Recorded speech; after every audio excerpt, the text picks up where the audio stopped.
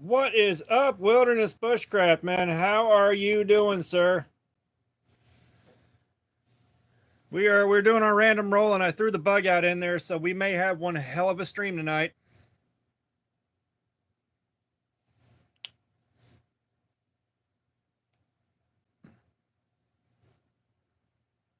But yeah, hopefully your week's been going good, man. I did 4 overnights in a row for inventory at work.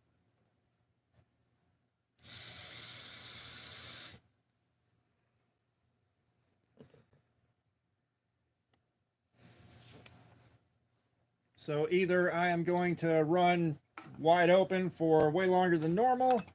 Gabriel, what's up, man? Welcome.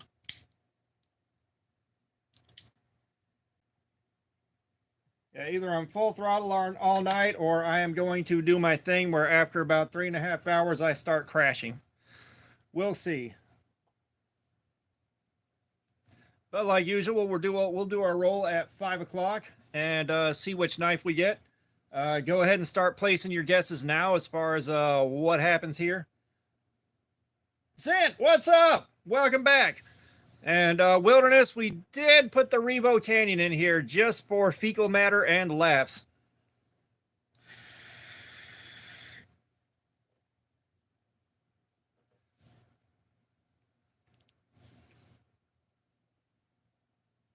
Right, I know you're looking for that.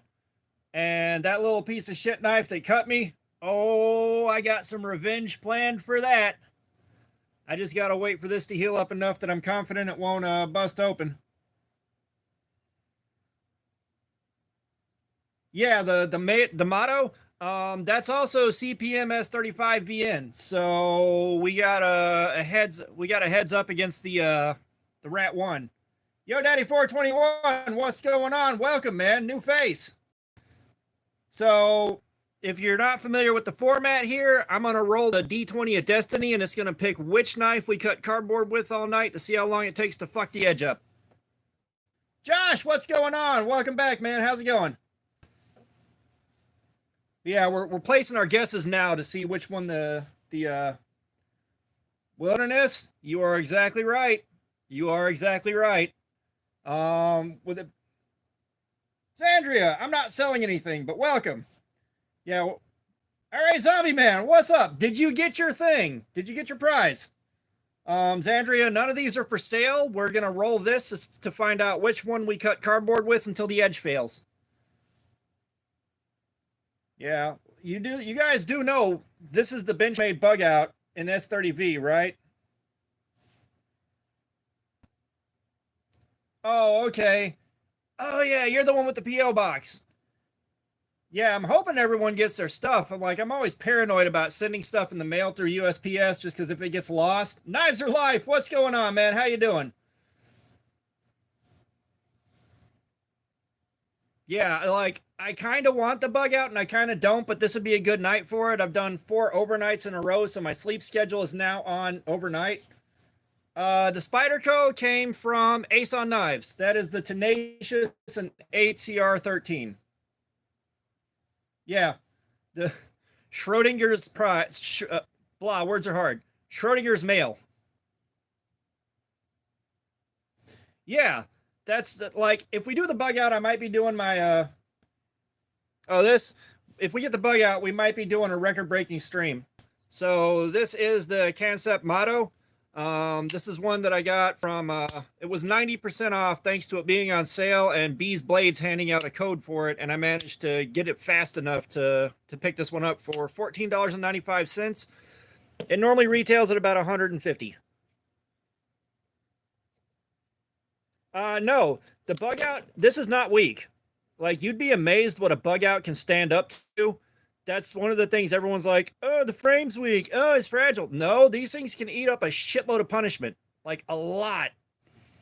It can eat up a lot of punishment. Like, if you watch the torture testing videos, like Dutch Bushcraft Knives, they did one and they were batoning with this thing. They were throwing it through hell. They are way stronger than people think they are. They're way better. The roll is in 4 minutes. It's in 4 minutes. Now 3 minutes. It's in 3 minutes now.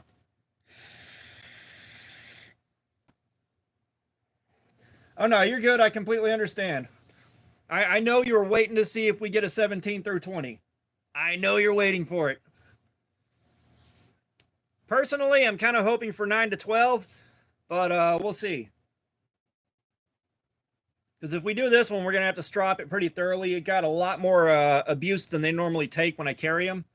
You know, normally I try to save the factory edge a bit for the cardboard slayer session, but I had to cut up a lot of cardboard for inventory. Like I had to make flats and stuff like that. Because unfortunately, the guys that work there aren't trained on how to store products safely and properly. So you'll get a box that's stacked with nothing but cans. Either the bottom's going to break or it weighs like 75 pounds. Hey, someone give Zen a hug. Favorite knife I currently have. I knew somebody was going to ask. That's going to be the Cold Steel Mayhem right here. This is my favorite right now. Ghost, what's going on? So 5 through 8, this is the Becker BK40. And then we have 17 to 20 is the Revo Canyon. This thing is a piece of shit. It is not a good knife. That's why it's here. We are going to abuse that thing and really thrash it.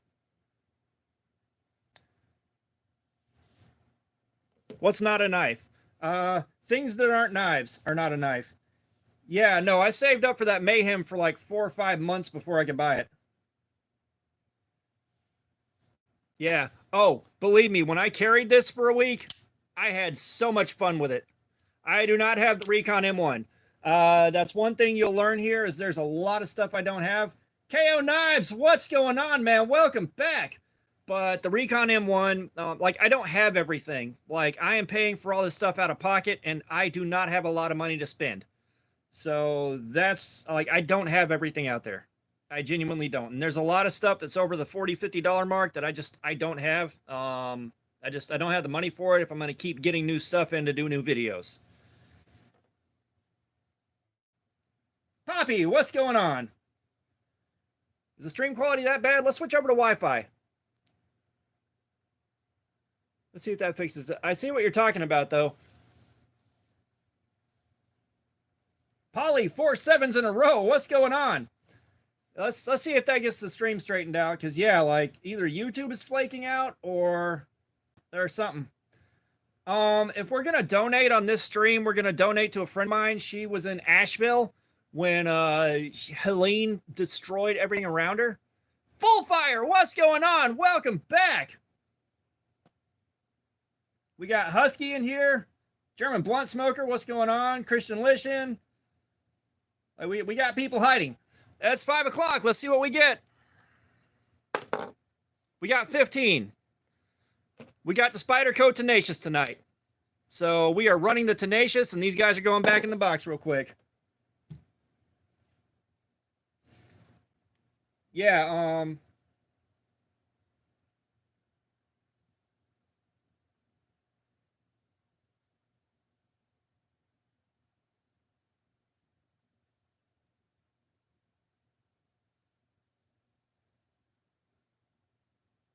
thank you for the 10 bucks. But here's the Venmo for it.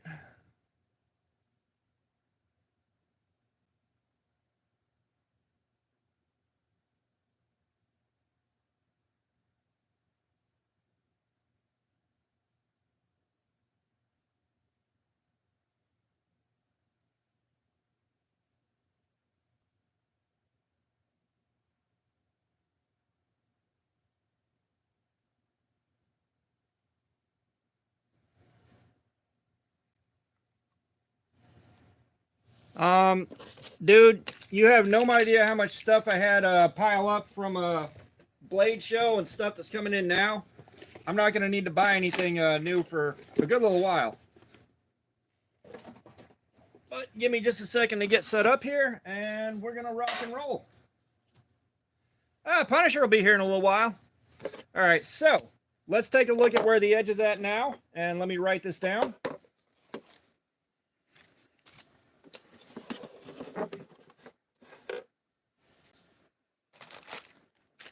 Thirsty Tree, what's up? Yeah, oh, I can't wait for that button lock. So, anybody doing super chat? We're doing a Venmo for a friend of mine. She was in Asheville, and her apartment complex was basically an island. And like, so she was in there in the mix, and she was like a sober check-in. New Vision, what's going on? Yeah, you're not getting that shout out. I have no Ryzen blade. And Ghost, I do like fixed blades, but I can't carry them. So I can't really do reviews. Thank you, alright, Zombie Man. But if we're gonna send anything, send it via Vimo or Venmo. That's where she has access to that stuff. Anything you donate right now is not gonna show up until the end of next month. That's the thing. It's not gonna show up till the end of next month. Yeah, I get that a lot. Can you say this? Can you say this? And I don't do that.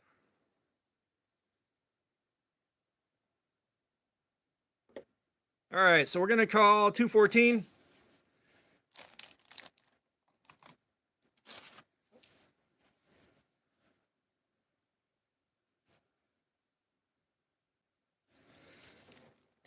at 5 o'clock.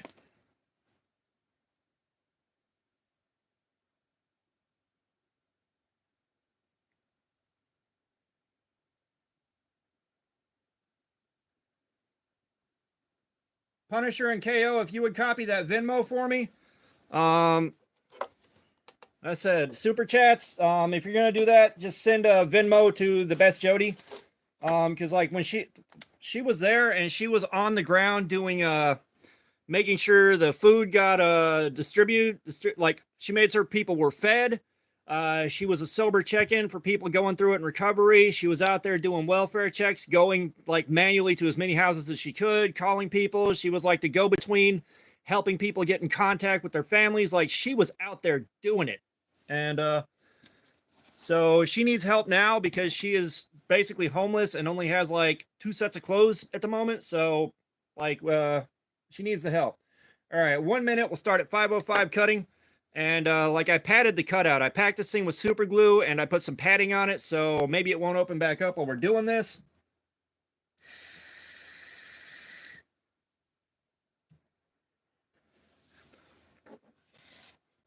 You know what? Oh, it cuts so nice. And it feels good in the hand.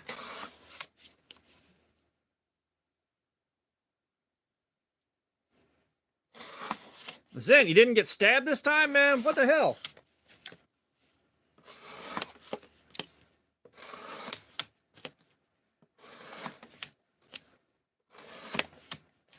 Like, you're supposed to get stabbed, not shot. That's your thing. That's what you do.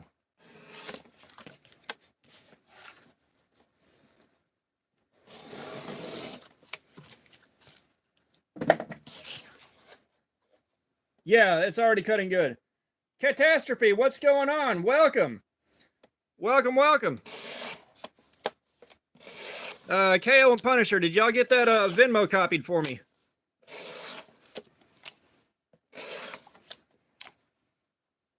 Thank you, KO.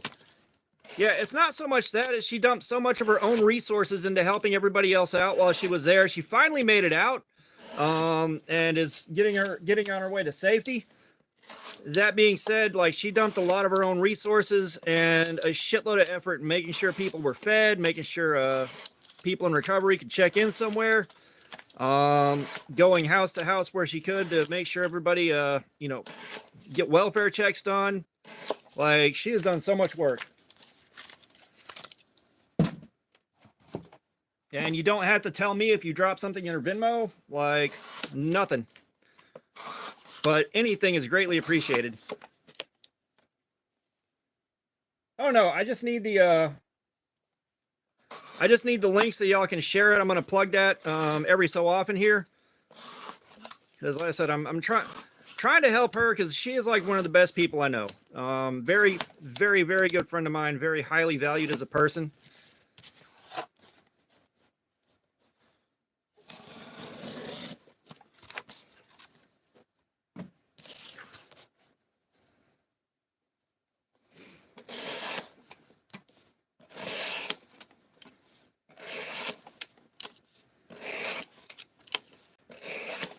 But yeah, like, and the thing is, like, have you guys seen what's happening in Florida? Like, before Milton even hit land, there were like 30 tornadoes. At least that was the news report that I saw. Like just an ungodly number of tornadoes going through there. That was ridiculous.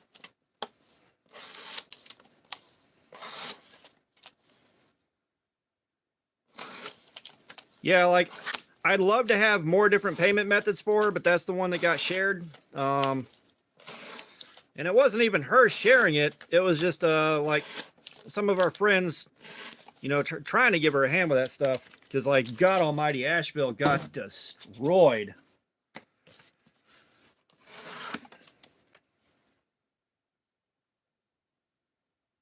Oh, nice. Yeah, that story ought to be fun. All right, Zombie Man, I appreciate it. I have a PayPal. I believe it's at Knives, I guess. I know somebody else got something into PayPal, which,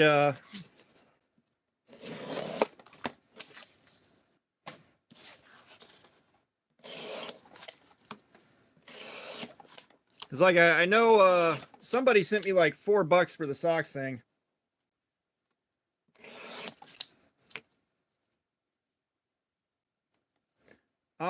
Yeah, like I said, all we really need is the Venmo. Like that's all we need. I said I'm pretty sure you can get to PayPal at Knives, I guess. I know I added that in. If not, Curiosity Forge. Let's get some egg box in here. Let's see how this cuts heavier stuff.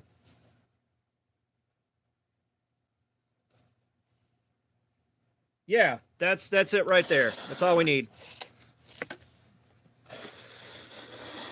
Oh my god.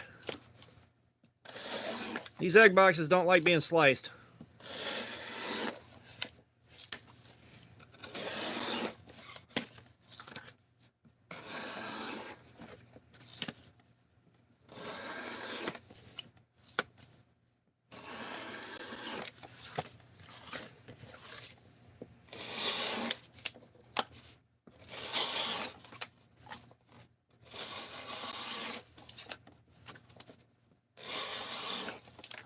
Yeah, I mean, this is a good little knife. It's $60 though, and like at least last I checked, it was at the $60 price tag, and for $60 you should be getting better than 8CR. I'm not gonna lie.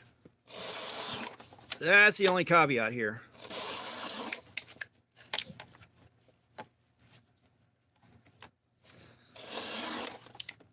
Yeah, only 60. It's for $60, I would expect 14C28N or D2 at the very least, not 8CR.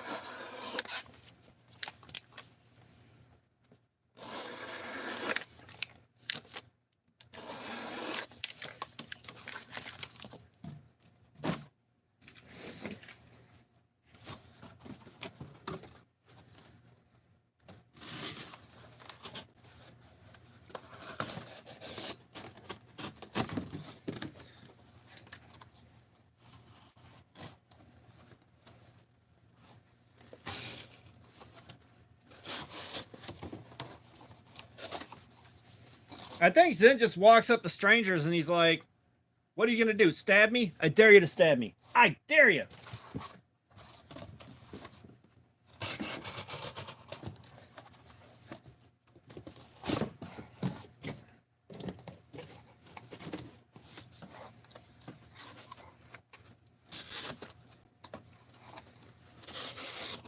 Yeah, and that's just like the Tenacious with those what is it, titanium scales for 130. Like somebody at Spyderco's on the crack rock.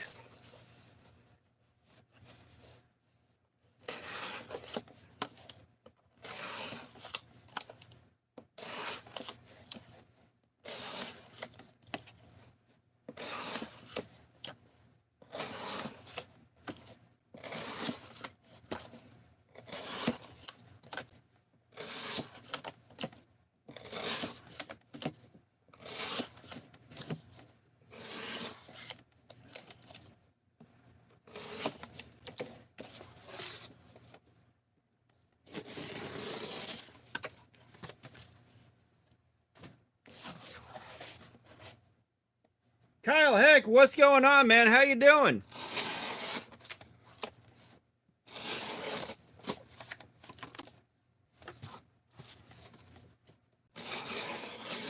We are not already seeing edge problems here. We can't be. Yeah, I mean, that's the damn shame with this thing is, you know, everything about this feels good. The ergonomics are good. Everything else is just that 8CR13. We'll see if it lasts more than 2.5 hours.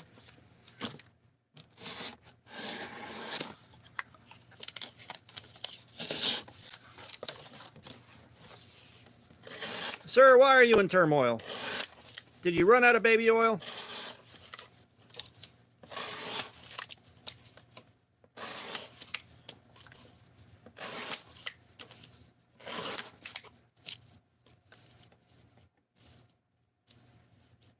Yeah, we didn't get the bug out, we got the Tenacious. But the bug out was on the table.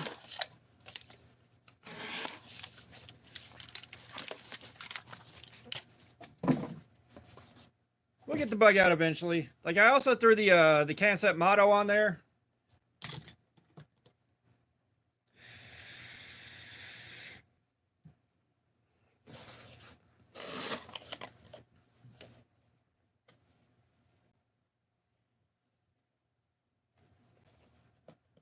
Yeah, that's not the issue. Like, for ACR13 on something like this, it should have been closer to like 35 bucks, not 60. You know, that's the thing. The ACR13 doesn't justify the price tag.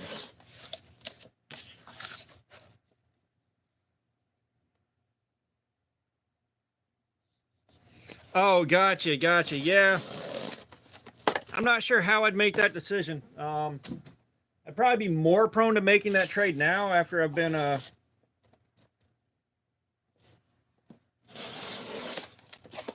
after I just had so many go through my hands. But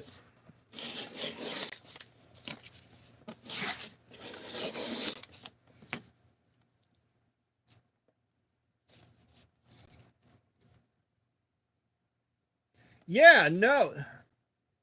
Tatakim, we're gonna go with that. Welcome. Yeah, we were talking about that. That titanium. It's just good God. Somebody at Spyderco is on the crack rock. Like they're on the crack rock, and they decided that the titanium Tenacious with ACR13 is 140 bucks right before they went, the government took my babies.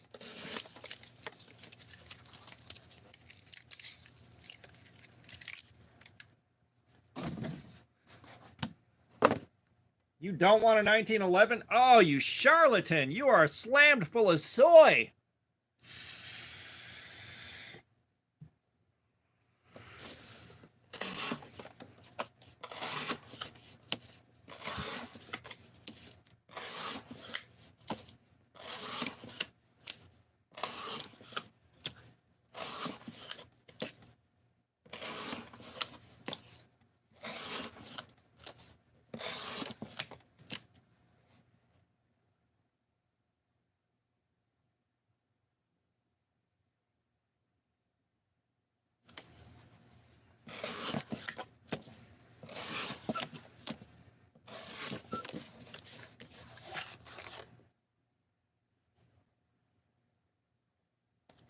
Just a guest. What's going on, man? Welcome. Yeah, personally, I think titanium's fairly cool, but it's not a must-have. I've got a couple knives with titanium, and they feel pretty good. Like, at least the knives I have in titanium, it definitely reduces the overall weight of the knife a bit, and it just feels nice.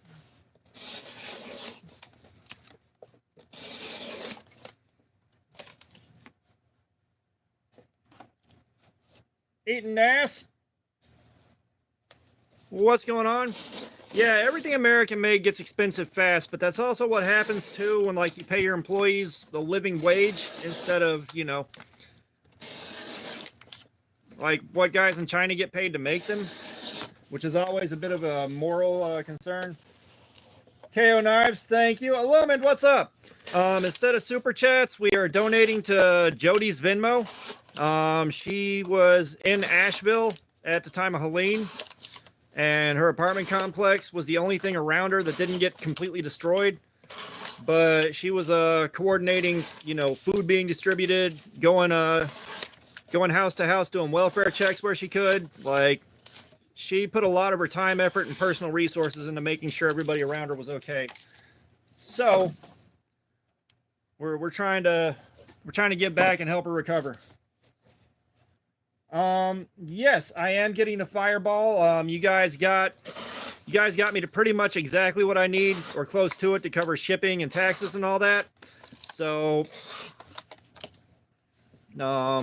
we are doing that. I've got alarms set for the release date. I've got alarms set for the release time. I'm just going to be kind of scrolling through and checking again and again and again until it posts.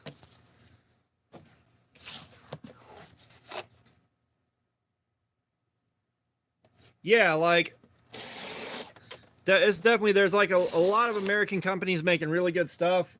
I've got a friend of mine. Oh, very cool, KO. There's a friend of mine that makes knives, and like, I've hung out in his shop. He's got a hammer that me and him made together in his shop.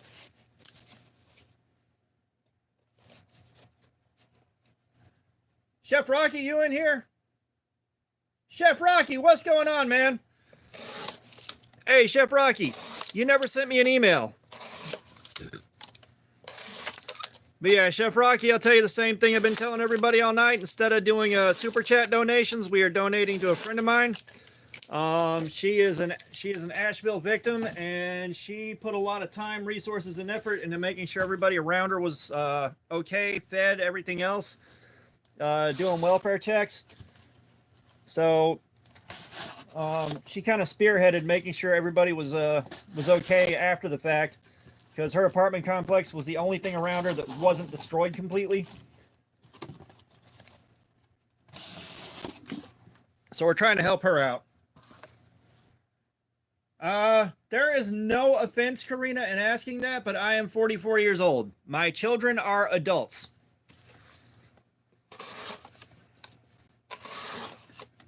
Punisher, thank you. Like, everybody assumes I'm like early 30s, but apparently I just didn't age all that fast. Oh yeah. Well, the thing is before I hit 30, I was already a premature senior citizen, so take that for what you will.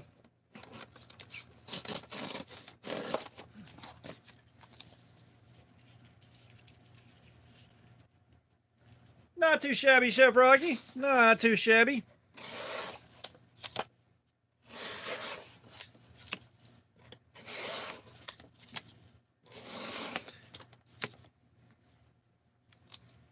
Yeah, I do. Like, I had the voice of a young guy, and I sound a lot like someone a lot younger when I'm talking, just because I've been on the internet forever now, like since '93, and I kind of inadvertently keep up with the modern vernacular. I'm not going into brain rot stuff. Just, there is some of it I completely avoid, but I'm not going into the brain rot stuff. I just, no, I can't. And then again, like, everyone complains about, you know, the brain rot, skibbity Riz, Ohio Sigma shit. And we've always had that kind of brain rot going on. It's just, you know.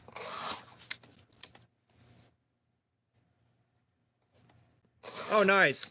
Are you in Florida, Chef Rocky? Hang on. Moro Kislorkim, Moro Kislorki, Moro Kim.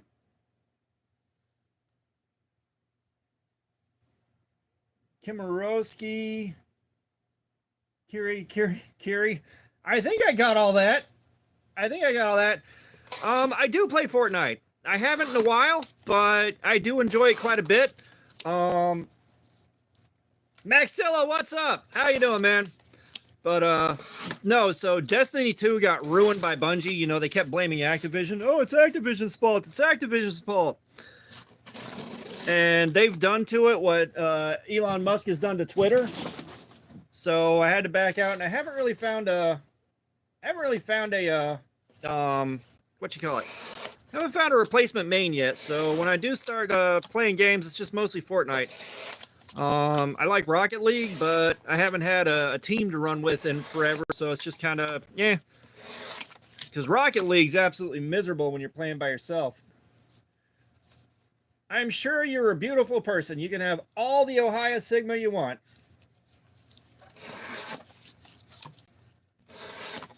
Take all you want, but leave some for someone else. Carl, what's up? Brain rot is just the whole Ohio Sigma Skibbity Riz GAT thing that kids from the age of like 9 to 13 are doing right now, which that's always existed.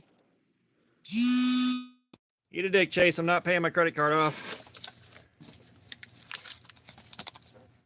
Will Boggs, what's going on? Yeah, it's not too bad. We're on the factory spider co-edge right now, so we're seeing how long it takes to screw it up. It's 8CR13, so 2.5 hours should be the expectation, unless the grind holds up exceptionally well. Invasion Prince, what's going on? Right? Annoying Orange and that Fred dipshit. Like, if y'all remember that, I still got PTSD from that.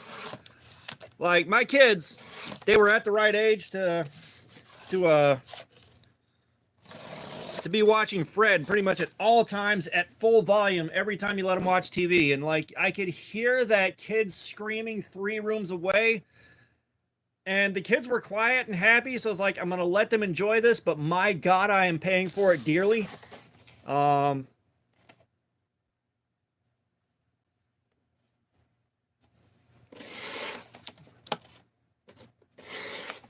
Yeah, Fred walked so Skibbity could run.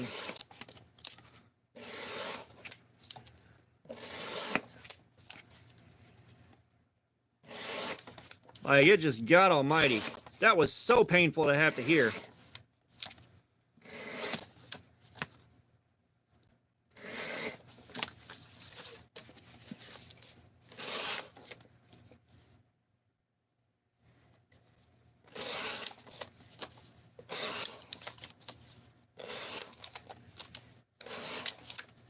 Trying to think, what else do we have for brain rot?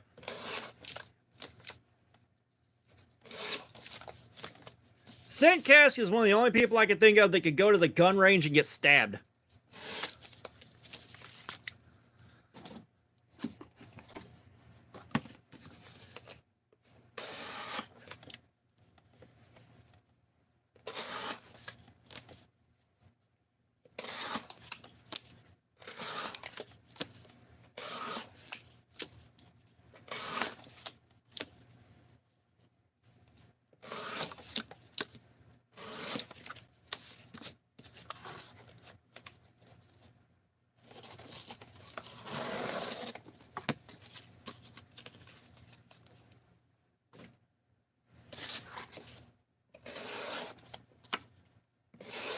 And I'm gonna tell you guys right now, I've been off my sleep schedule all week doing overnights for inventory.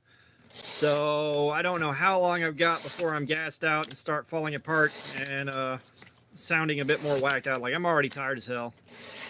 I am already tired as hell.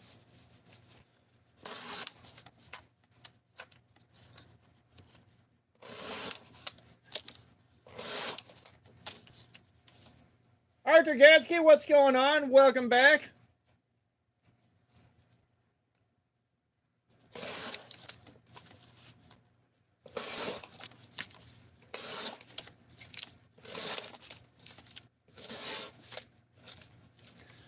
That's going to be Venmo at the best Jody.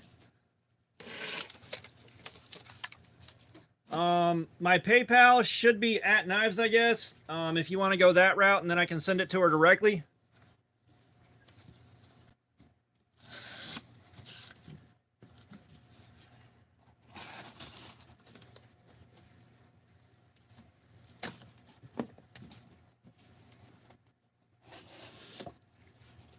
If it's not at Knives, I guess, try at Curiosity Forge.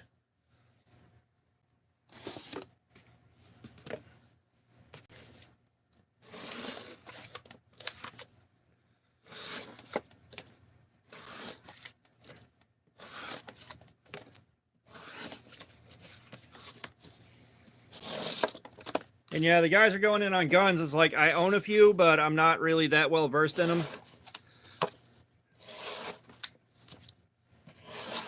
You know, one of the things on my list is a Ruger Mark II and 22 LR.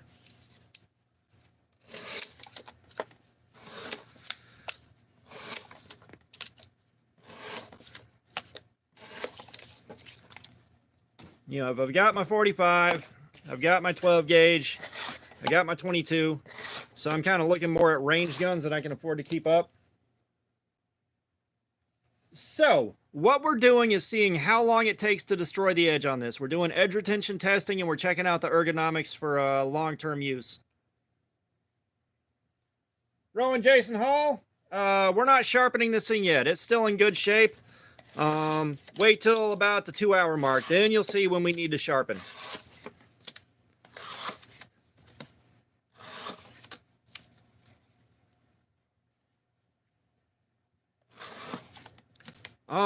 I think that depends. Like, because a lot of times when police see something from you, you're going to go through a months or years long process to get that shit back, even if you didn't do anything wrong and they find you innocent of whatever they confiscated it over. And then sometimes you still can't get it back. It's crazy. Aaron Faust, what's going on? No, this is ACR 13. So we just started about 30 minutes ago. And this should last about 2.5 hours. That's what ACR 13 does consistently. However, we haven't done ACR 13 with a super high flat and a micro bevel. So we'll see how it's going to do.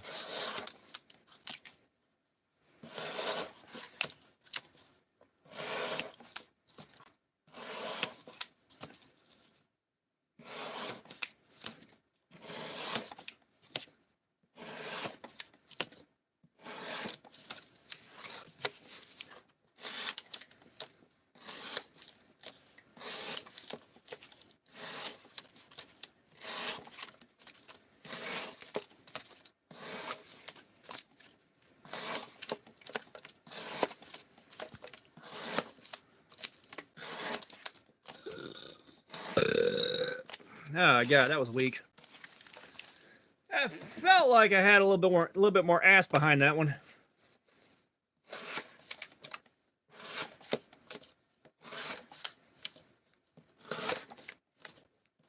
Do I have anybody from Florida watching this right now? I would expect not, but I'm kind of curious.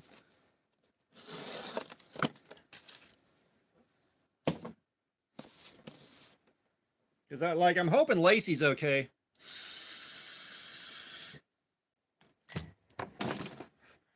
I believe she is out of the direct path of Milton, but I could be wrong. Come on. There we are. Yeah, she's in Florida, but I think she's in North Florida. I'm pretty sure. So she's out of the direct path, but there's still a lot that's going to happen.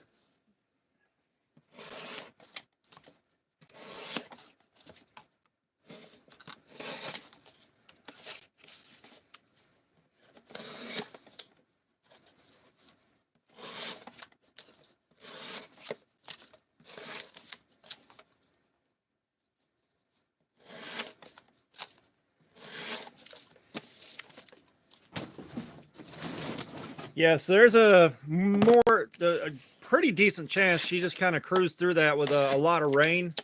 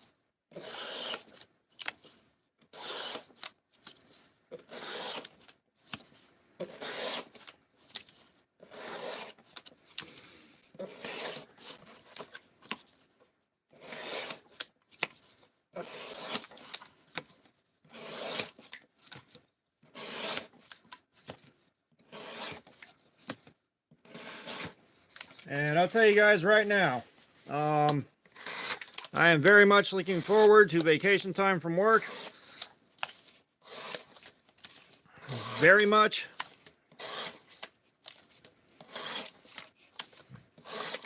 Because it looks like from the 18th through, I believe, the 26th, I am on vacation, which means I need to get down to the shop and make a bunch more lanyard beads, because I think I've got a grand total of 3 left. And it turns out they're really good tools to trade for cool stuff with.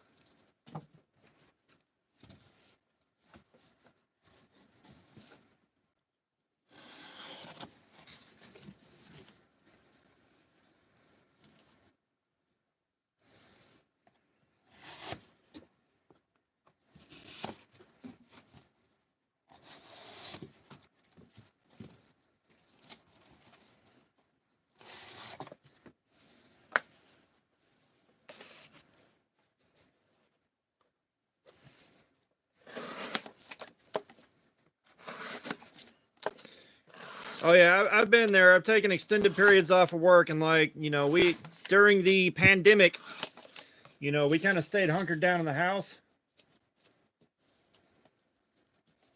Full Fire, I appreciate that. I was hoping you were going to like those when I sent them. I kind of picked out some of the best ones for you.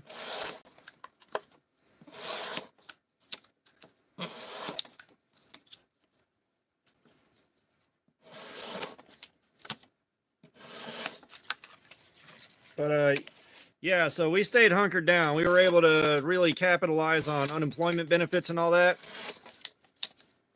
We got real lucky. There was no one at either of our last jobs, me and the wife, to contest the unemployment claim. So we got to ride that one out at home. But then I went back to work like a week after we were able to get vaccinated. And yeah, that was kind of wild.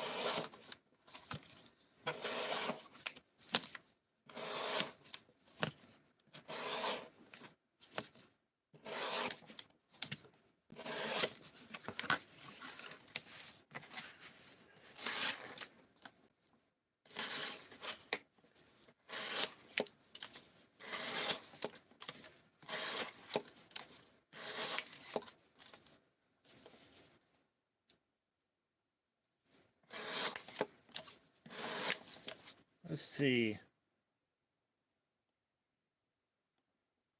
Krupli? I bet I didn't pronounce that right, but I made an attempt. I took a swing at that one.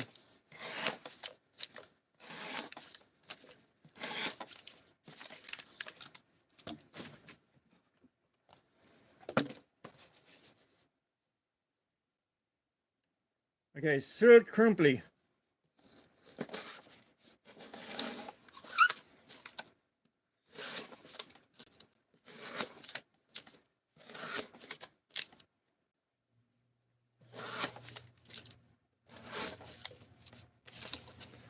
Yeah, speaking of pizza, we still have no pizza box.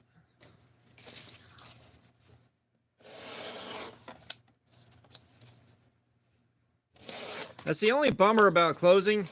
Like, when I leave work, everything else is closed. So, like, I can't stop and grab pizza or anything else. Like, part of me wants to tempt fate and drop by the Harbor Freight that's on the way home from work. Thank God they're not open. But it's kind of hard to walk in there and not walk out with something stupid.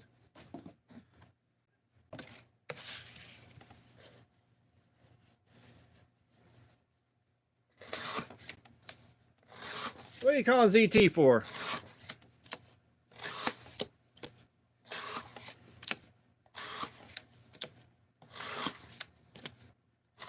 Speaking of which, it looks like yeah,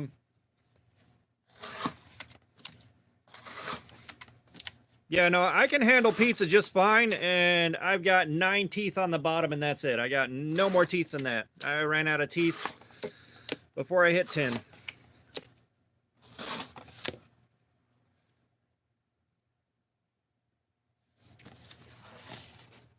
Oh, gotcha.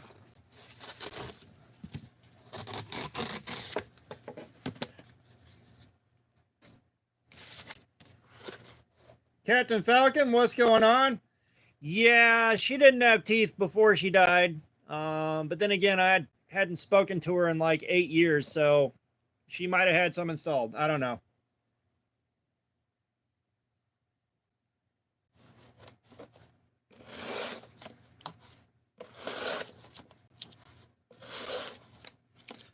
Actually, really, I saw her once at my cousin's wedding, and before that, I don't think I'd talked to her since 2003. So, I mean, really, I'd seen her a grand total of 2 or 3 times in the last 21 years.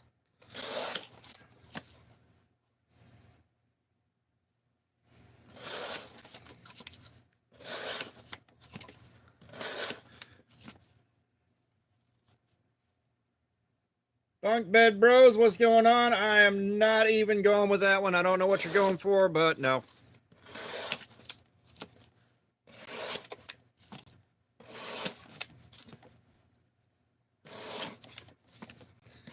Yeah, I mean, my brother was there when she died, but to me personally, and the way I was treated, she is one of the worst people I've ever had the displeasure of knowing. So, no big loss there for me.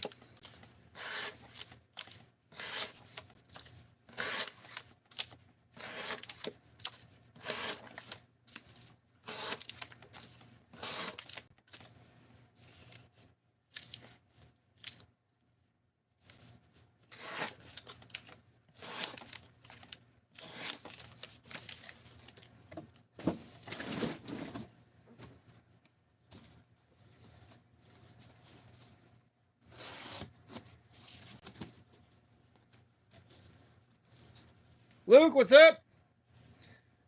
So we are cutting the cardboard to see how long it takes to absolutely foobar the edge of this thing, is what we're doing. So we're doing an edge retention test, and we're checking out the ergonomics on this. Oh, Luke, not too much, man. We're here doing a live stream, so everything seems to be going well enough. I am recuperating from the $3 Amazon knife taking a big-ass bite out of me. God almighty, that sucked.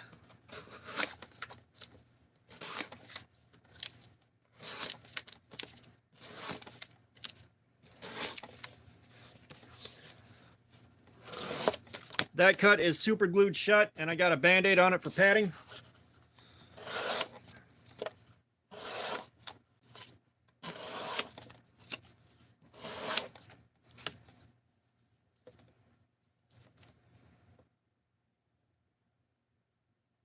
Yeah, no, like, I haven't gotten cut by another knife in a while now. It's probably been the better part of a year. No, it's been probably closer to a year and a half, something like that. Actually, it might be like 2 years. But that thing's a dangerous piece of shit, and while I was opening it, it took a nice little slice.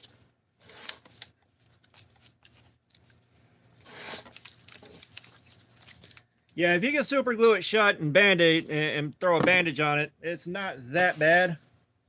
Your arm is off. I don't remember enough other lines from that scene to quote them, so bear with me. I don't think I've seen Monty Python and the Holy Grail in, shit, well over a decade now.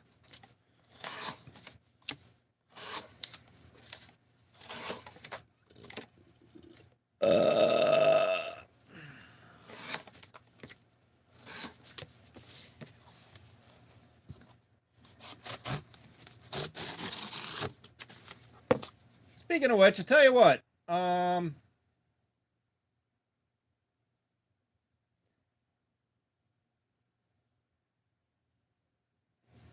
Captain Falcon, I want you to pick out a figure for me. You've got the ninja, you got the Frankenstein, you got the robot, the Grim Reaper, the mummy, the knight, the scuba guy, and the alien to pick from.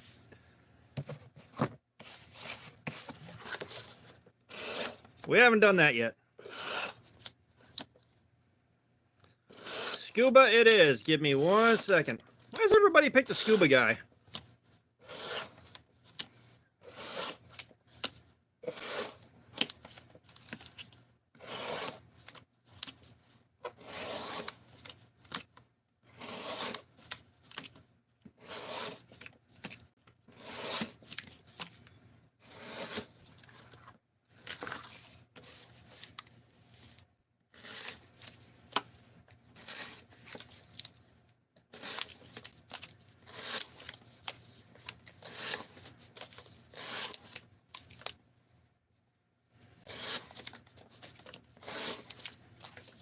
Yeah, like I feel really bad for the guys that are stuck in Florida. Like, you know, if you watch Cletus McFarland, like he literally picked up a helicopter that he had refurbished to basically brand new condition and flew it straight to North Carolina to help out there.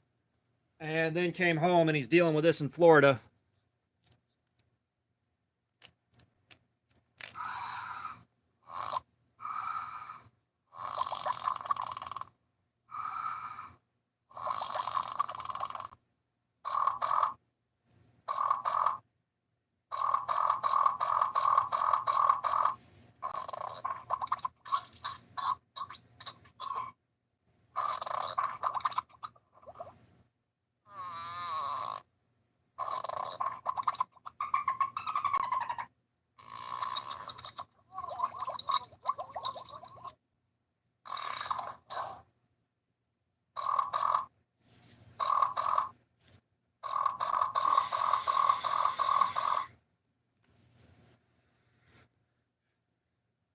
No, Cletus is in Florida.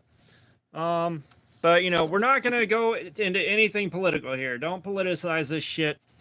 But Florida's gonna be getting more and more of that shit every year. Like it's just gonna keep happening more often, and it's gonna keep getting worse.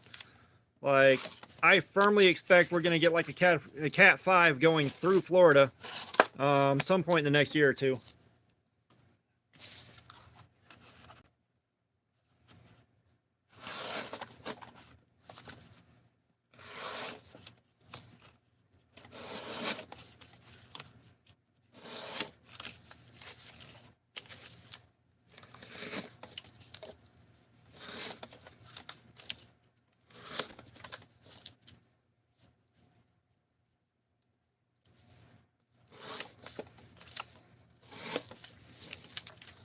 Look, man, climate change happens as a natural course of events. Like the climate does change, but you know, it's being accelerated. That should not be a political issue.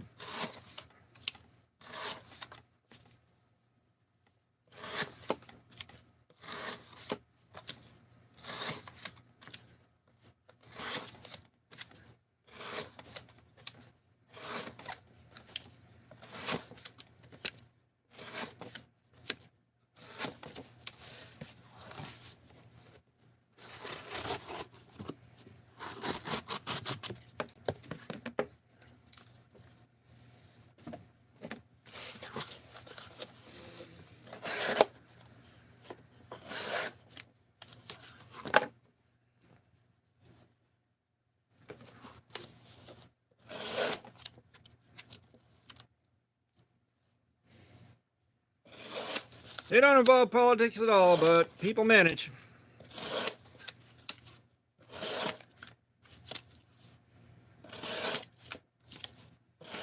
Yeah, it's hard to land straight cuts going through it sideways when I'm just trying to get it broken down so I can cut the rest.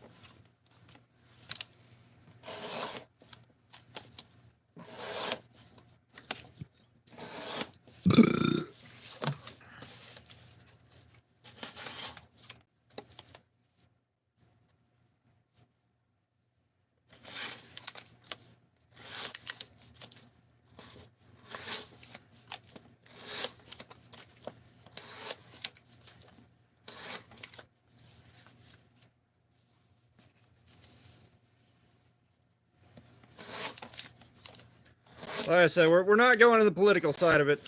That is just, the whole thing is stupid.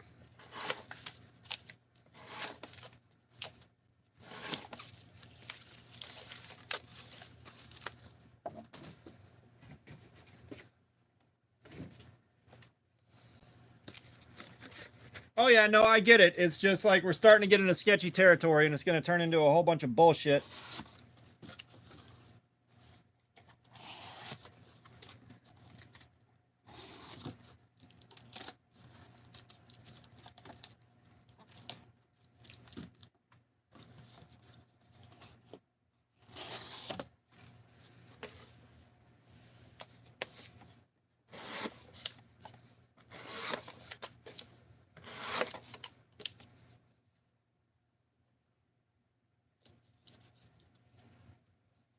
Arthur, what's going on? How you doing, man?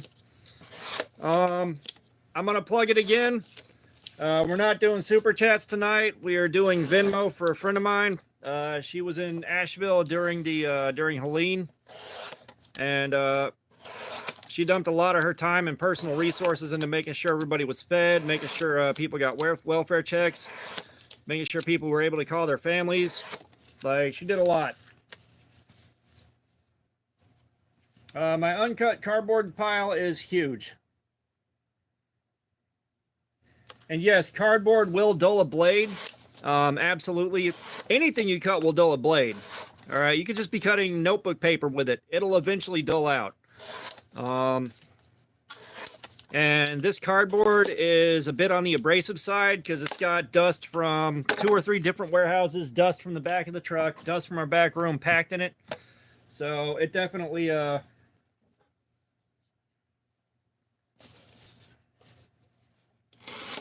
it will definitely dull it out. Yeah, like I said, ACR 13 should take 2.5 hours. That's what it always does. The grind here may buy a bit of extra time.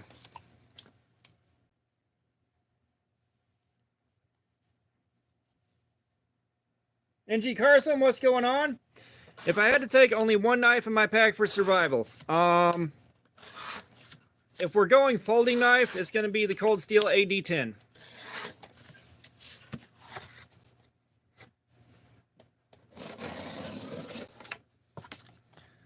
If we're doing fixed blade, I'm probably going to wind up doing a Cold Steel machete.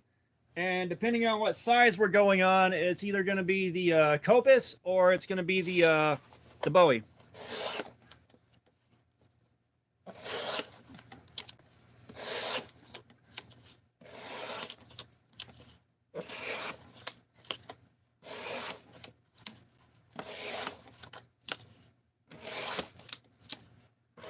Personally, I feel like a machete is one of your best options in a survival situation because those things are designed to take a ton of abuse and they're easy to sharpen back up.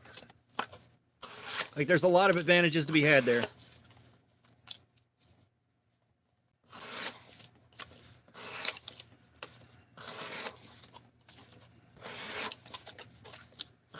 I've got a kukri from Benchmade before they became Benchmade.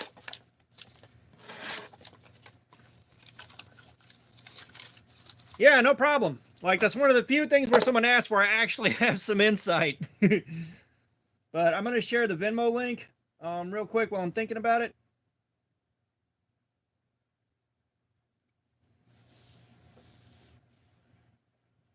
The Orange Legend, no. Like, the amount of abuse that Atlas, like, you know, the Ozark Trail dropout, I am just going to assume that it's going to be a bit more fragile than most Axis locks. I'm not having that break on me. Yeah, Pacific Cutlery. I have got Pacific Cutlery, that kukri. I know a lot of y'all have seen it a few times now.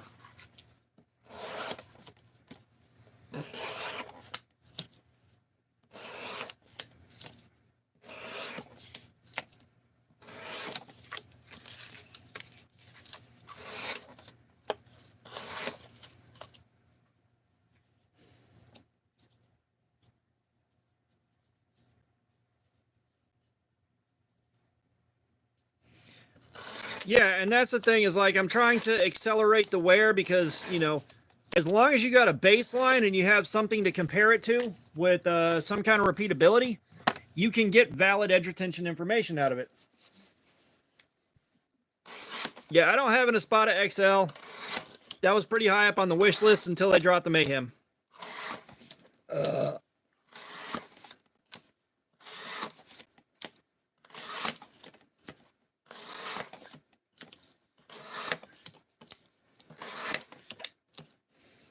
No. Dude, there's no way in hell I could keep track of cuts and talk and read chat. All we're looking for is actual amount of time spent cutting because every single time I do this, it's pretty much the same pace. That's the goal.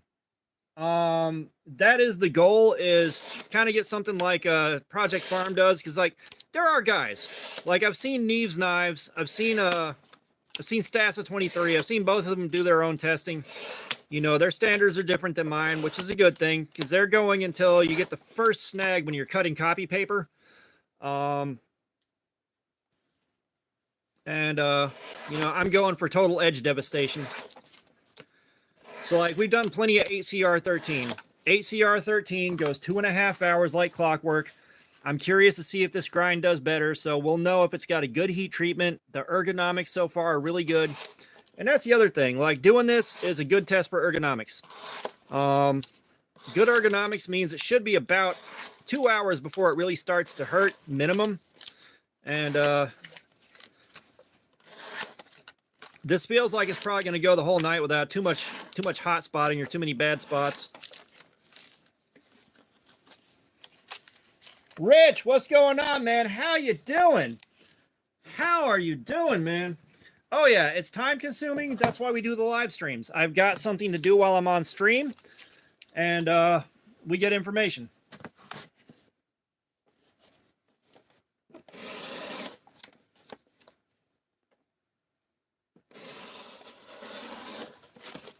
Yeah, I don't have any marks on my second kukri. I don't know where it was made. Clyde Frog, what's going on, man? So for those of you that are just getting here, I am doing, instead of Super Chats, Venmo for a friend of mine, Hurricane Helene victim in North Carolina, that dumped a lot of her personal time and resources into making sure everybody around her was okay, fed, everything else. Got welfare checks, was able to call their family. So we'll post that that Venmo again, if it'll let me.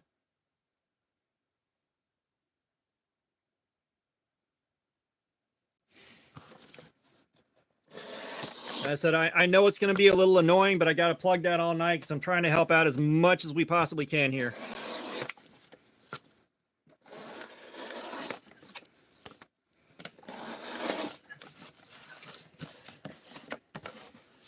But why do I have so much cardboard?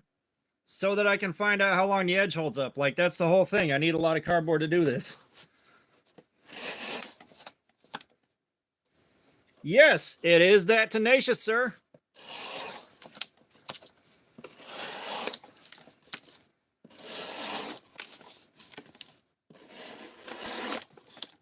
That Tenacious is the only Spyderco I own right now.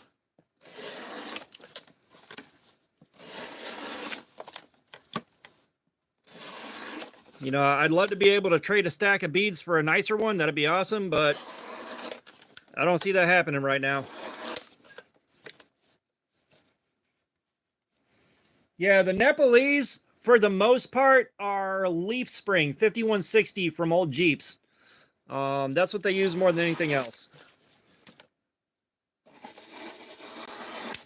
The CPM S35EN is pretty decent. You get about 4 hours of this testing. It's right there with D2 for edge retention.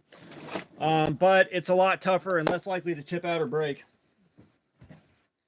We're not doing an M&M's box. Fuck that noise.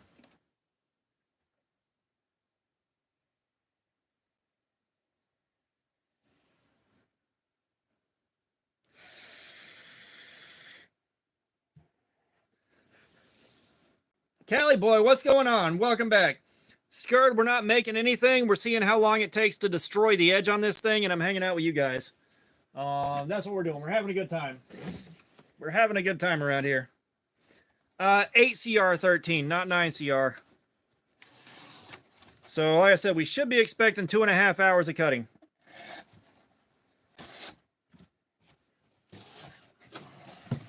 And we started off with a 214 on the edge tester.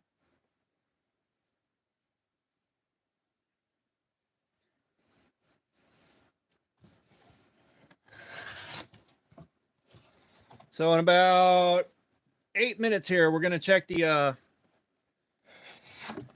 scale and see how much the edge is then. So yeah, dust packed in anything winds up being pretty abrasive to a knife edge or anything you're cutting with, which is also a part of why I covered this cut up so I don't get it packed full of cardboard dust.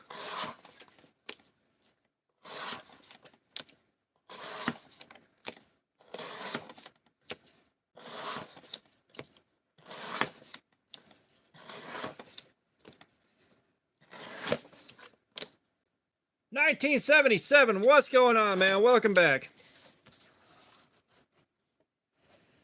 So 14C, 28N, and 154CM are kind of the sweet spot between budget and edge retention. Because both of those, like if I remember, we did 14C, 28N a while back, and it did really good. Have not seen Peacemaker. The 154CM from CJRB, the Kajerb, or no, Kaiser. Sorry, Kaiser. That stuff took an ungodly amount of cardboard to wear out.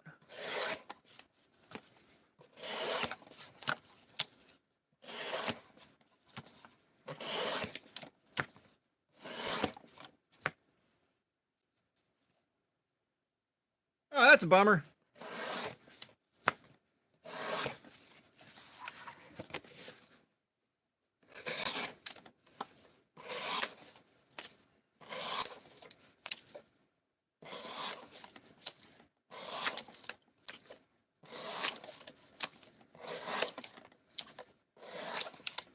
It's like, we should see a fairly large dip in the number. And I mean, if you want an idea of the dust and everything else, by the time we get through with this knife should be covered in hairline scratches. I don't know if you can see it, but we're already getting a bunch of hairline scratches up here on the sides. So Damascus, it's really just flashiness more than anything else. Like, it's still, if it's done right, it's still really good steel. But you have different versions of Damascus. Most custom knife makers will use 1095 and 15 and 20, which those are both good steels, and if they're heat treated right, can hold an edge for a long time. So if it's done right, but like I've got VG10 core Damascus, at least I think, no, but either way, like you got VG10 core, and that doesn't hold an edge for too long, but it's nice looking. There are different varieties of Damascus. Honestly, if you rule out the Ozark trail knife, the Kaiser Sheepdog XL and 154CM is what's done the best. Like, I think that's the only thing we've had, and I think that thing took 8 hours of cutting. Yeah, it's just a story. I believe the Damascus you're talking about is the original Katana Damascus, where it's just Tamahagane and another word that I can't remember, folded about 500,000 times.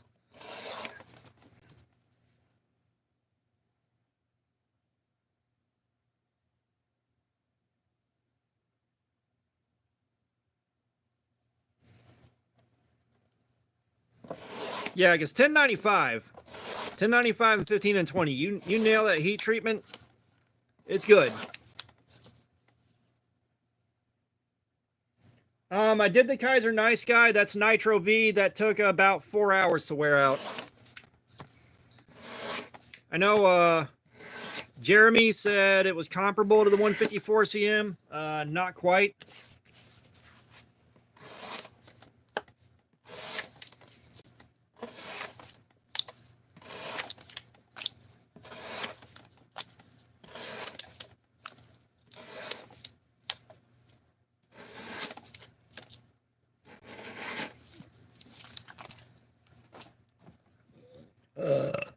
Okay.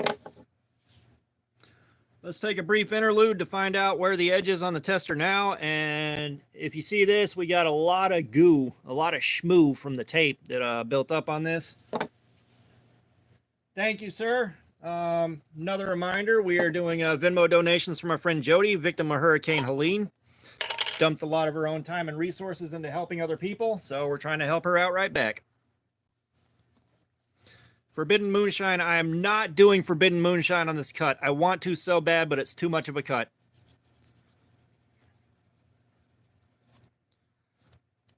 Remove the schmoo.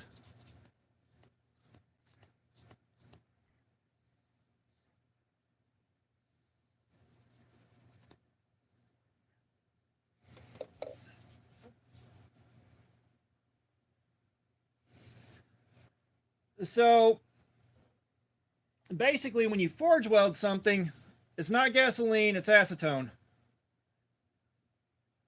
The knife doesn't really drop. Like, you really got to shake it.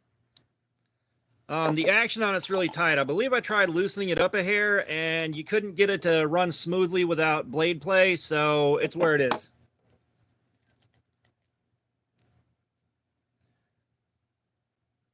Blinded Starflight, what's up? Welcome back.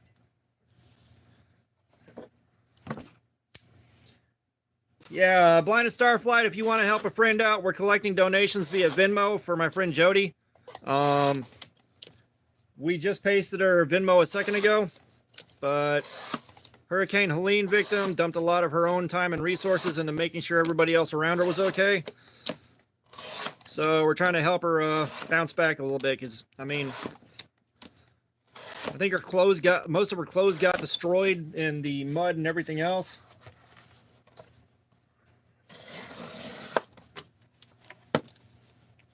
Nah, you're good, dude.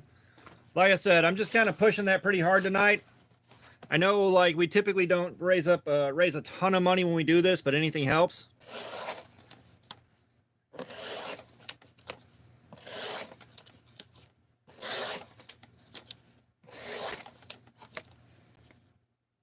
Oh, damn, dude, I'm sorry. Yeah, she was up in Asheville. Basically, the apartment complex she was in was like an island. Everything around that place was devastated, but somehow the complex itself survived. So, you know, I mentioned it earlier, but she was like coordinating stuff. She was making sure everybody around her was fed. She was making sure there was a sober check-in point for people in recovery. Like, she was going house to house where she could do wellness checks. Making sure people could call their families, making sure, you know, making sure people got water distributed. Like, she was on the ground hitting it and getting it. They were incredibly lucky she was there.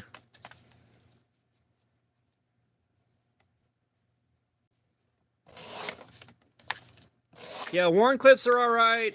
Reverse Tanos are all right. That being said, my favorite's still going to be a basic drop point. And I've got a knife coming in and, yeah. Oh, cool, dude. Like, I do want a Sedulo. Like, I feel like the Sedulo might turn my opinion around on Gerber.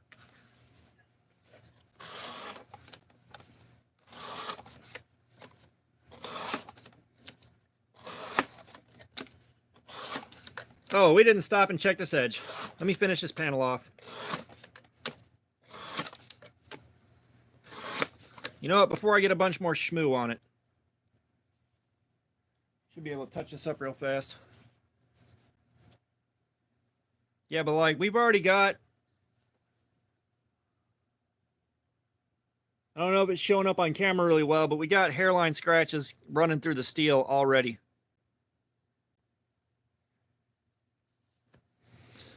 All right. You don't want extremely hard. You don't want it extremely hard because it will start chipping out and become brittle. There's a balance. Now, steels that can handle both a lot of abuse and maintain a high HRC, those are when knives start getting really, really expensive. You know, it's just because getting those two qualities in the same place at the same time is kind of hard. You're looking at powder metallurgy steel, and you're looking at steel made in small batches, and the heat treatment on it's going to be fucking nuts, and you're paying for the heat treatment on that. Yeah, that's kind of what you're looking at there. So before,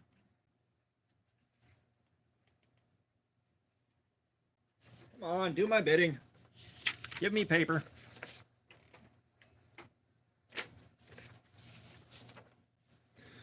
Before we break out the sharpness tester,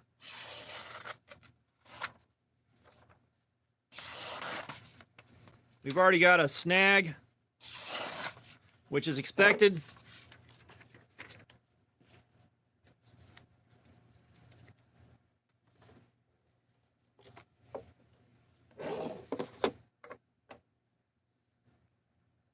Let's get the boy out, and everybody that has helped out with this, thank you so much. Thank you so much for making this possible. Oakview, what's going on? How you doing, man? Yeah, this is Spyderco. This is a Spyderco Tenacious.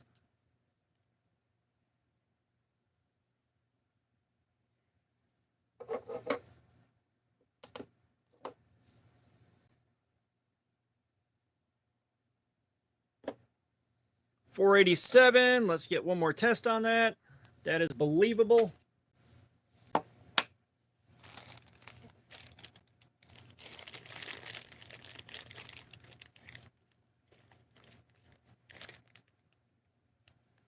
Oof. Yeah, we're not at allergy season here yet.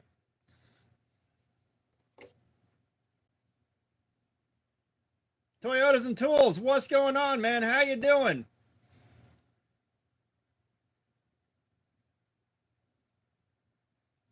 Yeah, like, you know, I kind of decided floating hands over a table is a lot easier for me to do because the whole thing is about the knife I'm looking at. I don't need my face there for it.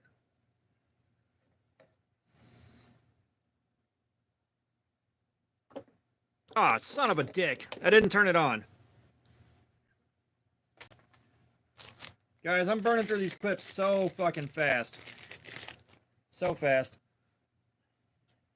Yeah, now that being said, if you guys are going to Blade Show Atlanta in 2025, if y'all are going to Blade Show Atlanta in 2025, I am going to be there. I'm going to do a face reveal before I go. And whoever finds me first is getting my Sativian ST-155.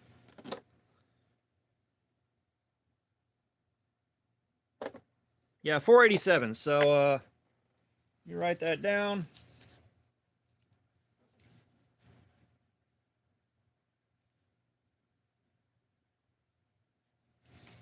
And the handy chart should be saying rolled edge.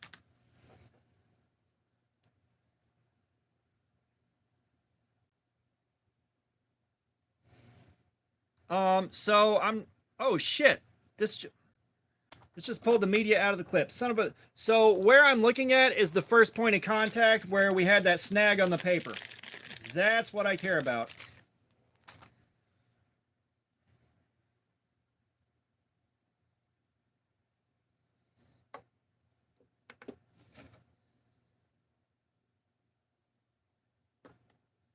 Yeah, 526. So we're in the 500s.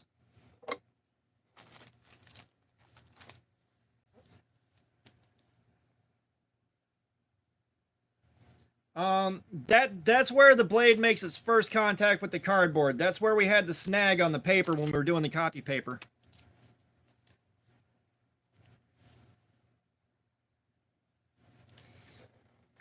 So according to our handy dandy chart,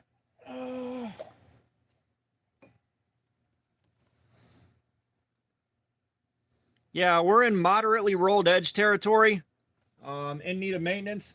Now, we should have this thing stabilize and kind of stay where it is for the next little while.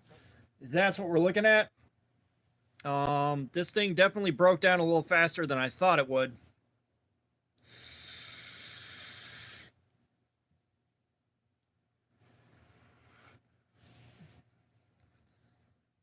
The Spyderco ain't bad. It ain't bad. It's just too expensive. 8CR13 should never cost 60 fucking dollars. Ever. Like, 8CR is a fucking $20 knife steal.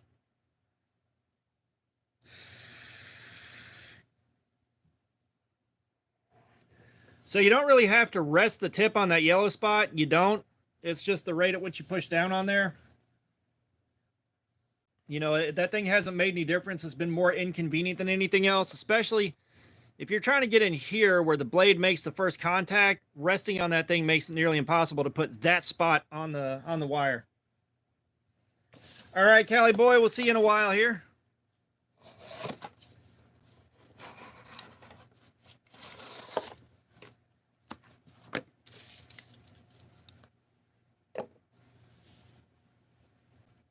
Flying a Starflight, you already know the answer. You already know the answer to that. If you want a paraframe, get one. More power to you. I don't hate the paraframe, but that's just me. I did have someone refer me to the paraframe to test out on the channel. It's like, bro, we've already done that. Like, that's old news. So in about 2 minutes here, I'm going to start cutting again, and we're going to get back into it.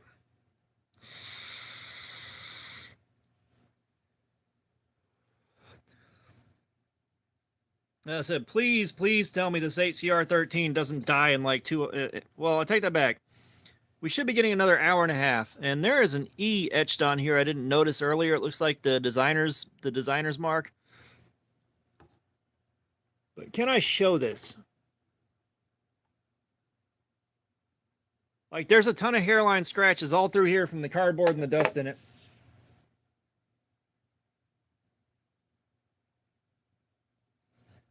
It doesn't really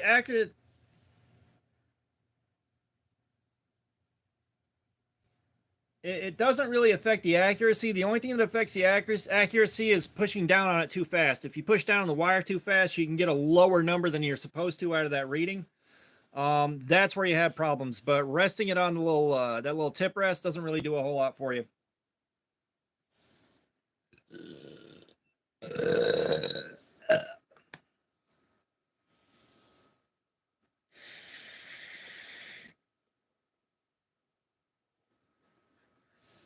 I have that. Let's see if I've got the feel for tensioning it where I get the same kind of number.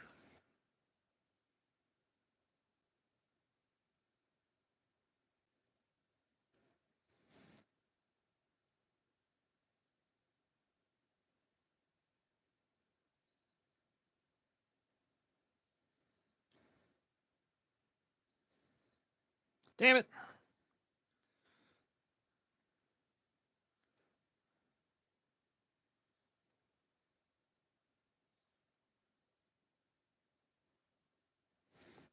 So that's the thing. If you're setting your own tension, it's kind of hard to get that the same. Yeah, pressing it down wouldn't be good. So like I've got some good tension on the wire. This thing feels pretty good. Let's see what we get out of it though.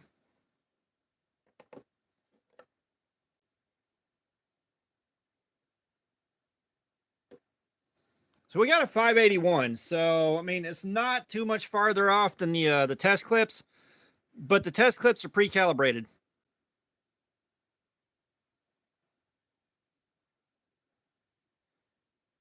But we'll set this up for another go.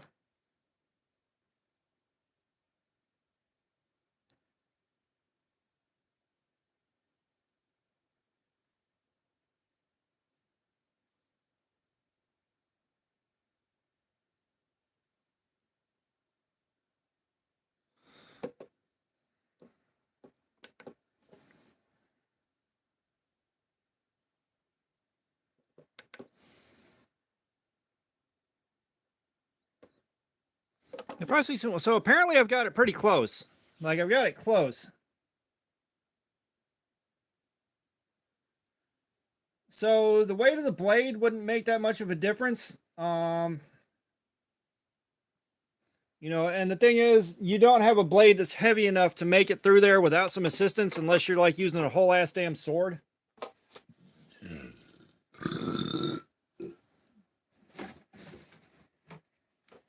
Mio, let's see how you hold up.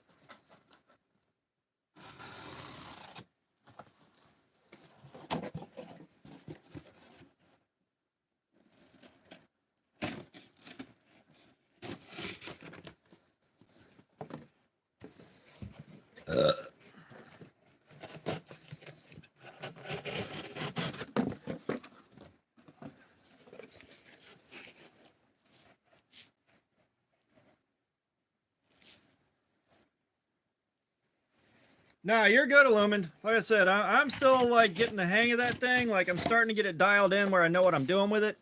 And the Espada XL, yeah, it's again, I don't have the money to spend on it to begin with. But at some point, when I work up the confidence to sharpen this thing back up, we're gonna do the mayhem. That being said, I don't want to put it on the little belt grinder at all. But I don't know whether or not this weighs too much for the precision adjust. That's the only caveat to that.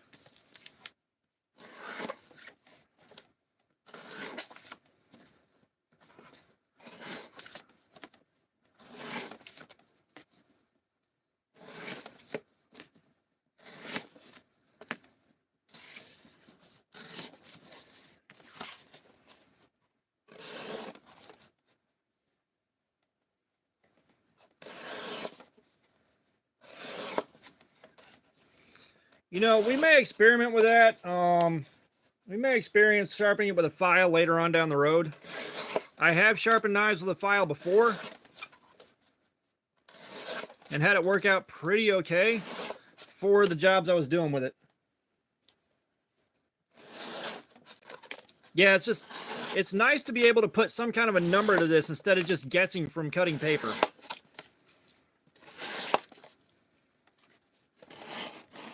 Like, still, the cut on the copy paper is kind of the test.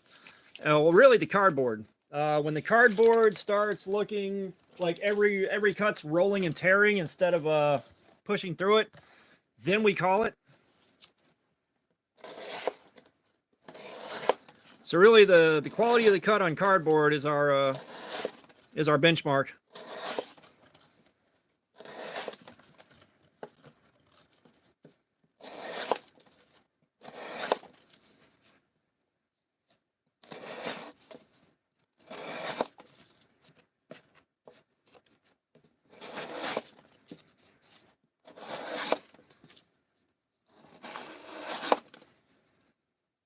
Oh, it's Kerber. What's going on?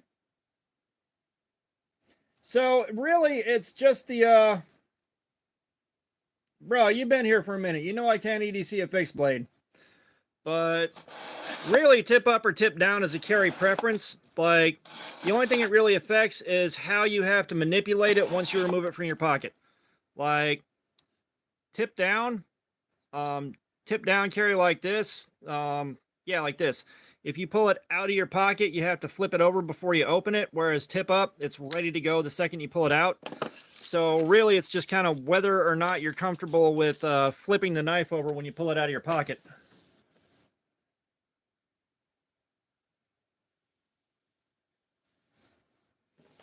Well, I hate tip down, but we all live in sin.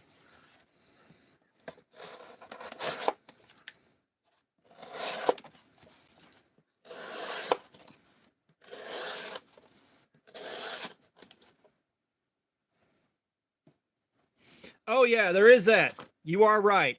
Because tip down puts the pressure of the handle right up here, and it is annoying as hell. Oh, yes, tip down makes a huge difference. Every tip down that we've done, I've had to take the pocket clip off after the first like 5 minutes.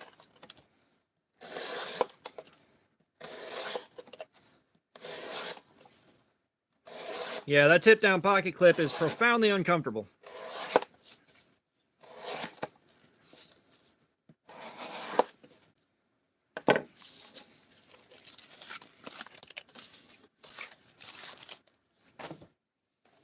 I don't think we found a tip down pocket clip that didn't have to be removed yet.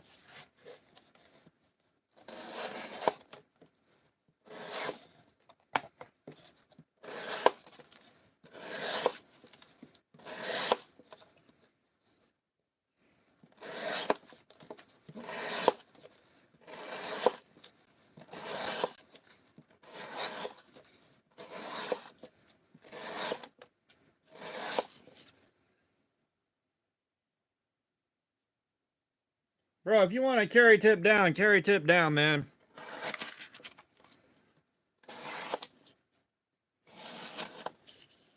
Like, I know you're asking the troll questions. Like, I know you are, but still. If you want to carry tip down, don't let me stop you.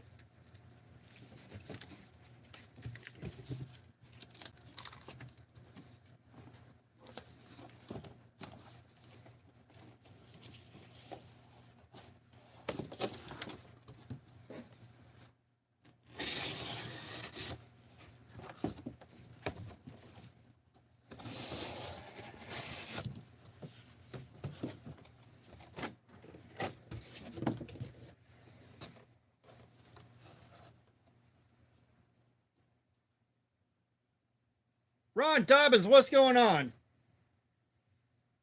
It's, again, do you want to upgrade?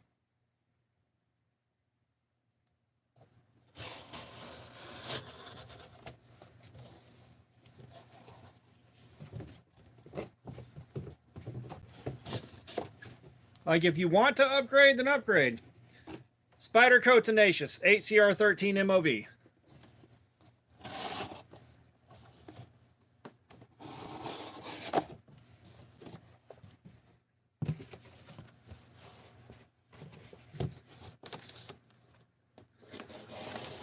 Like, should you upgrade is a question only you can answer.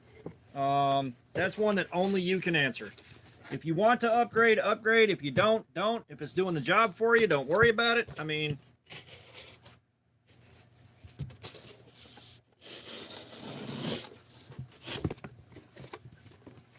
remember, kids, always cut towards yourself, never away.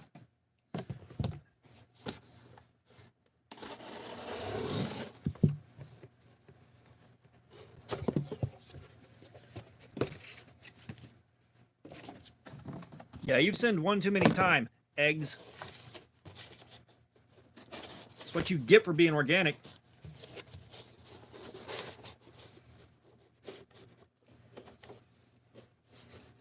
Come on.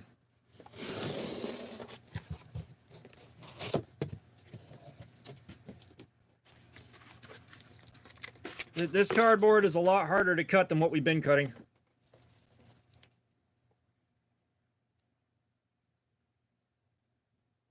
Yep.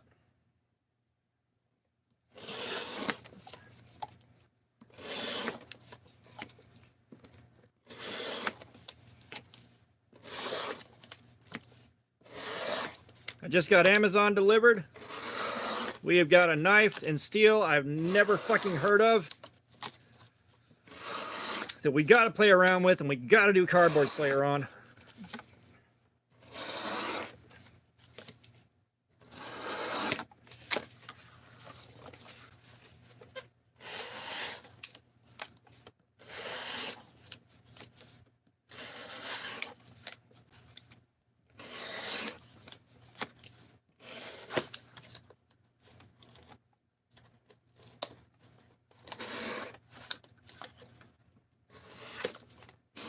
I mean, for any of us that have been watching YouTube for, nah, dude, it's not really being annoying. You know, it's just, you and I both know, guys will come in and those are the exact questions they'll ask when they're just trolling. Like, it's wild. Let me grab this off the porch real quick. It'll bother me if I don't. Oh, standing up hurts.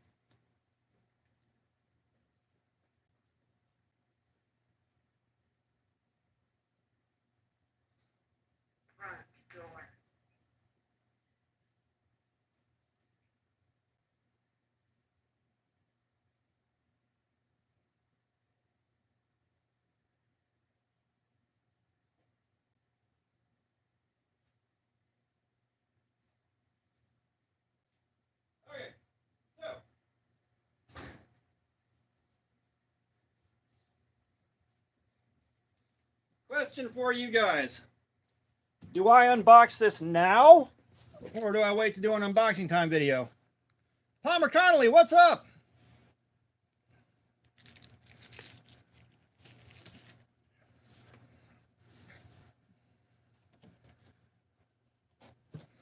I say you're free to knife geek out here. It's just kind of one of those things where that's a lot of the same questions guys that are trolling come through and ask.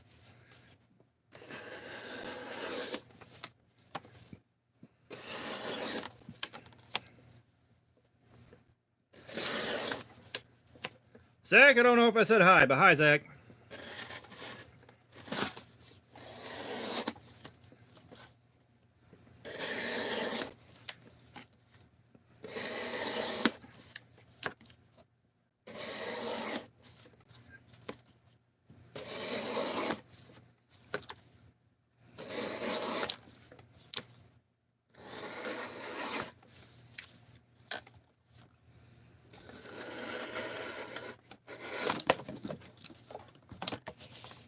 No, I can't because where I work, I got to be business casual. All right, having a big ass fixed blade on my belt is a no-go.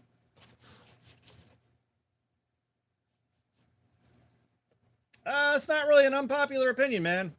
Like, Chinese steel is as good as any other. Like, they know what they're doing.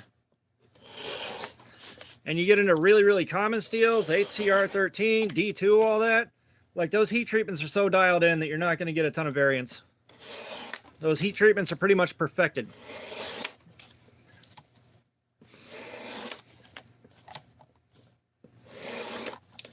Yeah, I've got to get a nicer Kershaw. Like, the Kershaws I have are very underwhelming.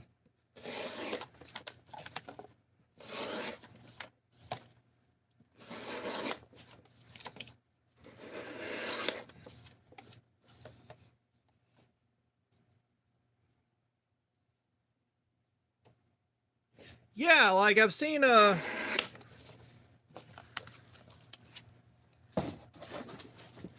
stuff like CPM 440 pop up, and I know there's supposed to be some kind of difference, but it's lost on me. But yeah, we don't want me to unbox the knife that just showed up on my porch.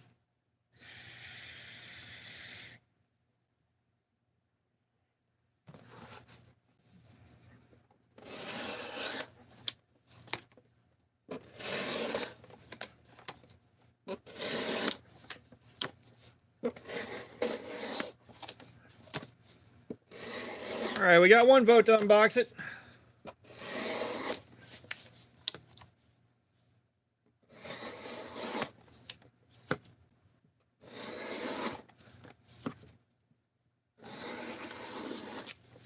We got two for unbox the knife. Guys, was it good? 3, 4. All right, we'll unbox it.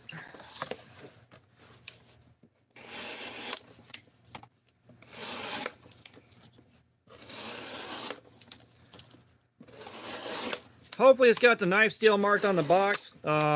If not, KO Knives should remember what it is. But like, it's a weird steel and there's not much information about it online.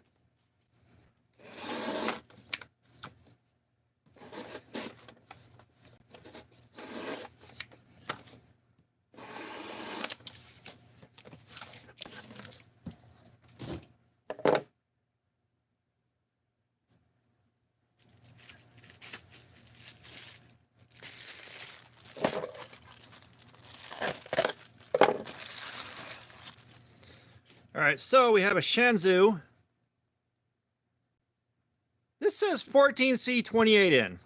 The Amazon listing was all fucked up.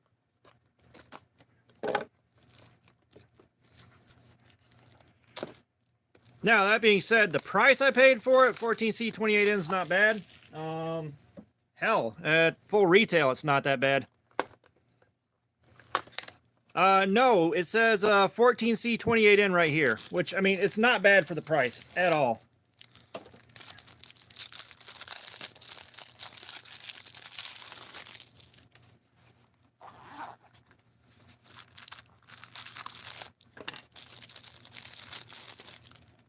All right, so we got the Shenzhou Peafowl. Oh, we got a nice high flat grind on here. Oh, I'm gonna like this. I am gonna like this.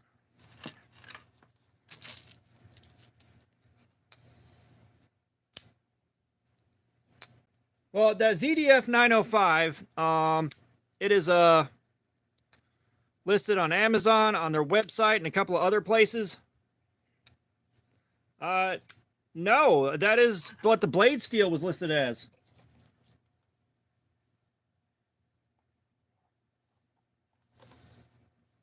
Yeah, because the model is the Peafowl. Yeah, this should be an absolute slicer. We're gonna do the first impression video of that at some point soon here. No,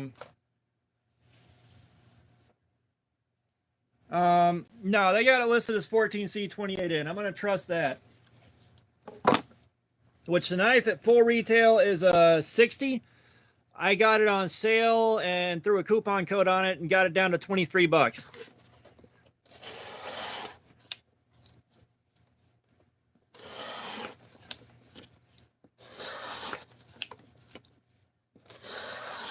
Although I wish it would have been the ZDF 905 or whatever the fuck it was. But that ZDF may be just another name for 14C.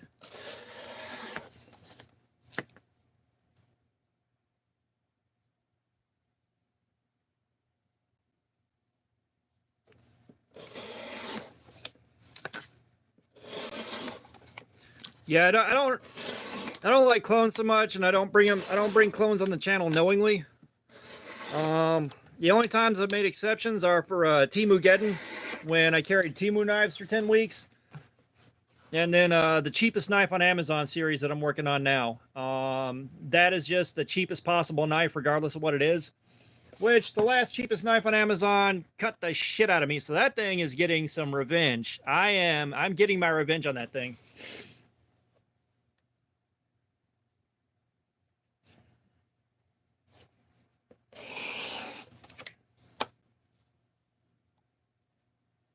All right, Palmer. We will see you later, man. Hopefully we see you back on the stream soon enough.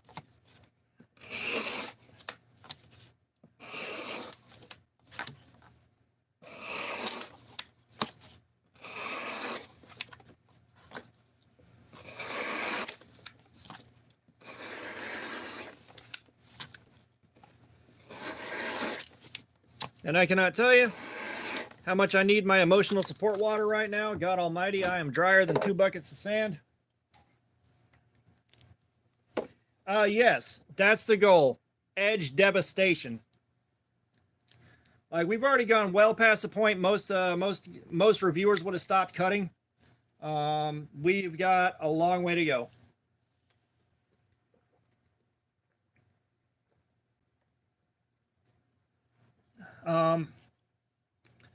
So if it ends up going 2.5 hours, like all the rest of our 8CR does, I am gonna sharpen it up to 17 degrees, 17 or 18 degrees, and we'll go again.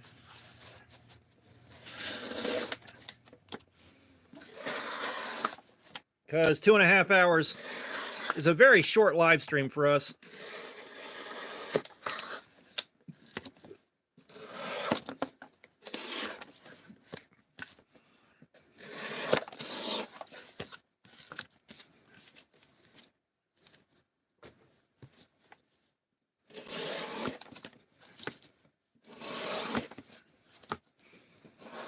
And what's hilarious is let's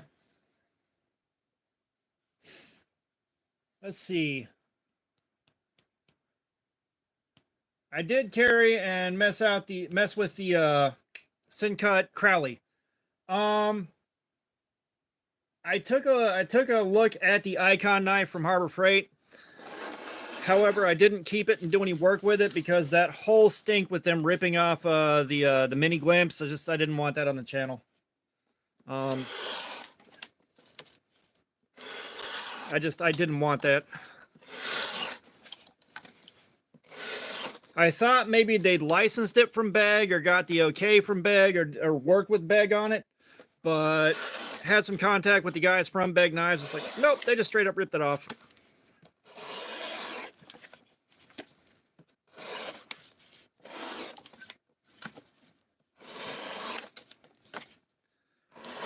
And it's not just that, but their advertising on it was kind of deceptive too, because like when they were doing the announcement video on that, they said it was from a USA designer, and it's like, no, y'all didn't do any design work. Y'all just ripped somebody off. Yeah, no, that's the thing. The Icon is certainly nice enough for that $40. You know, like there's no argument to be had there. All right, for the guys that aren't concerned about, you know, buying a clone or something like that, yeah, no, if you don't have a problem with it, it's hella good. It's just, again, the kind of,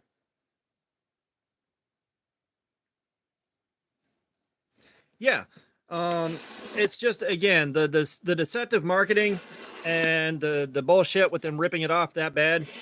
It's just not for this channel, but I mean, it's a well-made knife otherwise.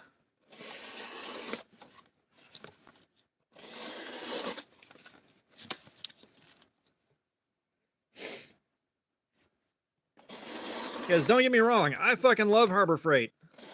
When I was starting to look to transfer, there was a store that shared a parking lot with a Harbor Freight, and I was like, I want to transfer there, but I don't think I'll ever financially recover from being that close to a Harbor Freight all the time.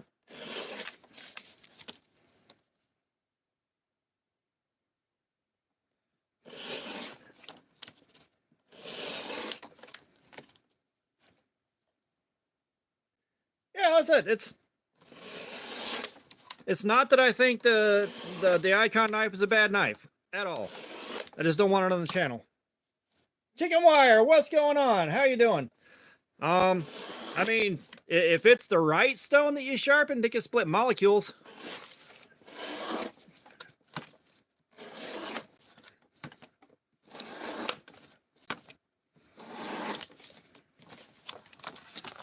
But you know, if you're at Harbor Freight, and you haven't bought the Gordon flipper knife for $10, you're missing out on that. That thing is phenomenal. A little bit ugly, but damn, it's good.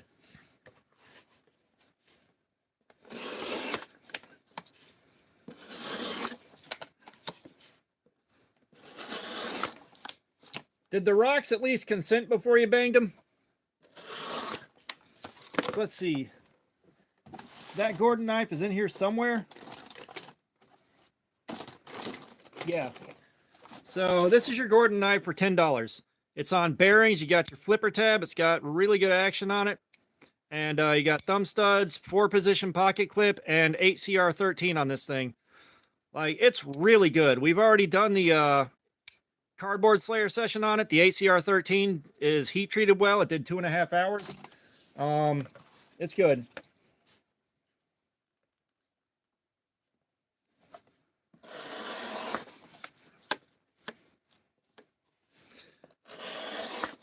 Now, I've heard the Smith & Wesson OTF is all right, but I don't buy Smith & Wesson knives. I have not seen one that I was even remotely impressed by yet. Like, Smith & Wesson slaps their name on some of the worst shit on the market.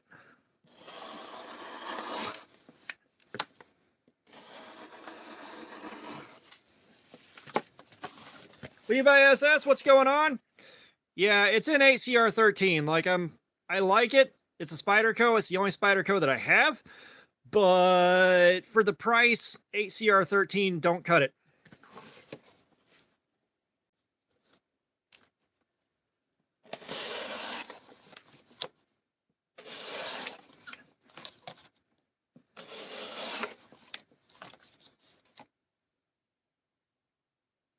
Longer blade doesn't make a difference. Some of the longer blades have been a little harder to control.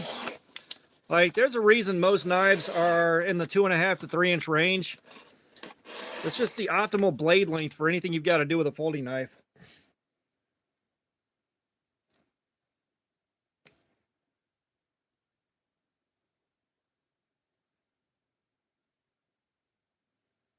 No, yeah, the mini glimpse is smaller. Like I said, it's just, again, that shit was deceptive. It was sketchy, and I mean, they blatantly ripped the design off and tried to pass it off as their own. Like, it's not for me. I ended up giving that one to a friend.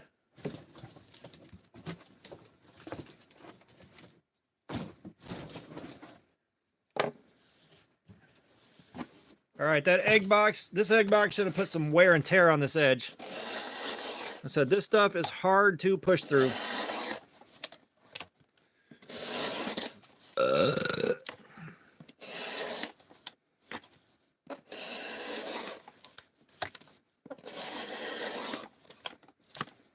All right, Blinded Starflight, thanks for being here, man. I appreciate your time.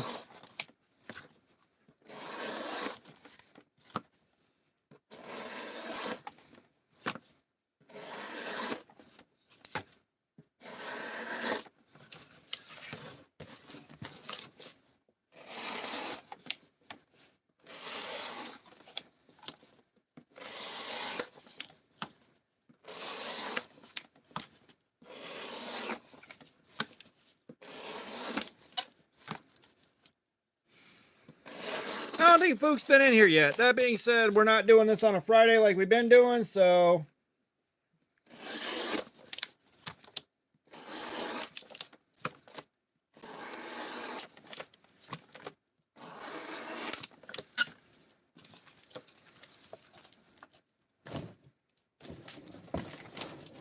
that should have been a good bit extra wear and tear.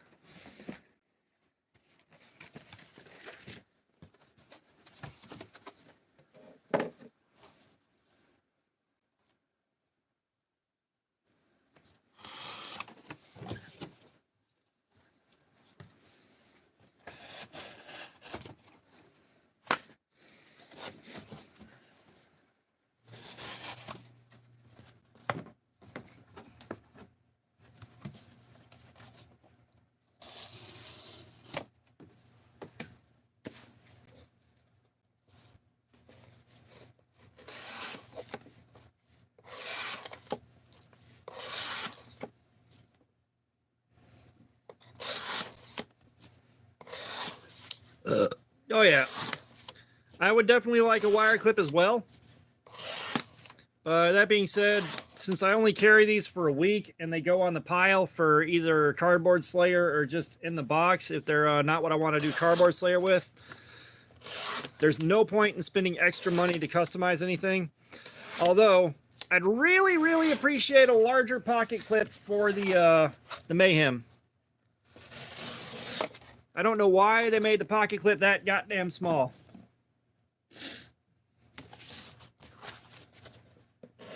Yeah, for those of y'all that don't know, KO Knives has been rendering one of my designs with, you know, where it ended up between me and him both kind of working through it. Apparently Jin Knives is going to prototype it, at least make a prototype.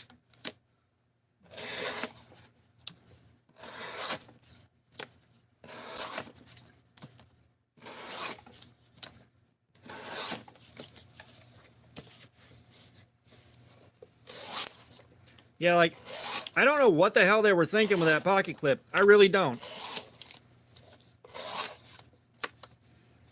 Because, like, so many smaller knives from them have much larger pocket clips and much more appropriate pocket clips, and then we get that.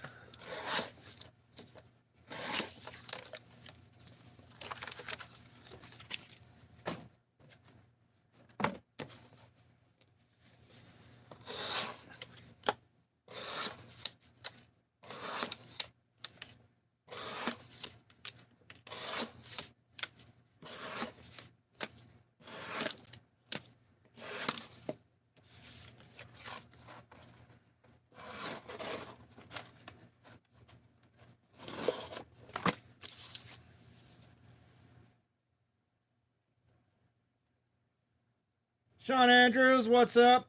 I don't think I said hi yet.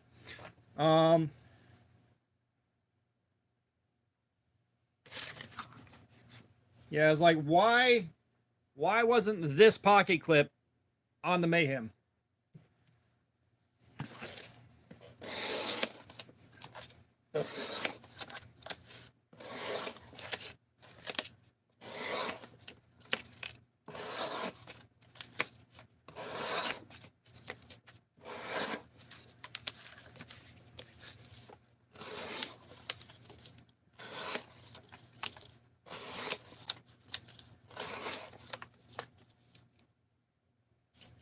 So no, this is appropriately sized for the knife. This, however, is not. Why isn't this pocket clip on this knife? Make it make sense.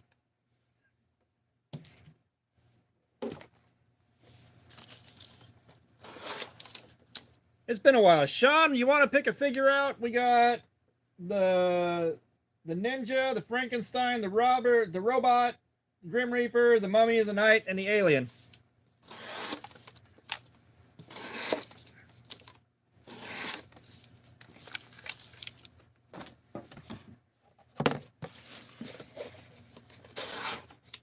Grim Reaper it is.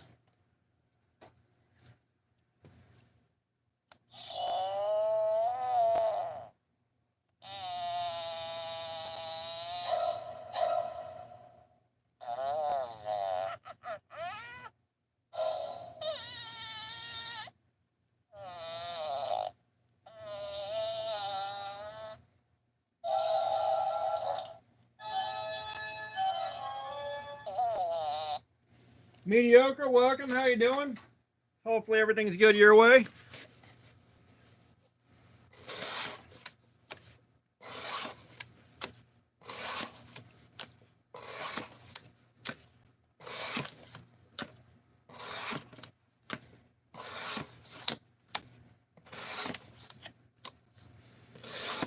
Speaking of which, for you guys that are just getting here, instead of doing super chats on this stream, we are collecting donations for a friend of mine that is a victim of Hurricane Helene in North Carolina.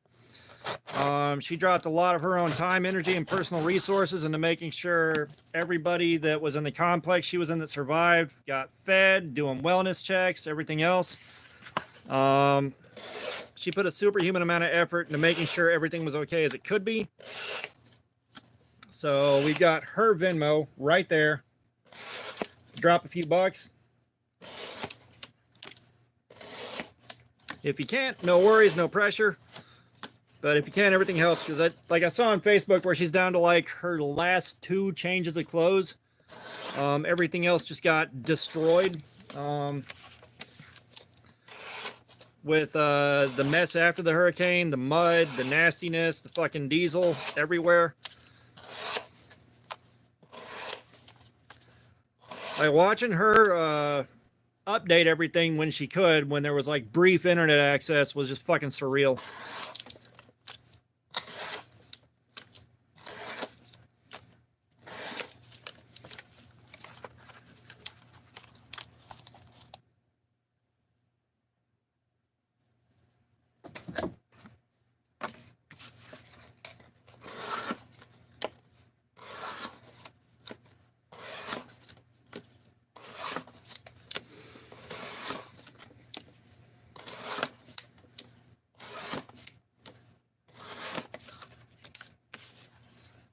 Rob Ford, did I say hi?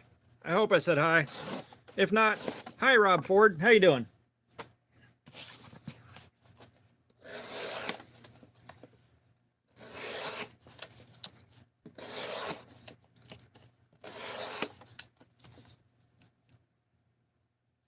Why did someone get...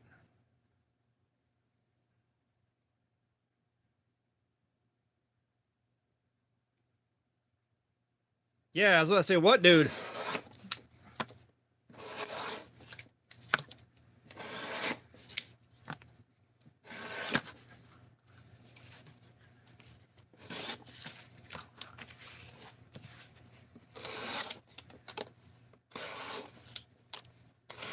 I was about to say, the climate change guy. Mark's Adventures, what's up, man? Welcome back. Yeah, the climate change guy abided by the channel. Like, he abided by what I asked him. Or what I asked him to not do.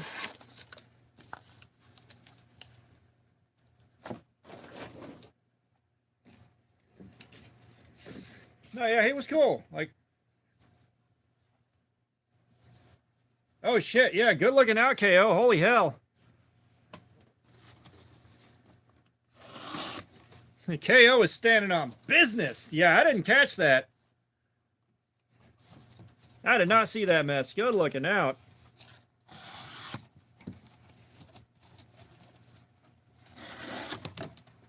I guess he was speed running getting the band hammer.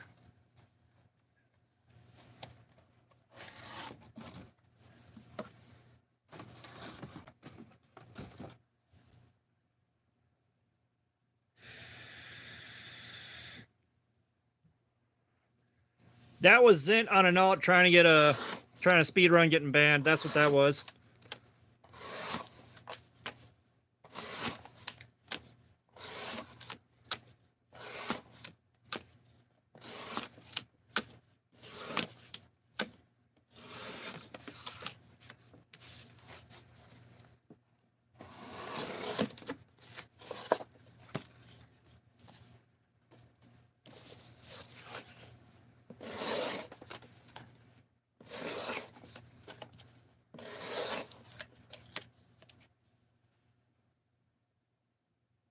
Rex, what's up?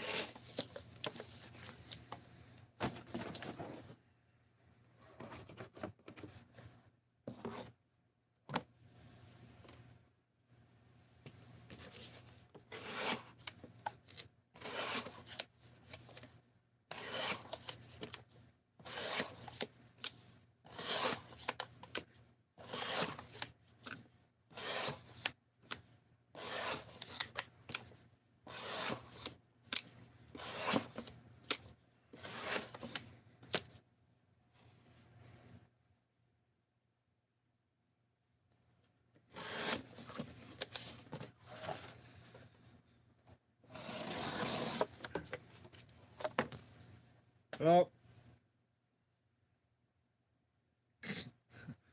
Tony! Who the hell's Tony? Who's this Tony guy? I mean, honestly, like, my dream knife basically was the Cold Steel Mayhem. I got that now. Um,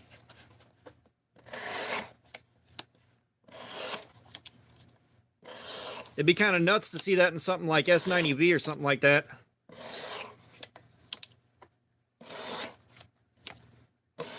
No, Rex, I know what you're saying. I know what you're saying, and no one's come in to play the sock game yet. That's disappointing.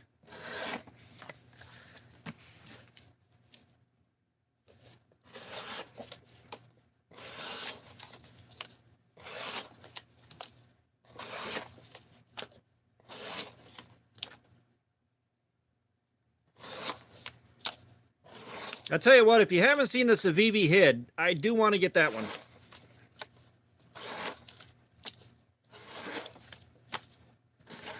It's a bit up out of my price range right now, but the Hid is on my list.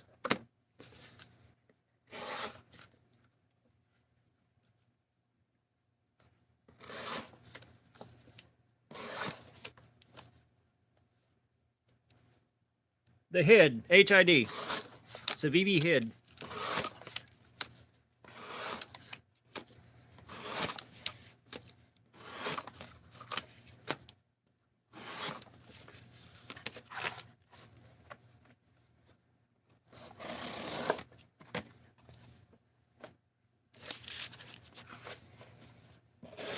Yeah, I do want the Deca. That being said, you know, after we take care of the Precision Adjust Professional, I'm just looking at kind of buying stuff to review and give away to you guys. And putting some funds back for Blade Show.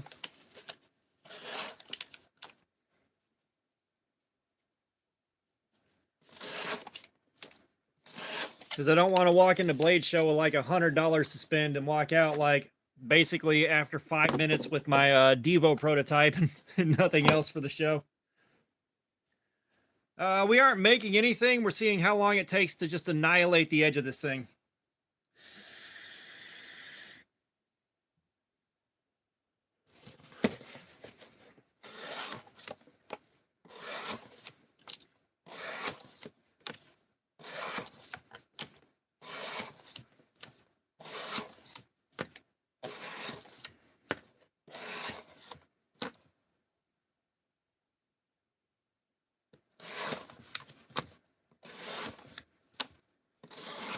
Girlfriend in another state. I don't know how you do that. Like, I don't know how people do long distance relationship. Oh yeah, she's on another live stream. You wouldn't know her.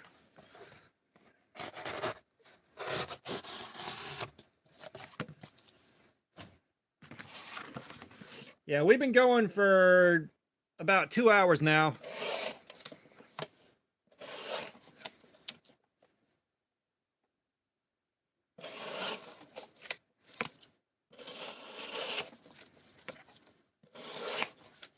And I'm kind of seeing the first signs of wear and tear show up. First little bitty signs.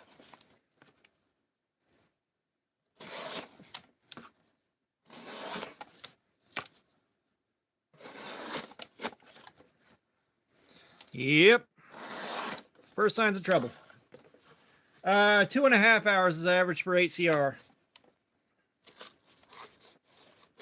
So we got a bit less than an hour to go on this, or we should have a bit less than an hour to go on this.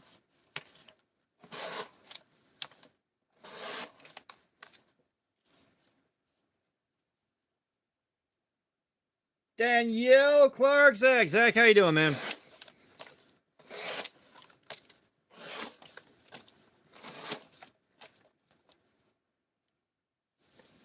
Yeah, we're starting to see, like I said, our first little tiny problem areas. So it's going to go for a bit longer, and then it'll just fall off a cliff. It's like, yep, done.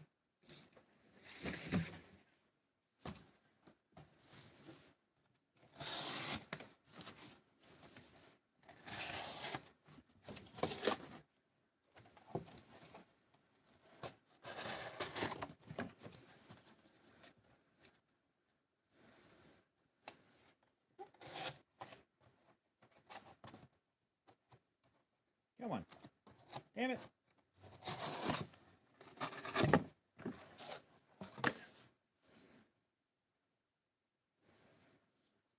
The man respect X, what's going on? Yeah, I mean, knives generally stay sharp for a while. It's when you get down into the gas station grade shit and like 3CR and stuff like that, that's when problems start showing up. But I mean, yeah, I think someone counted out and it was like all right, Rax, thank you for being here. So it depends on the steel. Like ACR 13 can do this for 2.5 hours. D2 can do this for 4 hours. 154 CM, that lasted 8 hours. So, you know, it depends on the steel a lot, you know, and I think someone counted and we basically cut around 200 feet of cardboard, maybe a little more, over the course of an hour. That is a lot of fucking cardboard. A lot. You know, like 2.5 hours of doing this. You know, you're pushing like 700 feet of cardboard, give or take, on these cuts before it goes out.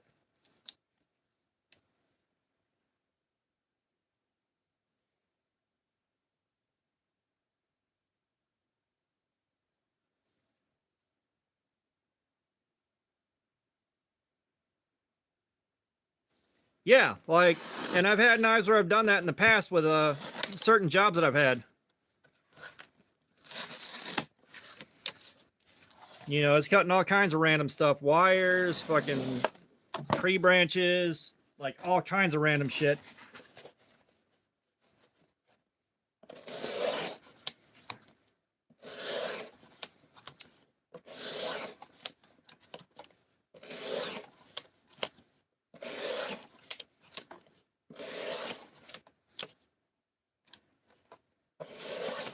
Do you know what the blade steel is on that?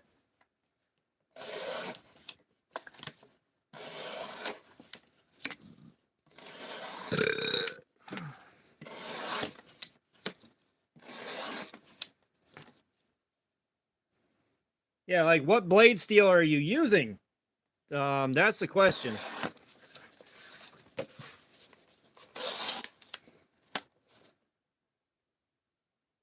S35VN. So S35VN is a very tough steel, but it's not the biggest on edge retention. S35VN will take 4 hours of this from our testing so far, which is the same as D2. But that S35VN is going to take a lot of punishment without chipping out or snapping. So I think for the kind of work you're doing, that S35VN is definitely the way to go.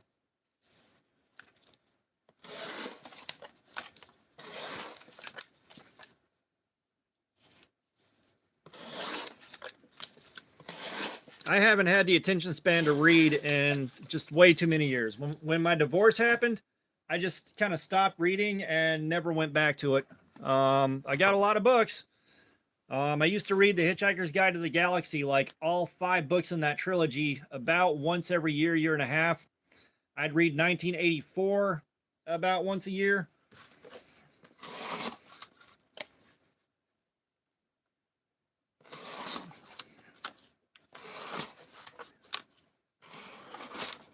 But yeah, if I was cutting all that random crap, I'd go with S35VN.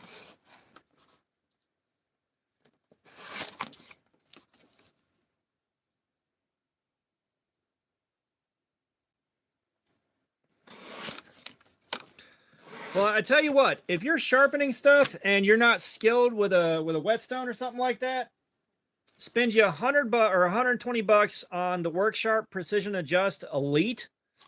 You can sharpen anything you want up to any angle you want.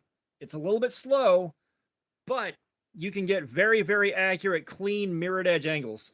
Get that and a good strop with some good compound on it. You will never have to take it to somebody to sharpen it again.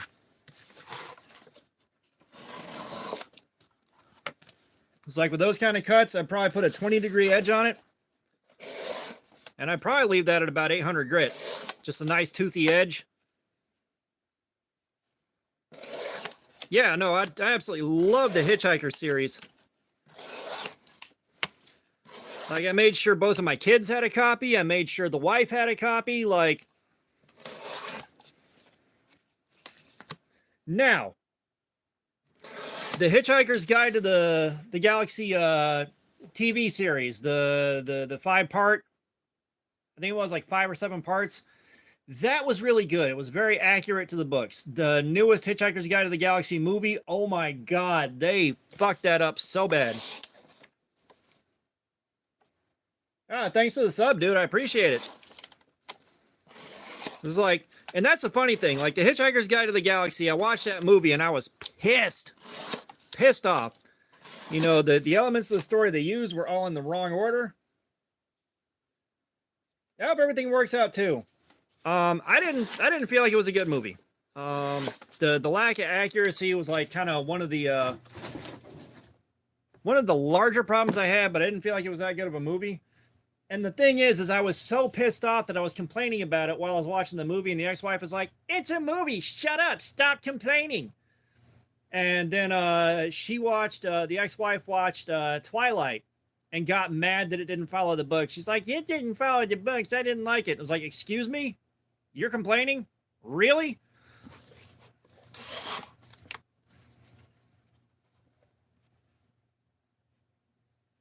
I'm not sure who voiced Marvin. But, I mean, the funniest thing, too, is like she watched one of the Twilight movies while I'm sitting there on the couch scrolling Facebook slammed full of tramadol. And so I look up and I start making fun of it. Like I am doing MST3K the whole way through. She got so pissed at me about that, she stopped talking to me for like 3 weeks.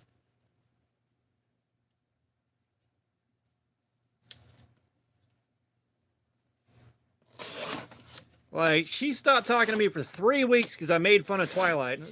And then she started talking to me again, and I'm like, ah, man, that was so nice. Why did it end? She wasn't happy with that.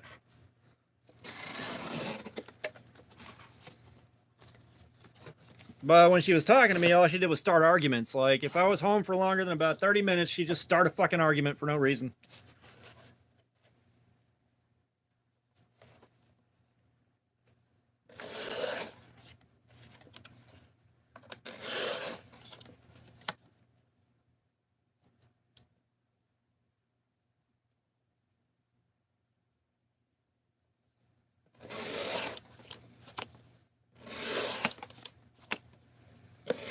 Lumend, I do not know the that book.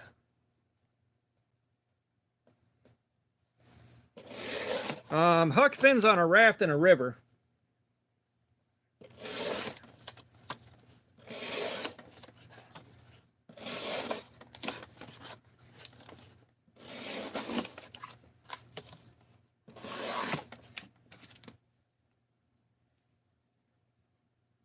Nah, like, I still, like, no. If they were going to do that, they should have been faithful to the book. They had so many elements of the book in there in the wrong damn order and just added random shit that wasn't there, and it wasn't good.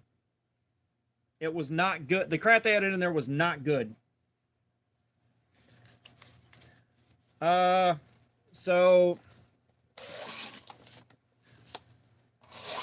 which locks did Dimco design? Because that's something I'm not familiar with. I take that back. The Scorpion lock on the AD-15 Lite. I do like that. You know, it gives me one-handed opening and closing on the on something that's very AD-10 like, but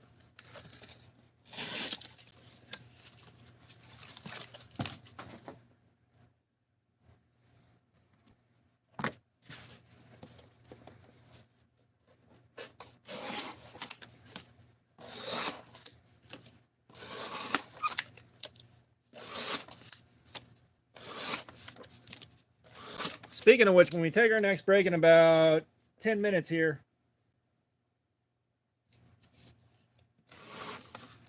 I mean, I'm not sure that I would have minded as much if the movie had been done well. All right, if the movie had been done well, I'm not sure I would have gotten that upset with it. But for me personally, did Dimco design the Triad? I like the fact that I can trust the Triad lock with a lot. I don't like having a two-hand close it, but You know, two-hand closing a triad lock, or one-hand closing a triad lock can get sketchy fast.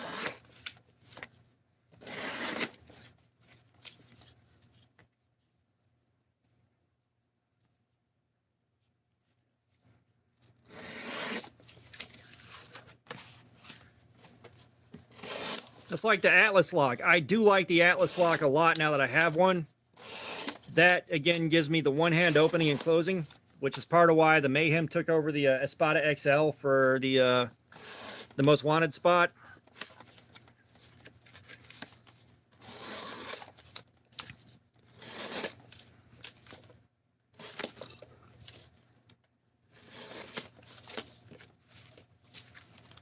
So we're starting to see the first problem areas. It should be falling off a cliff pretty soon here.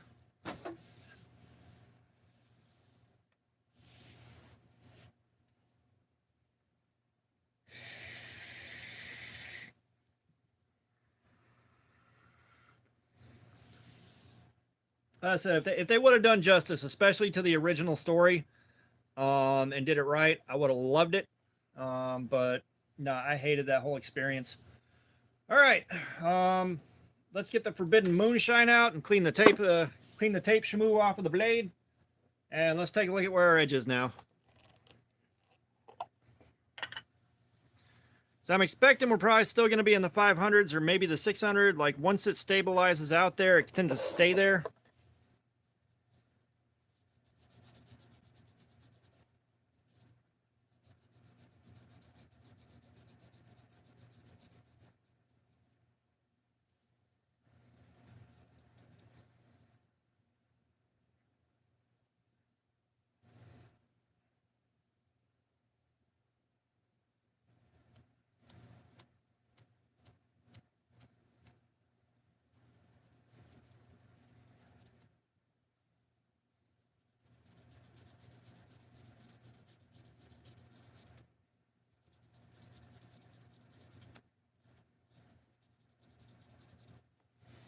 All right.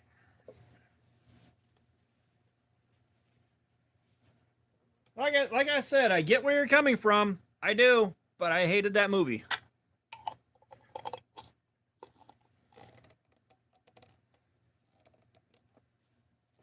I get where you're coming from. We never argued that part. I just don't like it. All right.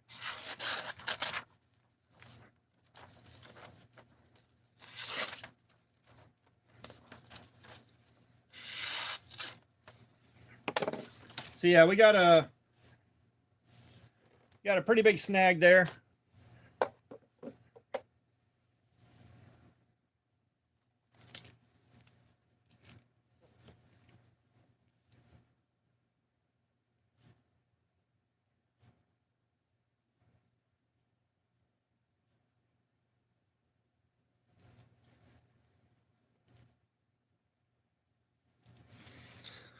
Let's see where our edge is.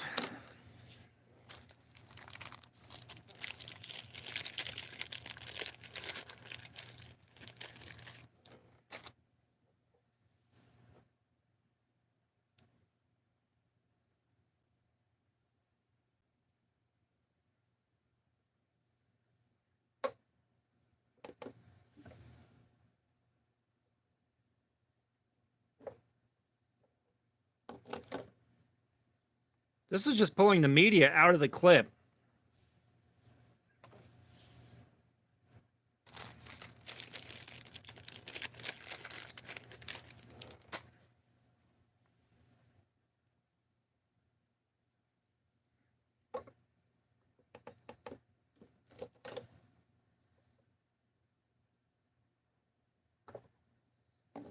So we got a 522 there, and we cut the media. Let's see.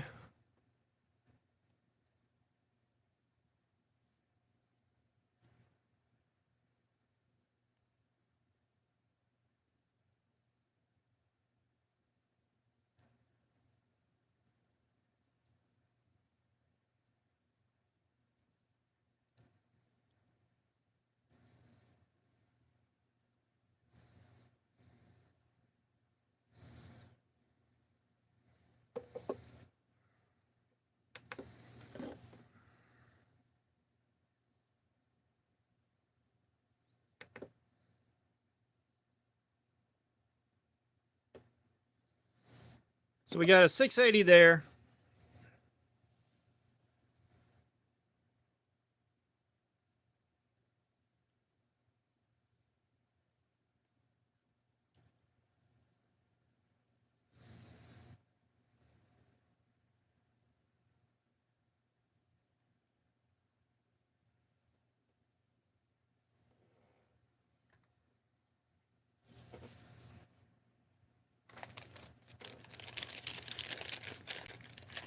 $19.77, bro. Like we are hours into flogging this thing, and we pushed it pretty damn hard. I'm not sure what you're expecting, man.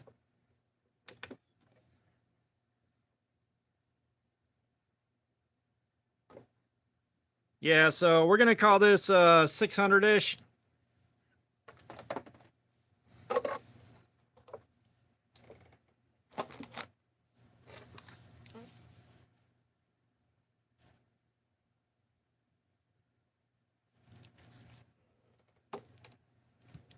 Dude, it's not soft. This is doing what ACR 13 does. Seamus Auberry, what's going on? I haven't used the M16 Banat military knife, so I have no opinion on it. Maybe somebody else here does?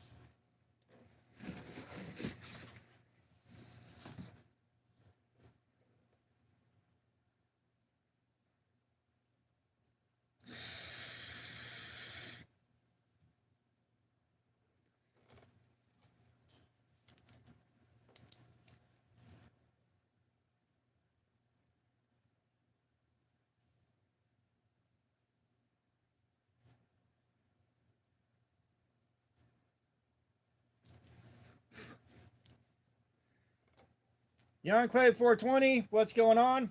Because socks cost $2. For a $2 super chat, I put socks on. For the next $2 super chat, I take them back off. We have the sock game.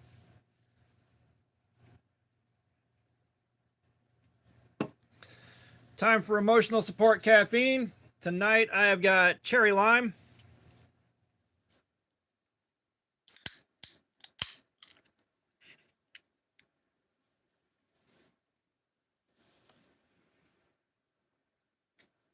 Ugh.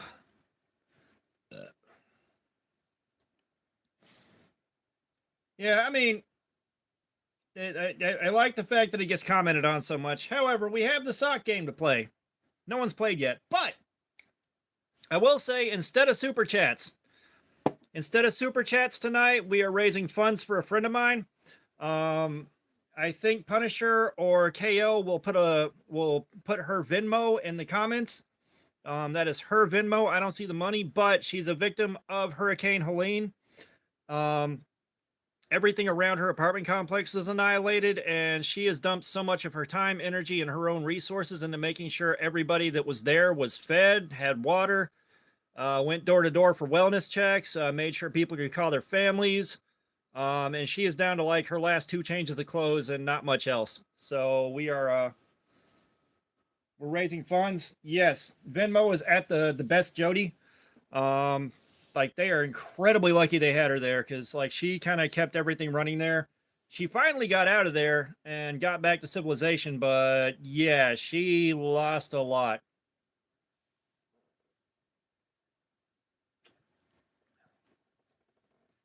There is no obligation to donate, but if you can, you can.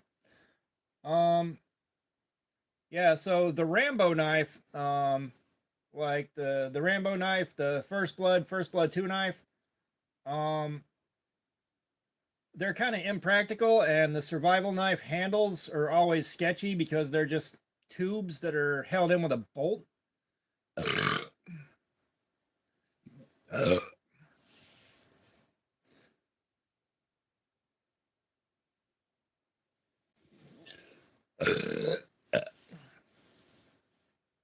And we'll give it about 10 minutes here, and we're going back in. So I expect this edge to be dead by about 8 o'clock.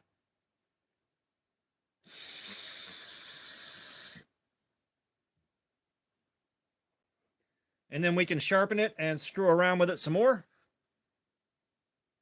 Or we can switch to a different knife. I'm not sure. I haven't decided yet.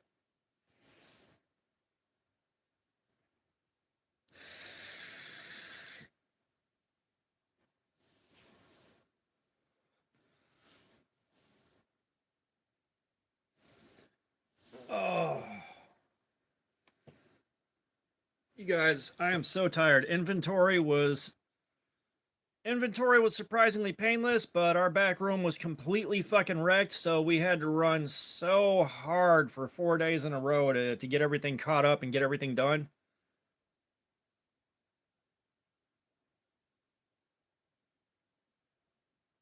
Yeah, the blade's really large. Like, if you're gonna carry a fixed blade for the novelty and you're not gonna put it through hard use, it's alright. Um, but I mean, it's just like a Rambo prop knife is not really um a hard use knife. It's not. If you're looking for a hard use fixed blade, go somewhere else.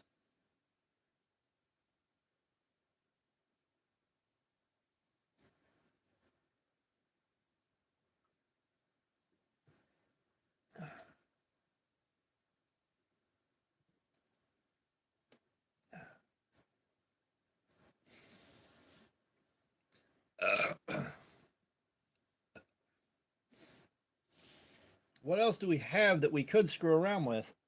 You know what? I've actually got the Formax Scout on the new edge that I put on it that we could very well screw around with if I can find the damn thing. Where the hell did I put it? Ren, what's going on? How's it going? Ben Roberts, what's going on?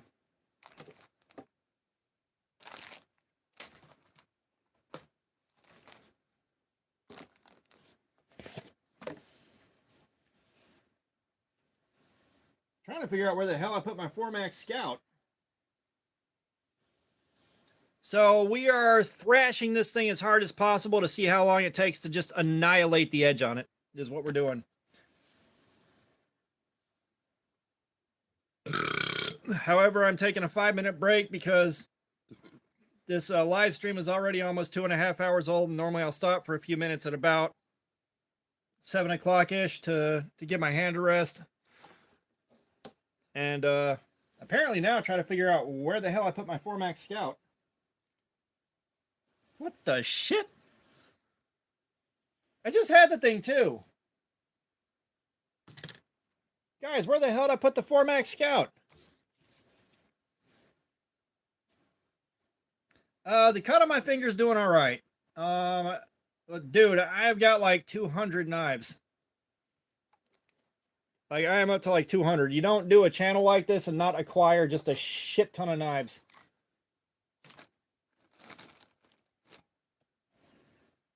But yeah, so the cut from that piece of shit, I super glued it shut. I super glued it shut twice in about 15 hours, and then it held up through inventory up until the last 20 minutes of doing inventory. The last 20 minutes, and I banged it up against an unopened case or something and split it back open again. Rain Planet, what's going on? How you doing? Jesus Christ. The Formax Scout was sitting right here, 2 inches away from me, right next to this thing. So, like, for those of y'all that don't know, we did the Formax Scout earlier, and the factory edge on it was terrible.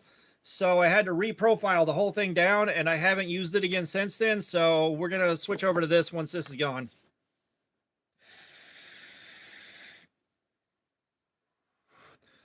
That's what we're going to do.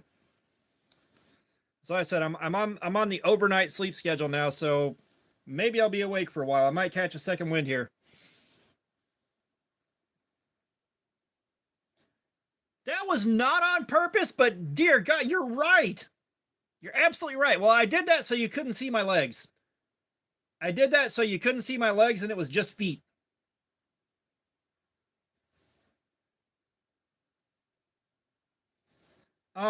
This is the only Spyderco that I have. It's okay, but it's way too expensive for what it is. I'd like one of the nicer Spydercos, but I don't have the money to buy it. Like, that's one of the things with this channel being so small and so new to the game. Like, I'm paying for almost everything I put on the channel out of pocket. Gin Knives has sent me some stuff to check out. I've won some giveaways and I've had a few gifts, and Albatross has sent me some stuff to look at that we're going to get into a little bit later here. But like, I got to buy everything on the channel outside of that. Like, almost everything you see I paid for out of pocket.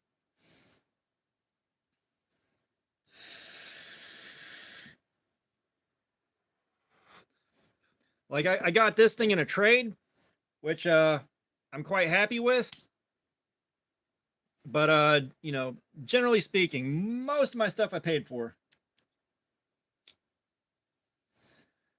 I'm not at sponsor level yet. However, I don't want to do straight up sponsored content just because, like, right now I would need a better camera and some good editing software to splice in what they want from a for a sponsor. You know, they want that ad read, they want their video inserted in there, and I can't do that. And I'm not like, I've already turned on the ads for the channel. I've turned on ad revenue. I think that might be enough. Like, for guys sending me stuff to check out, that's a different story. That's not quite sponsored, but yeah, I'd like for guys to be sending me stuff to look at. I'm trying to, like, I'm working on that. But yeah, sponsored content, yeah, I don't want to do sponsored. Now, if I release my own line of shit, I'm going to be plugging that like crazy, but that's a long way off.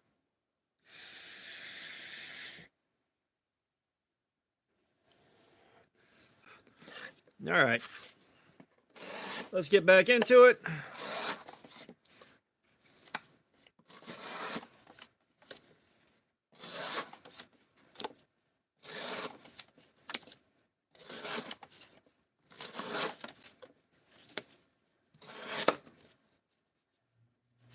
Yeah, we're done cutting that side.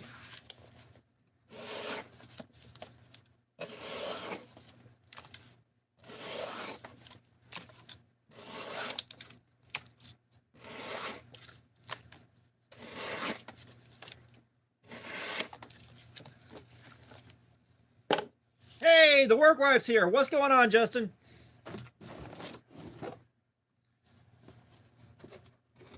How is your wife holding up with work? I've heard things.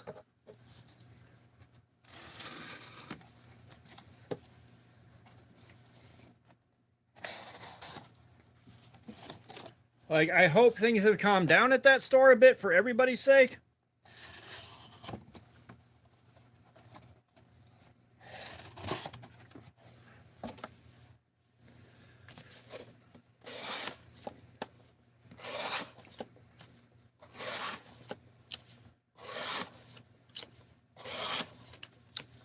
Nobody, what's going on? Welcome, welcome, welcome.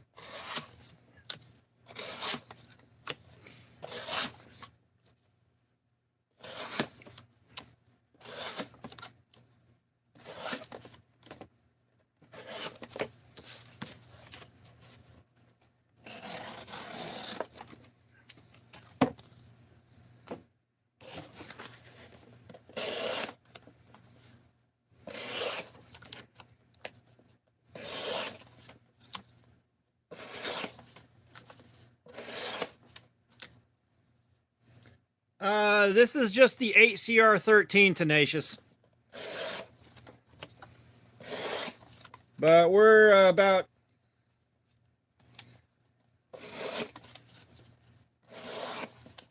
We got about 2 hours of cutting time on it, so we're starting to see some small issues.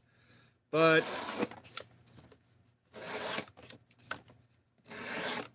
yeah, I heard things have gotten crazy over there. I don't know if Thomas has actually transferred out yet. I know Newmark was transferring out.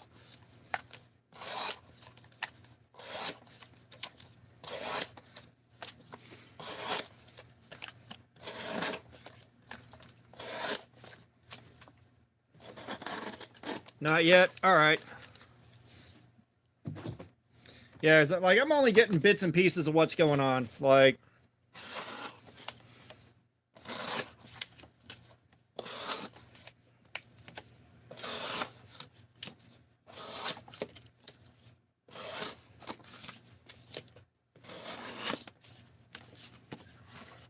I did not buy different scales.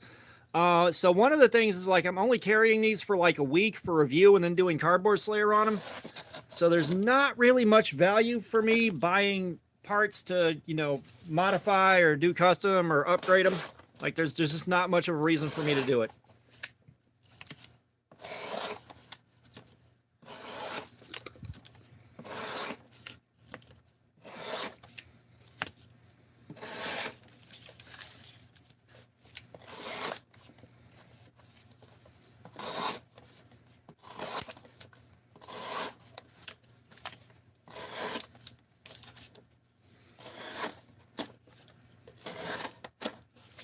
But yeah, we did inventory and we kind of just cruised through it. We had to hustle because that back room was completely fucked up, but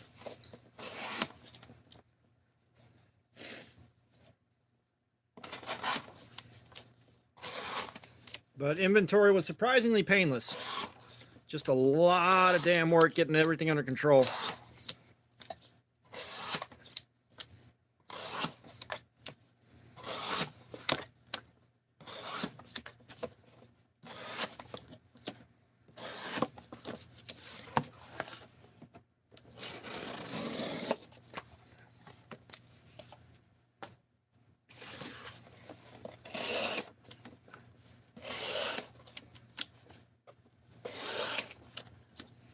Speaking of which, Justin, I want to see if you guys have any, like if you guys are both going to be home one evening between the 19th and the 26th of this month.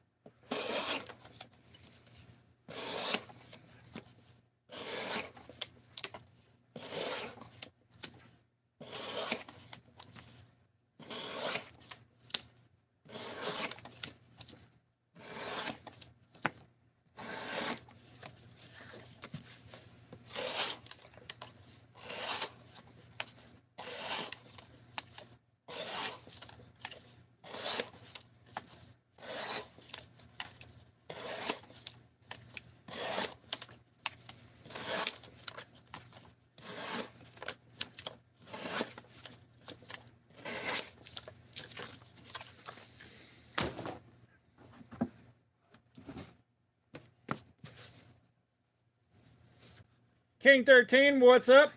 So I use the Precision Adjust Elite for my stuff. However, this thing is no longer sharp. The edge is fairly devastated. We have been going for a little over 2 hours of time spent cutting. We're expecting any time now for the edge to kind of fall off a cliff.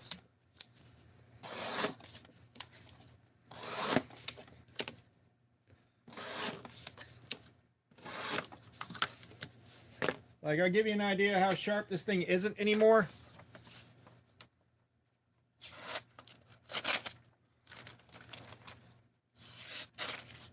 Like, the edge is pretty devastated. Yeah, Lopez, what's going on? Welcome.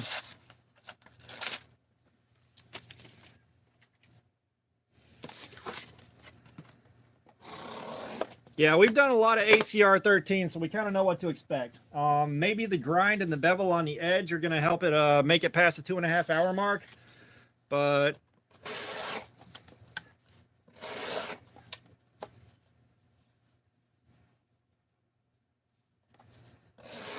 yeah, like, so for freehand sharpening, I got a shitty ass block that I got from Harbor Freight for like $7 years ago. And that's, like, I'm not great at freehand sharpening yet, so there's no point in like spending money on nicer stones right now. That just helps me do the same thing that I would have done otherwise faster. But I can still get a knife shaving sharp off of that thing in my strops.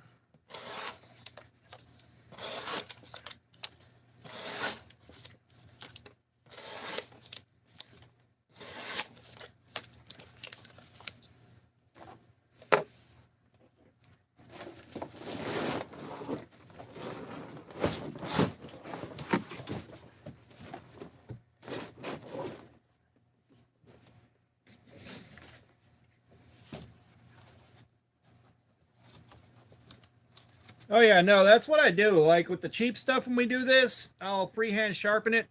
Because like once this edge dies on the stream, we should be sharpening it. and then I'll switch out to a different knife because this is like 3 hours is kind of a short stream for us.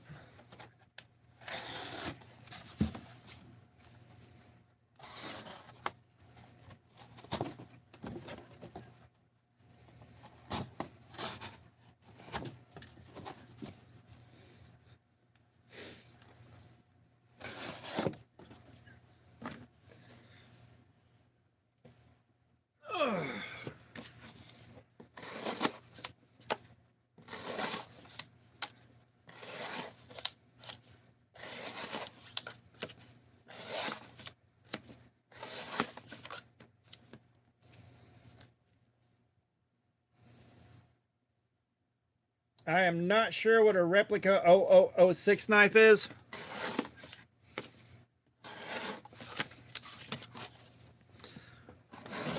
But I also don't have everything out there.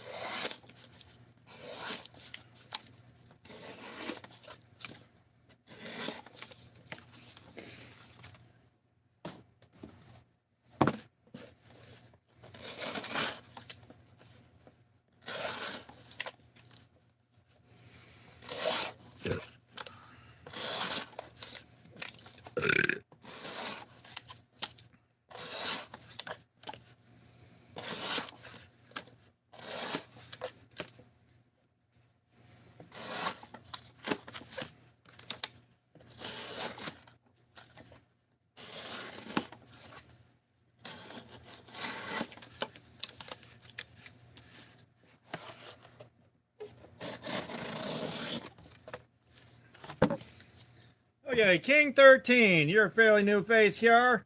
Pick a figure out. We still got the Ninja, Frankenstein. We got the Robot, the Knight, the Mummy, or the Alien to pick from.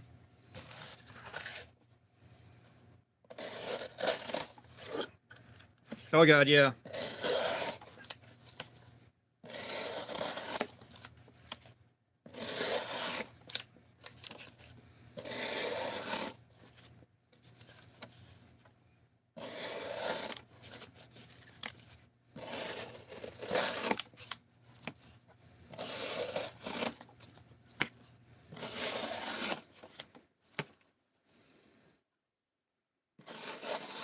Yeah, if you buy a clone of a Medford, I'll give you a slow clap.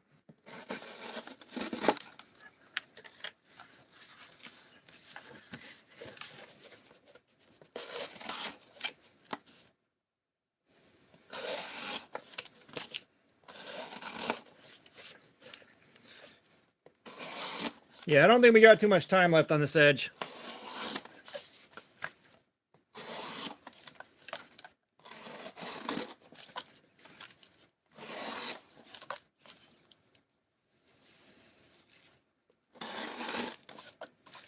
King 13, you haven't picked a figure out. Not enough power. What's going on? I'm not making anything. We're seeing how long this edge lasts before it's destroyed, and we are getting very close to the end of its life.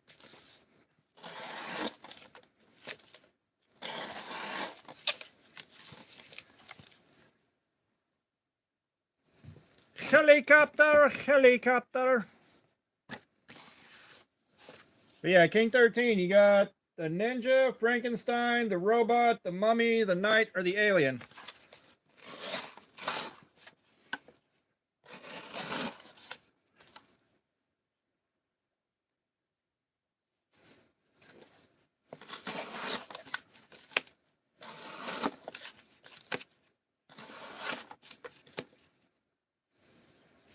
You'll see. You just got to pick one.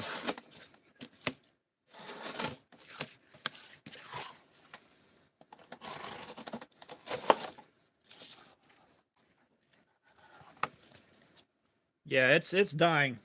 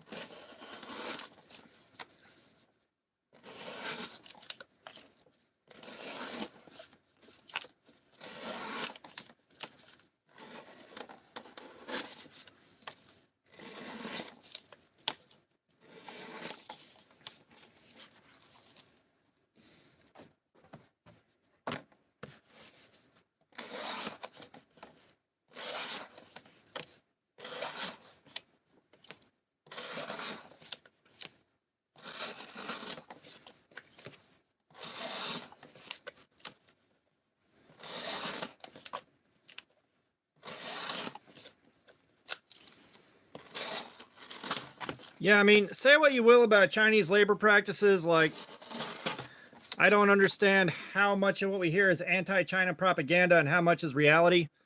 Like, I am not supporting many, like, China's numerous human rights violations or anything. But, I mean, it does bring the cost down on these things to affordable range, because I can't even imagine if like, everything we bought was American made, like, how much, say, a cheaper D2 pocket knife would be. Like, instead of 25 or 30 bucks, you know. Folk Doozle, how's it going, man? I think everybody here is doing all right.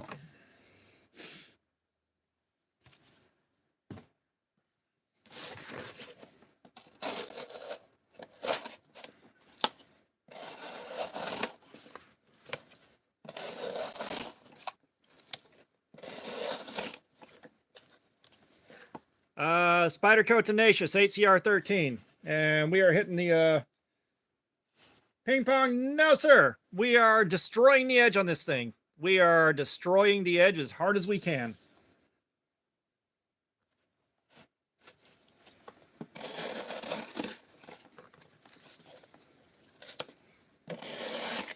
But we got people in here. I will reiterate the plug for the night instead of super chats. Instead of super chats, we're raising funds for a friend of mine. She is a Hurricane Helene victim. She dumped a lot of her time, energy, and personal resources into making sure everybody that was around her got fed, had water, did welfare checks, sober check-in. Yeah, it's barely hanging on. Like, it's just about cooked. And so we're trying to help her out, because I think the last time she updated us on Faceballs, she was down to like her last 2 changes of clothes. You know what? It's better off if you buy a Medford clone that's worse than the original.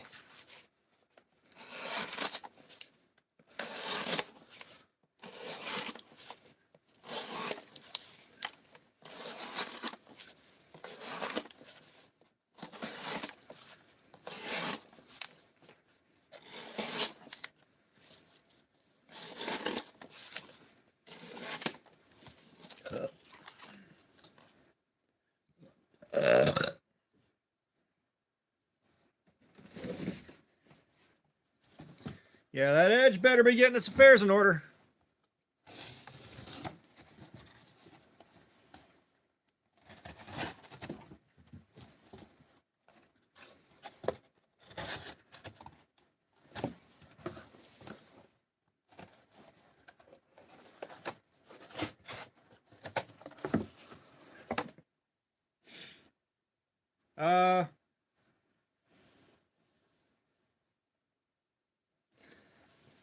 I mean, D2 is kind of D2. It's a lot like HCR13, like the heat treatment's already perfected.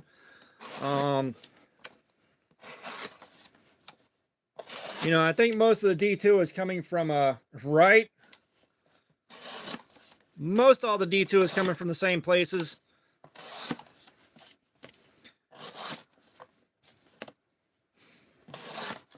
Like I said, the Ozark Trail D2, that's a weird beast. I don't know how much of that is the grind and how much of it's the actual steel or anything else. Like, we've done so many different D2s, and they've all lasted pretty much the exact same amount of time with, you know, completely different grinds on them, everything else. So, I don't know.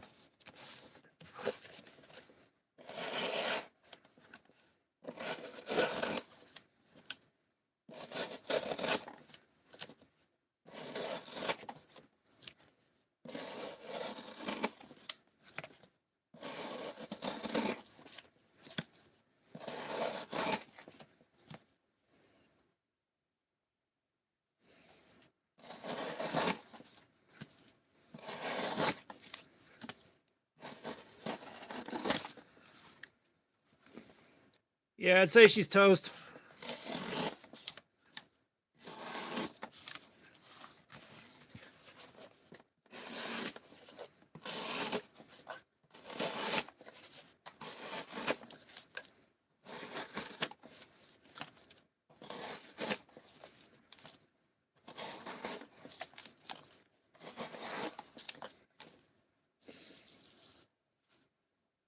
Andrew Fett, what's going on, man? How are you doing?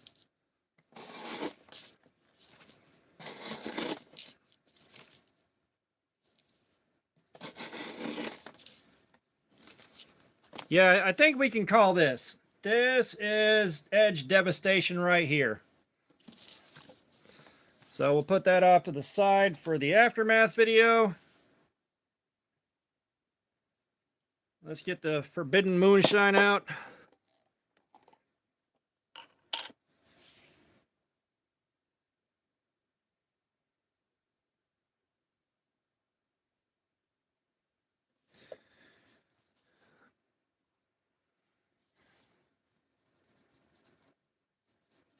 Let's get all the tape schmoo off.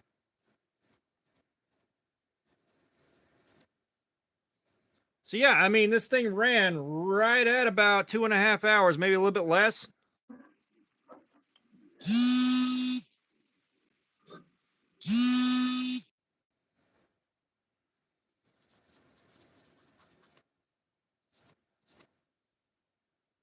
And we got our usual hairline scratches all over the blade, like,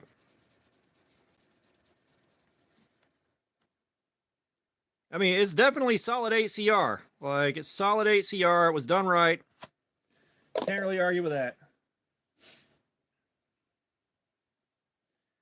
No body. Yes, it is acetone. Andrew, I appreciate it. You responding to the goat tools.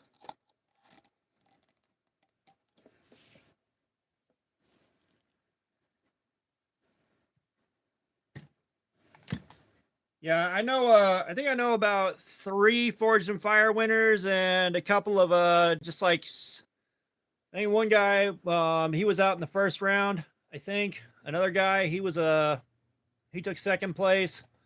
3 of my guys took first place. Like, I know people.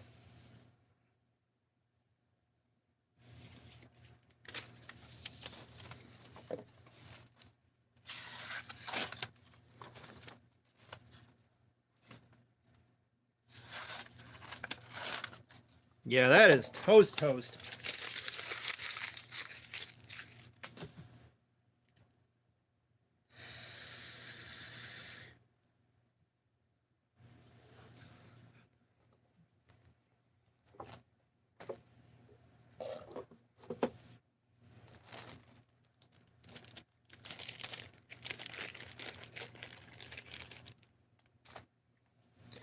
Yeah, I do miss watching Forged in Fire on the regular.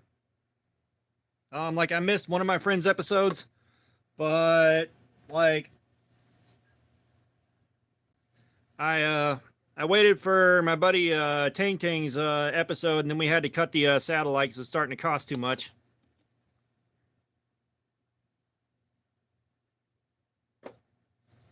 All right, we got a 645 on that one.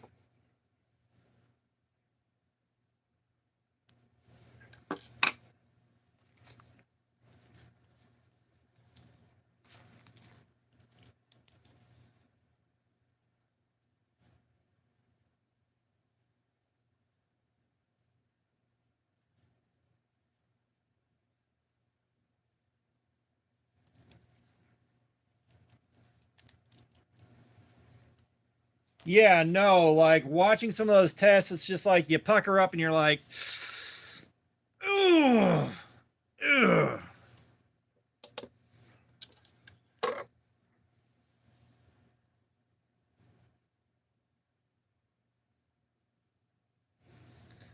Well, I mean, the ones in Japan though, those are like Tamahagani. They're Punisher. I appreciate you being here, man. We'll see you again in a little bit.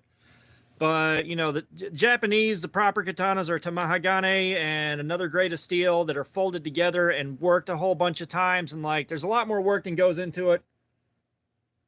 Fook, thank you so much for the 5. I appreciate you so much. Now, that being said, the reason we're doing Venmo, I won't see anything from these super chats until the end of next month.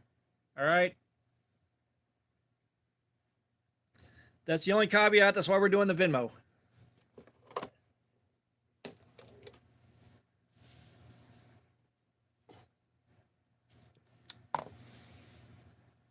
Well, I guess we're going to sharpen this. Nah, you're good, Fook. Like, that's the thing with every super chat donation. It shows up at the end of the next month. Once we make it past $100, it shows up at the end of the next month, which is crazy, but not much I can do about it.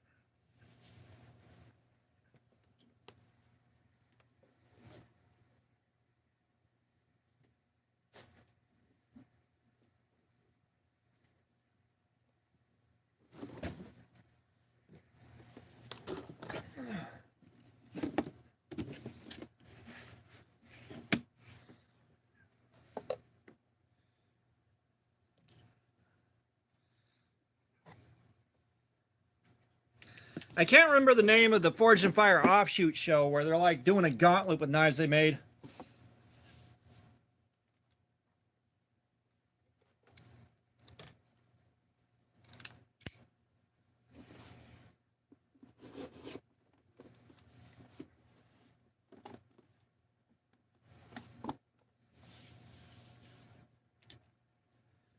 Now, for anybody that the noise drives insane, my apologies.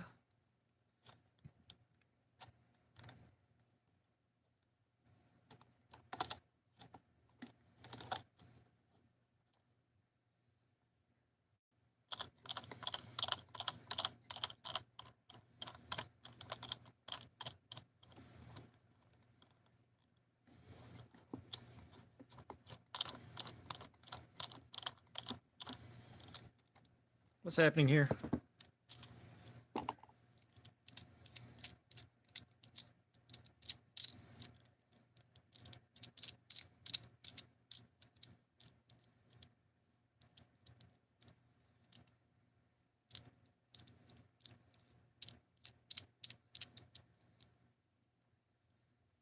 Okay.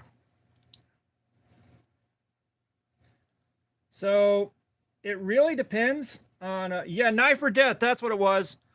It really depends on what the steel is. So like ACR 13, I'll usually put like a 17 to 18 degree edge on here per side. Um, you know, a nicer steel, I might put like a 15 degree per side edge. You know, it really depends on the steel.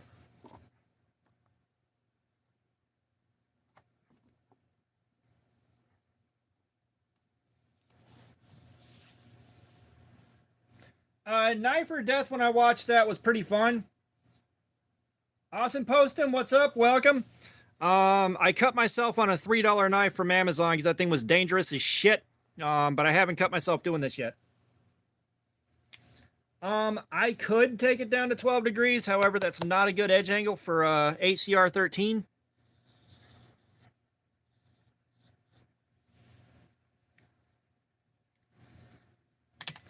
Yeah, it's just that that $3 knife was dangerous as hell to begin with. Oh no, the thing was quite sharp. Like, it was quite sharp. It did quite good on that. All right, there's my 220. Yeah, see? Yeah, 220, see?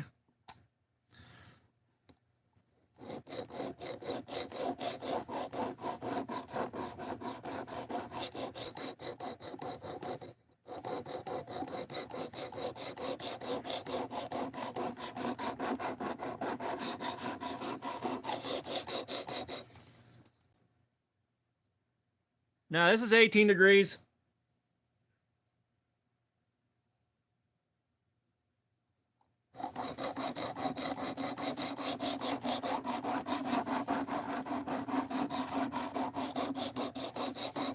Like, if you haven't seen it yet, there is a video I uploaded 2 days ago, I think, where I showed the knife, I showed the dangerous opening mechanism and all that, and what the cut looked like, or at least what the cut looked like under 2 layers of super glue.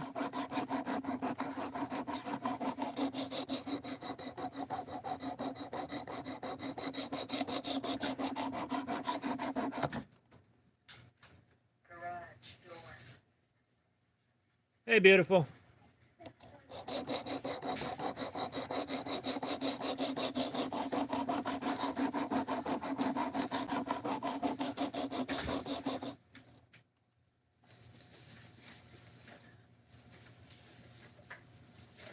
So this right here is the Work Sharp Precision Adjust, and this is the Elite. If you're going to buy one, this is $120. The baseline version of this is $60, but it's only got 3 stones instead of 6 and a strop. You're going to wind up spending up to 120 bucks buying the rest of the stones.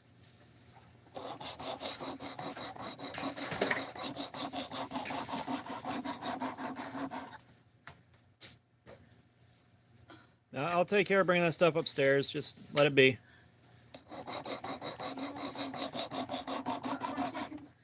Not right now, but maybe later. I got you some potato things. Ooh, all right.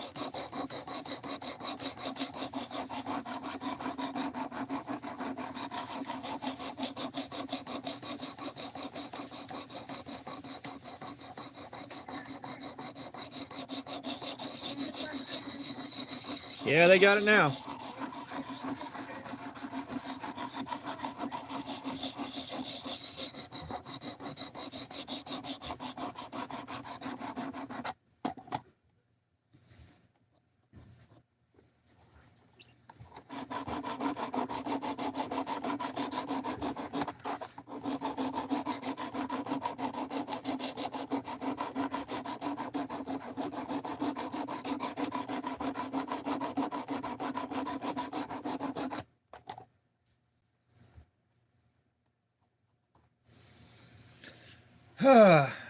I hate it when it does this. I got a strong burr here, but no burr here.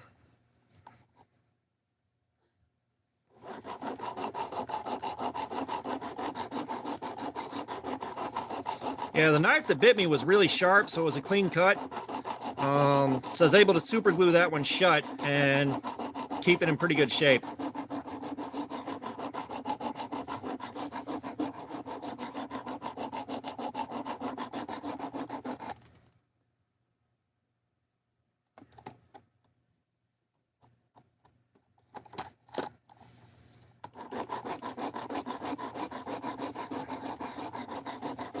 Yeah, it's 220. I'd like to have a lower grit to start with, but this thing only comes with 220 up to 800 grit. It's like 220, 320, 400, 600, 800 ceramic.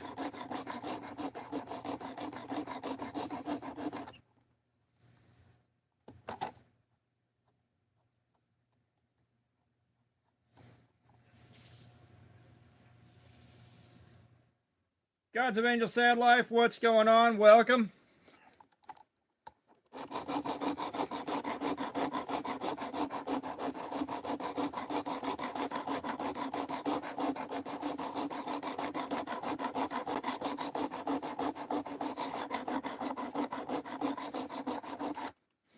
Yeah, like I said, if you need a more aggressive edge, definitely, that's the way to go. A toothier edge, like for some jobs, you just need a toothier edge. You just do.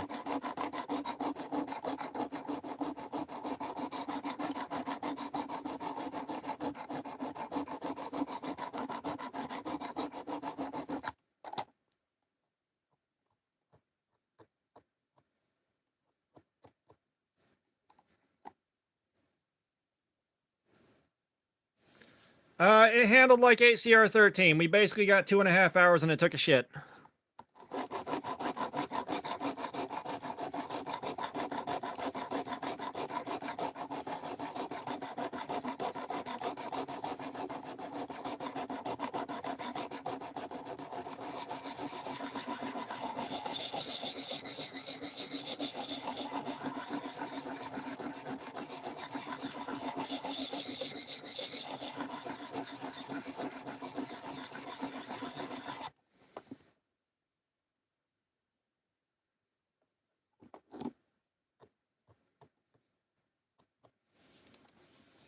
Yeah, Spyderco Tenacious and ACR 13.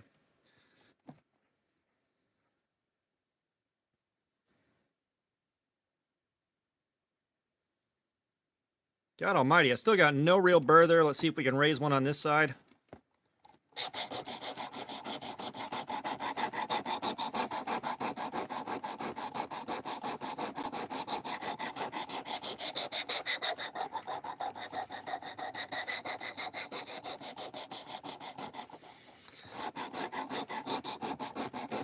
Well, I mean, we knew we were getting 2.5 hours going into it.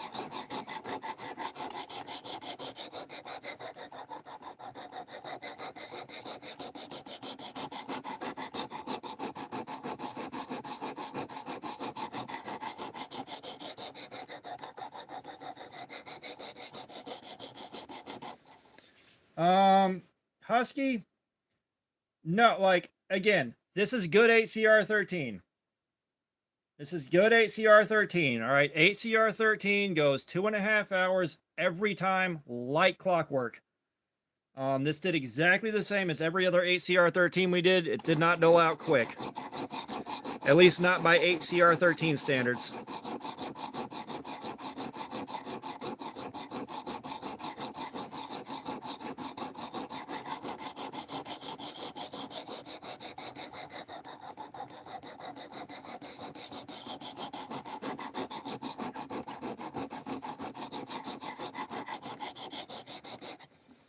Channel 3. No, I'm going as fast as I want.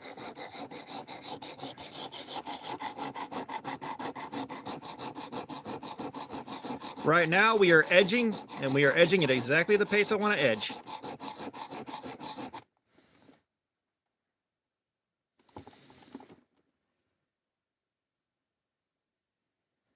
Yeah, we got to hog out some more material. Bearded Viking Woodworks, what's going on? I am doing good, man. We did our testing. We got 2.5 hours of cardboard slayer out of it, just like every other HCR 13. And we're going to play around with another knife as soon as this is sharp.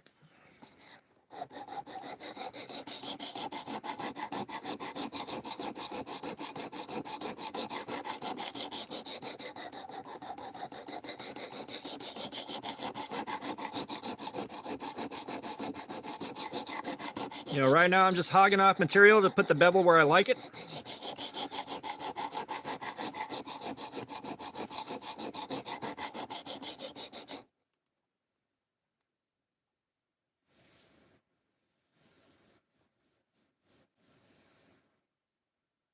Yeah, this ain't the way to sharpen your chisels, but I know what you're talking about. Just get you a good Tormek and make them surgically sharp.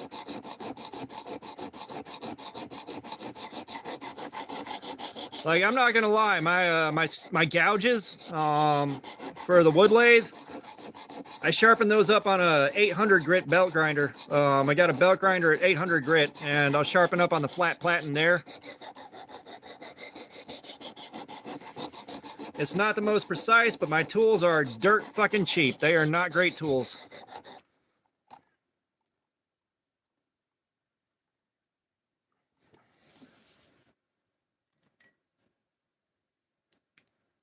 Channel 3, thank you so much. No, Slim Lim, what's going on? These do not need water or oil. Thank you, Bearded Viking Woodworks. I appreciate it so much. Genuinely, I do. And if you're new here, if you're going to do this while you're sharpening your blades to kind of keep track of where your bevel is, use a dry erase marker. Yeah, so what I turn right now is lanyard beads on my lathe. It's like a MIDI lathe. It's mostly for pin turning, but I don't really feel like turning pins right now, so I'm using those blanks for lanyard beads, which are turning out really cool. Brother, I have no hurricane. I am up north of Atlanta. There is no hurricane here. But like, as far as the acrylic and the Alumilite resin beads and the tabletop epoxy beads, I might get 1-2 good ones out of there before the edge needs to be retouched. I'd like to get a carbide cutter, but I'm not, like the beads, ended up, thought I was going to sell them on Etsy or something like that, but it ends up I'm trading them for cool shit. So like I can't justify spending the money on a carbide cutter.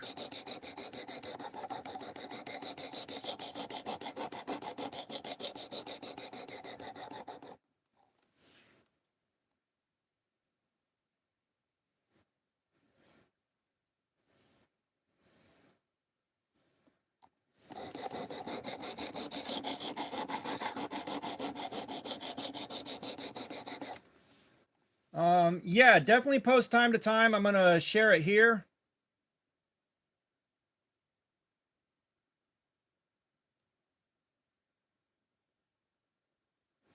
So I've got a friend. If you're new or just got here, I got a friend that was a victim of Hurricane Helene. She's up in Asheville, and everything around her got destroyed, but she was there in the middle of all that, making sure people got fed, making sure people had water, going to homes that she could reach and doing wellness checks and getting people on the phone for wellness checks, sober check-in point. Like, she really went ham on keeping things together for these people. And like she put a lot of her personal resources into it. So we're trying to raise funds to help her out, because like she is down to we're not going there, Channel 3. No political mess. But she dumped a lot of her time, energy, and personal resources into that, so we're trying to help her out. Her Venmo's right there. Of course, anything is appreciated, but you don't have to. There is no obligation. Oh God, so I work at Publix, and I'll tell you right now, before Helene rolled through, everybody freaked right the fuck out, and then everybody freaked right the fuck out about the port closures. That being said, I've been doing overnights. I haven't closed the store, so I haven't seen how bad things are getting with people panic buying for a hurricane that ain't even coming through here. You know, I would hope that we don't see any bottled water in our neck of the woods, because that should all be down in Florida or in North Carolina by now.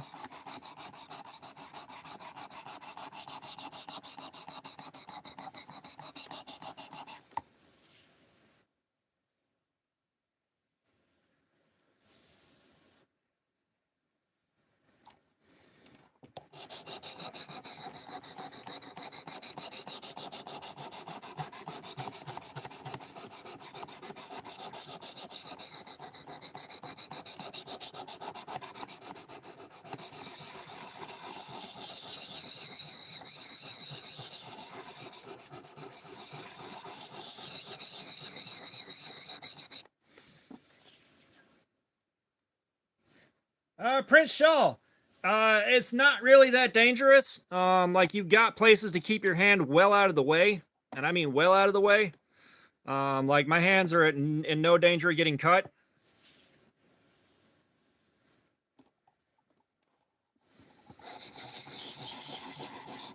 You mean Asheville had sentimental value for you? 'Cause, yeah, it was crazy. Like she was posting whenever she could get internet on Facebook. And basically, the apartment complex she was in was just an island. Everything surrounding that apartment complex was completely devastated. It might have been that it was up on higher ground than everything else. But yeah, she was down there in the trenches, like distributing food. Whenever they had excess that was somewhat perishable, you know, she'd load it up and go out and again go home to home, passing out, you know, sandwiches and stuff to whoever needed them. Like,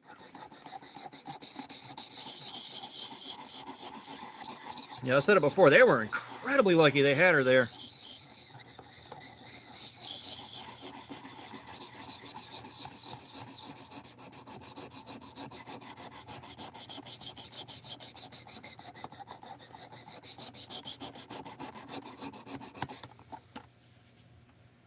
Oh, Helene the Town.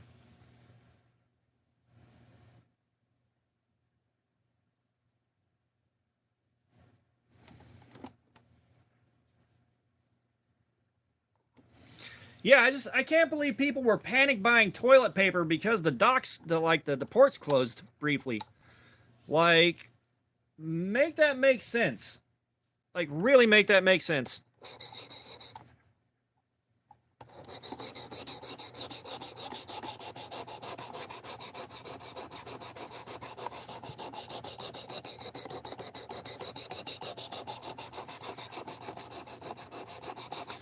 That's like all the panic buying with Helene when we thought it was going to roll through here.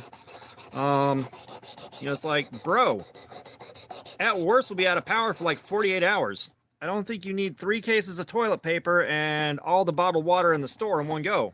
Like, I'm pretty sure you don't.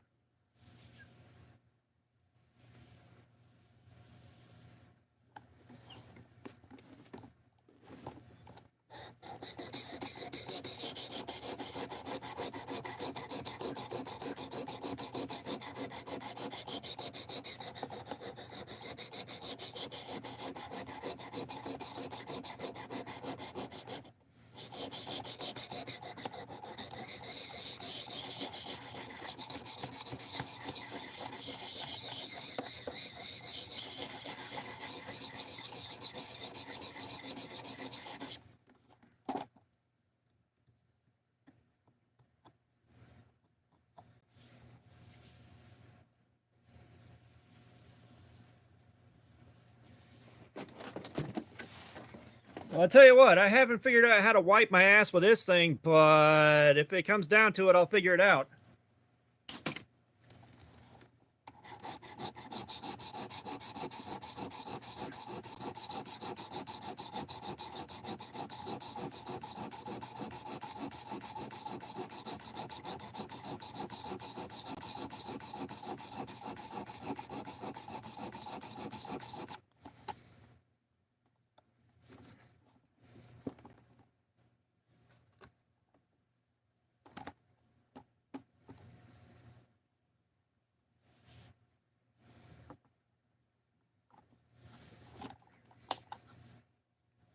Flying to Starflight, what is up? Welcome back. Welcome back.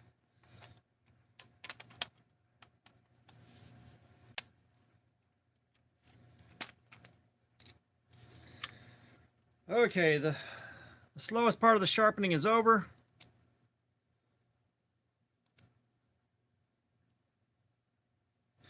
I tell you what, I wish they would have used a different font for this for these numbers, because it's really hard to tell if you're on 600 or 800.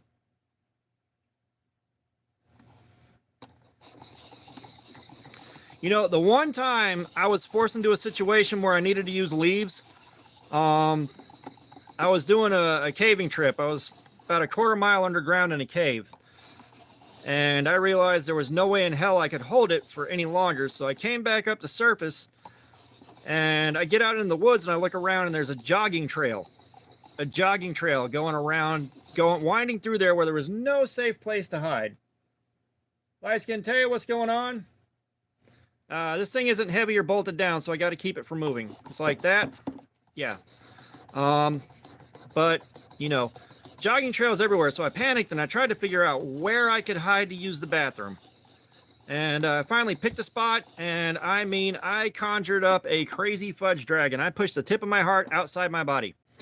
And I go looking around for leaves, and they're all soaking wet, rotted leaves, so I'm just coming up with handfuls of crumbled, wet leaf. And,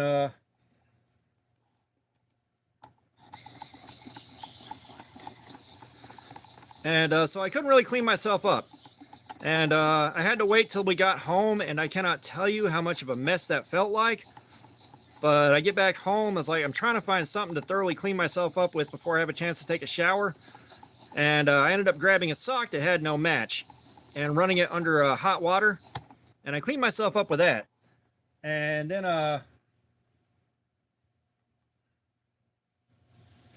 so I find a sock that doesn't match anything that I've got. And I run that under hot water and use that. And then I'm holding it. I'm like, I don't have a trash can in here. I don't have anything. I can't flush this. So I opened the bathroom window and frisbeed it out into the woods behind the house. And it hung up on a tree branch. And it stayed there for about 1.5 years without falling down. And at one point, the ex-wife looks out the window and finally sees it. It had been up there for at least a year. And she's like, why is there a sock in this tree? I was like, don't look at it. Don't make eye contact. And yeah, that became the mighty tree sock. My whole life's been crazy. I was actually kind of disappointed when that sock finally fell out of the tree. It's like, I was thinking, all right, it'll go far enough back into the woods that the leaves will cover it. I'll never have to see it again. No worries.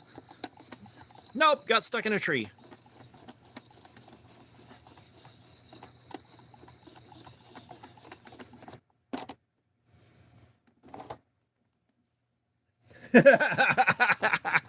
Homemade bird feeder. Nice.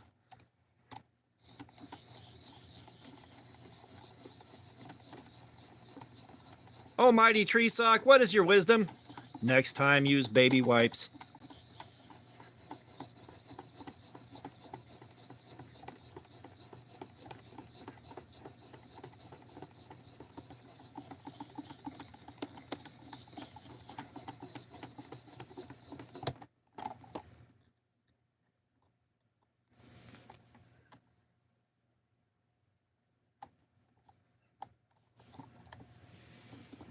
Yeah, like I said, that whole situation was nuts. It's like,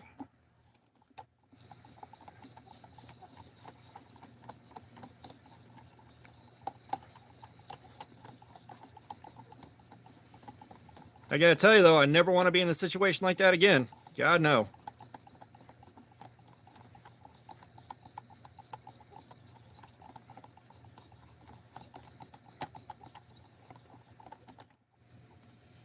That is a Kaiser Cyberblade. It's not a great knife, I'm not gonna lie.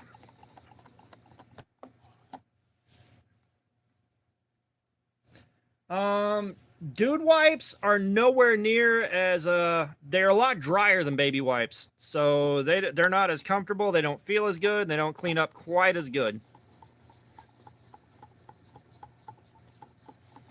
How did my live stream get to this point? And the ones that are like the mint blast, yeah, there's no mint in those fuckers.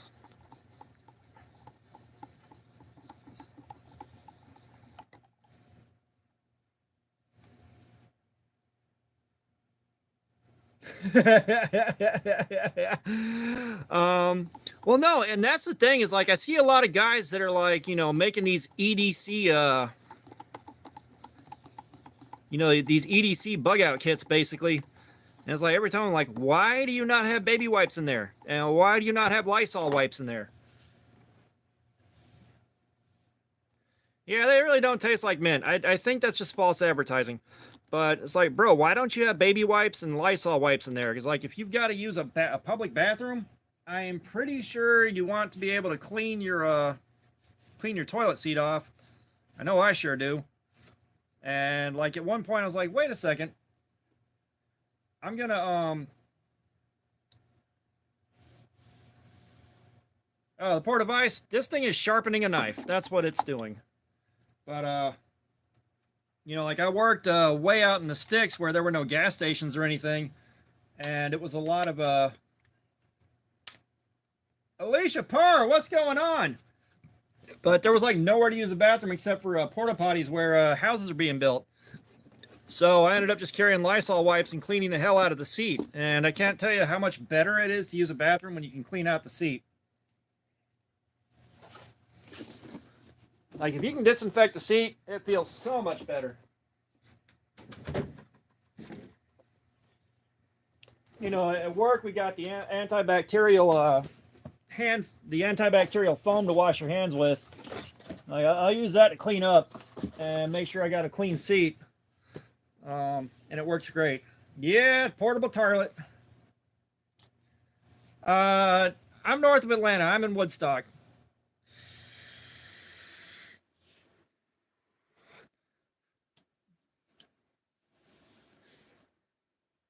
The Cyberblade's a box opener. It's a glorified box opener. That's all it is.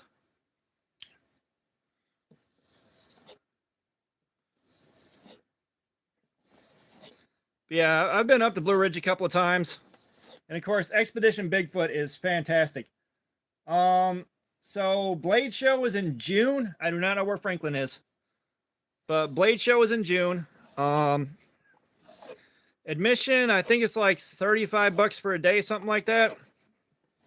Last year, my buddy Wilderness Bushcraft hooked me up with a website that got me my tickets for like $50 for 3 days, like 55 for 3 days. I said I'm hoping as the channel picks up steam, the super chats pick up steam, all that, I'll be able to put some money, but some serious money back for Blade Show. Like last year, I saved for basically a year. I was able to take $300 in there, and I'm still going through knives that I got at Blade Show.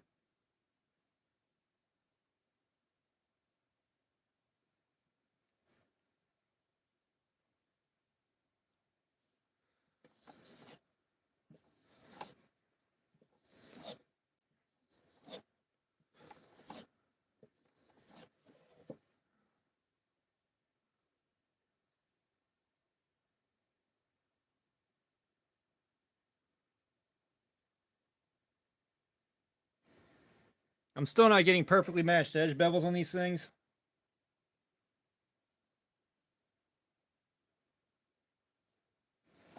But that's okay.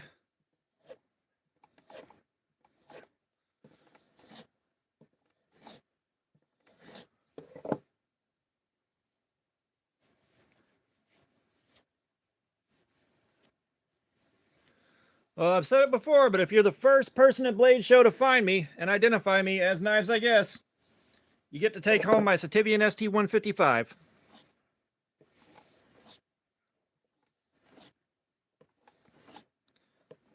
And I might be able to get the channel logo laser etched onto it. Maybe.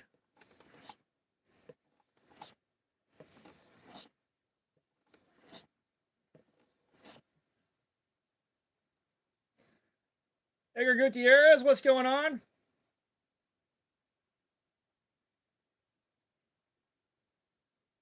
I'm obviously missing something in the chat.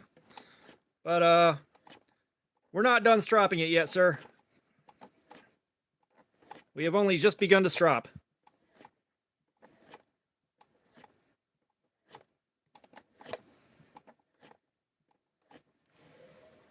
And it's not as good as some of the other systems out there. However, these strops are loaded up with diamond paste I got off of Temu.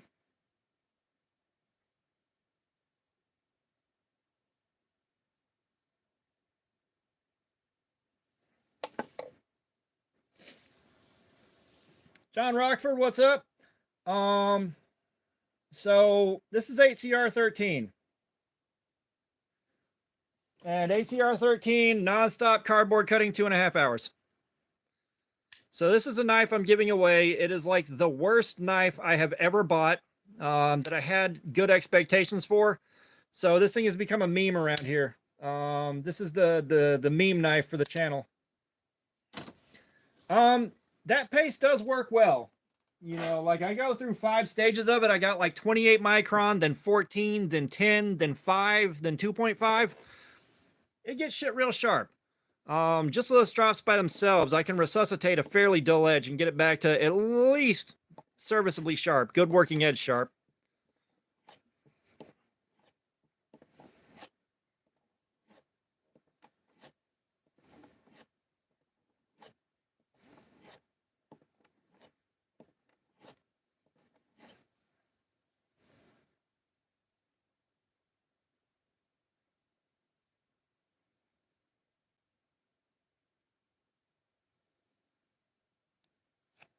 Hey, that's how we do around here. That knife is legendary on the channel. It is an absolute meme. Hey, if you don't want it and you see me out there, just walk by and wait for someone else to find me.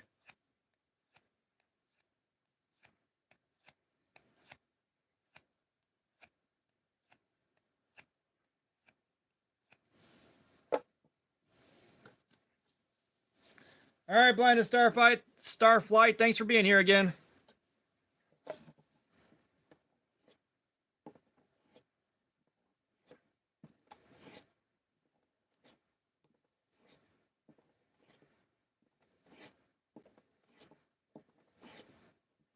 I'm hoping to get this edge down below 100.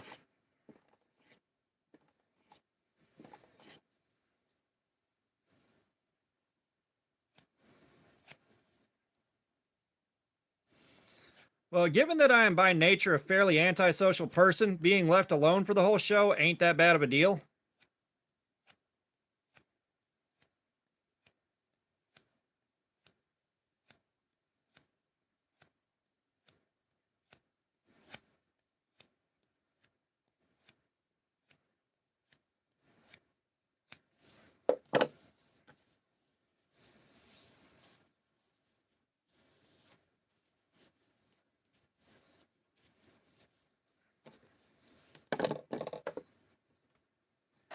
Fook, you are a disgusting, uncultured man.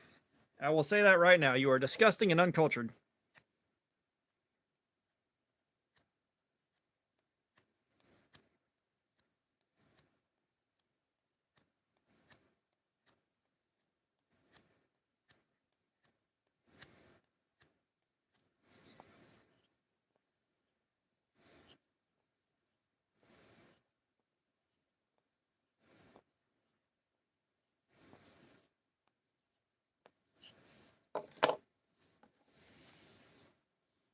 Yeah, Blade Show is at the Cobb Galleria in Atlanta, at least the one I go to. There's like a Blade Show West, and there's a third Blade Show somewhere else.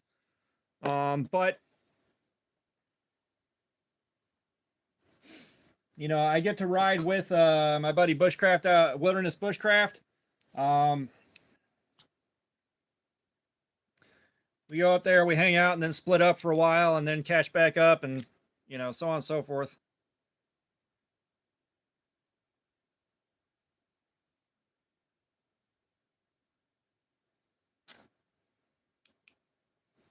That's what it is.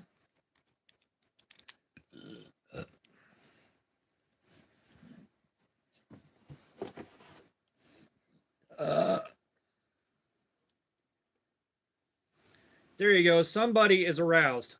Somebody is now aroused. Yeah, we got the Venmo posted there for a friend of mine. She is a victim of Hurricane Helene. But she dumped a lot of time, energy, and personal resources into making sure everybody else around her was okay after the fact.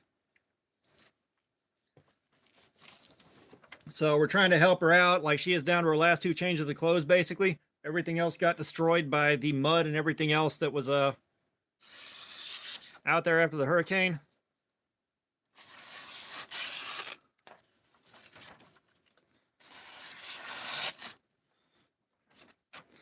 All right, folks, we are sharp again. The paper will not cooperate.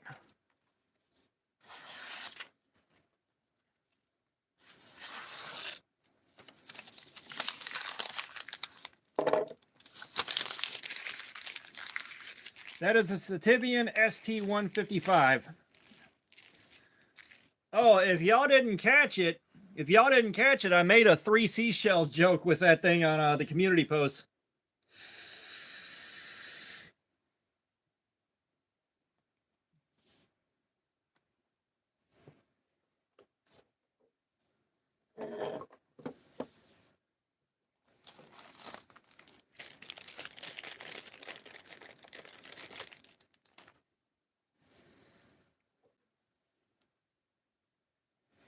So the film's creator, I believe he said basically with the first two, you're supposed to pinch it off. You're basically supposed to pinch the loaf off. And then the third one is basically a scrape clean.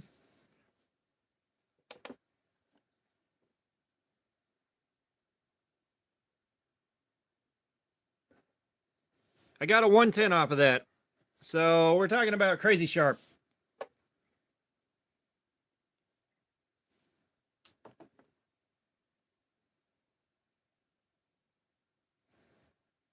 Well, yeah, that was actually left in there by design to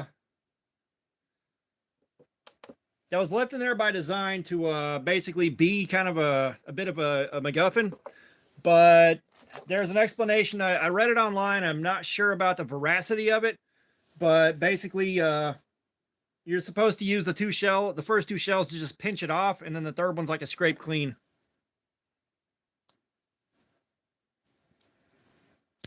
All right, so that is the Tenacious done and dusted.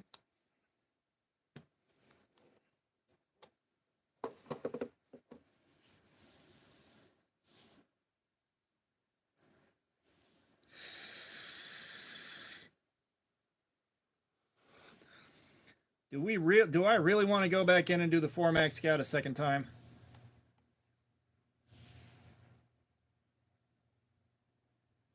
I don't know if I've got enough ass behind me to finish off the 4MAX Scout. I'm not gonna lie.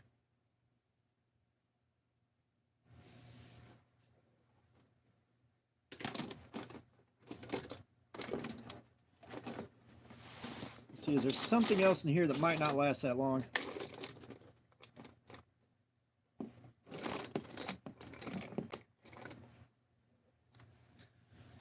I'll tell you what, we got a Kershaw camshaft we can do. That hasn't seen a ton of use. Let's do that.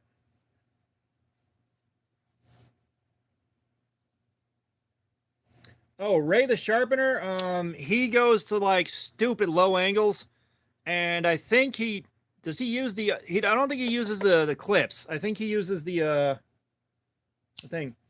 Ben Bakansky, what's going on? Welcome, man, welcome. So let's see where our edge is now. Yeah.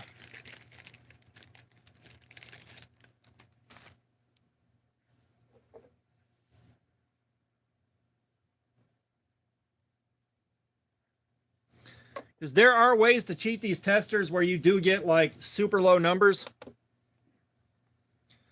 Let's do some paper first.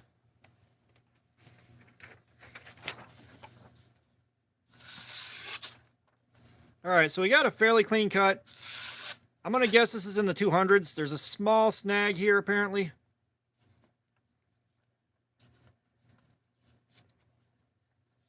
Why won't you cut, asshole?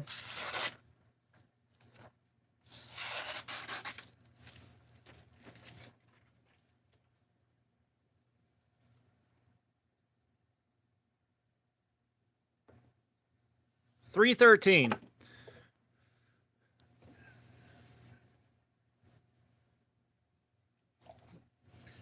$313 is still in the new high-end cutlery edge, which I'm not surprised. It's a budget Kershaw. So that is not really a shock to the system.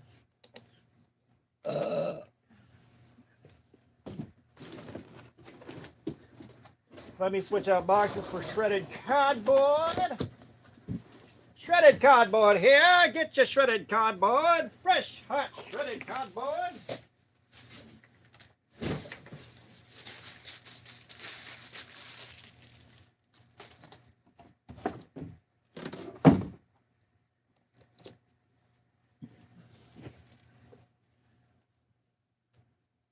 Yeah, no, like it's probably gonna be a little annoying, but we are pushing pretty hard for my friend Jody.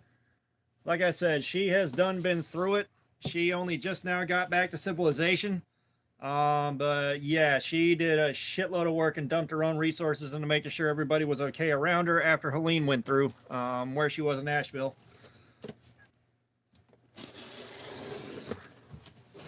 You there, orphan! You look like you could use some fresh, hot cardboard.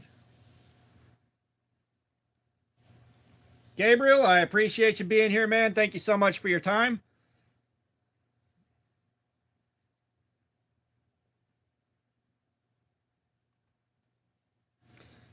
Now let's find the steel on this.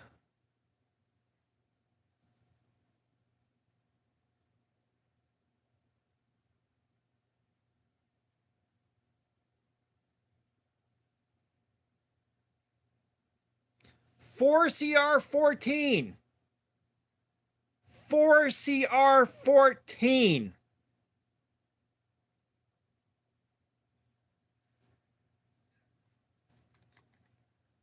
No, 4CR14.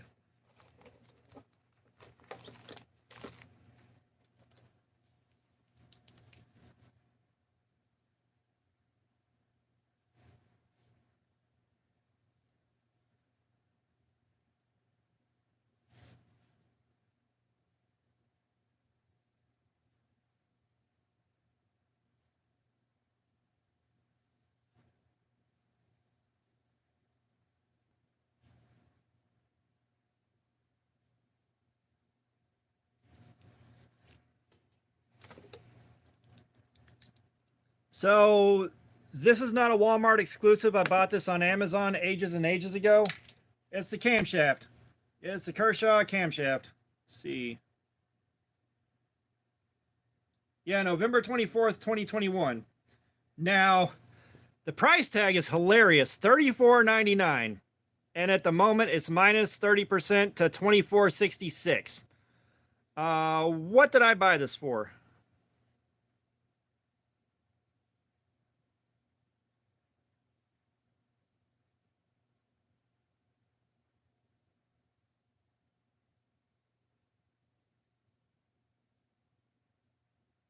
Okay, I bought it for 25 bucks. So, oh, that's a good deal on a leak. So basically, I bought this for 25 bucks. I also bought this before I really knew a ton about knives.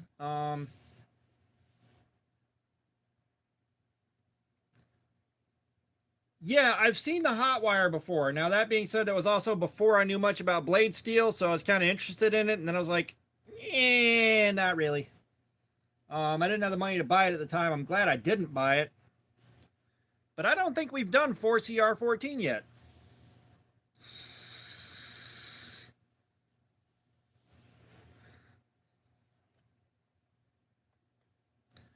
I dare say we should probably strop this out real good, because y'all saw that number. It was like 360 something.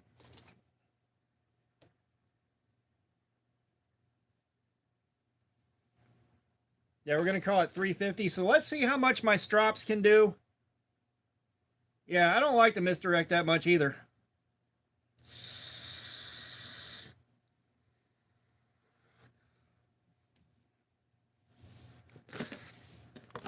So let's see what my strops can take this edge to, especially you guys that haven't been here long.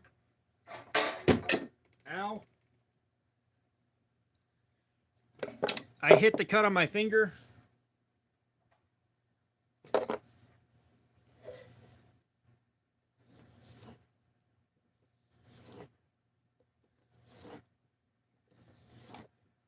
Just remember that first test cut was like 360, 350.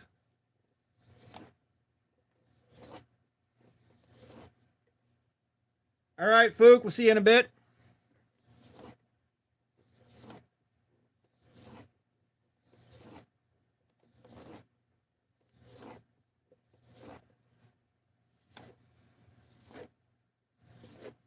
Tell you what, though, I've got a drinking game for Outdoors 55.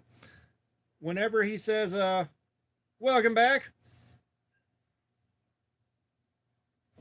Whenever Outdoors 55 says the words hair whittling, do a shot. You'll die of alcohol poisoning.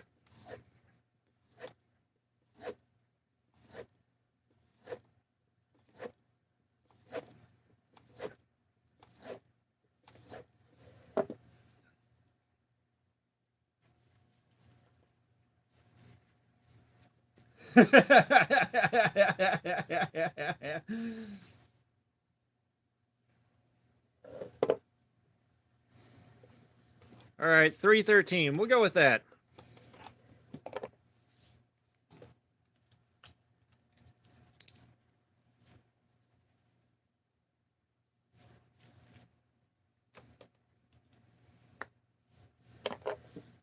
O mighty sock of the trees, what is your wisdom? Use more than one ply, my child.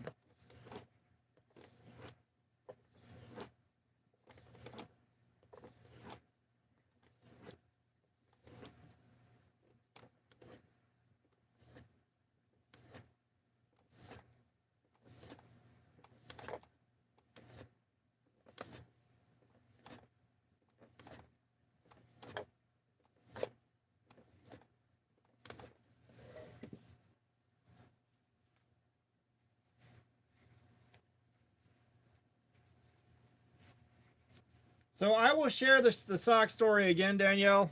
Or Zach. Jesus Christ. Zach. You got to get your own account, bro. But basically, I was on a caving trip about a quarter mile underground, and I really, really had to shit. Really bad. So I'm holding it while I crawl a quarter mile back up above ground. And like I thought we were in the woods. So I look around and there's a jogging trail all around me. Nowhere to hide. So finally I settle on somewhere to conjure up the fudge dragon. And I push the tip of my heart outside my body. And I look around and there's nothing but wet, rotten leaves to clean myself up with. So basically I couldn't clean myself up. I go back underground and so I had to go back underground without cleaning myself up, finish the trip, ride home, and that was like a 2-hour drive. And so we get home, and I run upstairs, and I try to find something to clean myself up with that'll hold until I get through a shower later. And I had one mismatched sock sitting there, so I ran out under hot water and cleaned myself up real good. And I look around, there's no trash can in the bathroom. I can't flush that thing. So I hucked it like a frisbee out the window, the bathroom window, into the tree line. I figure it's going to hit the ground, get covered up by leaves or something like that, and it got stuck in a tree. And it stayed up in that tree for about 18 months, give or take. And after about a year of being up there, the ex-wife looks and she's like, "Why is there a sock in that tree?" And I ended up having to explain it at that point. But yeah, that's the story of the tree sock.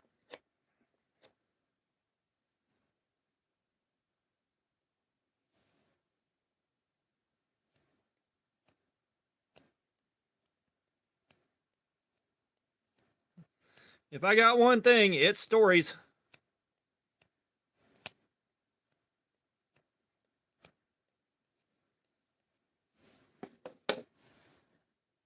Yeah, like, I do miss going on caving trips.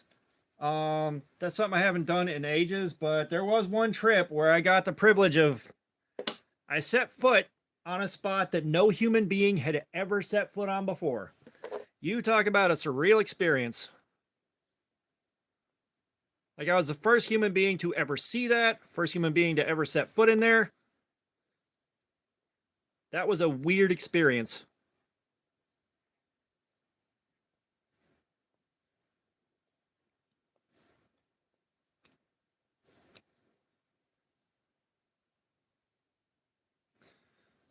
If you can afford it and you're comfortable ordering it, go ahead and order it.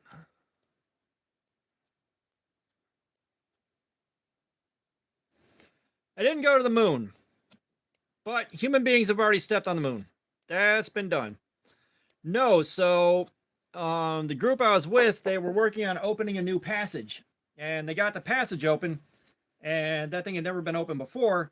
So I was the only person that was small enough to fit in there. So I got to go in and get the first look at it.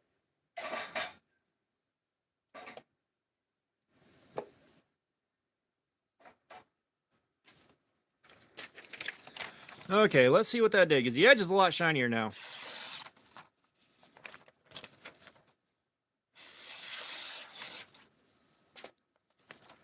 I say those strops made a huge difference.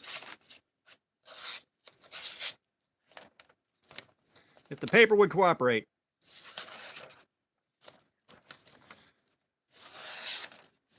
All right, let's edge test this bitch.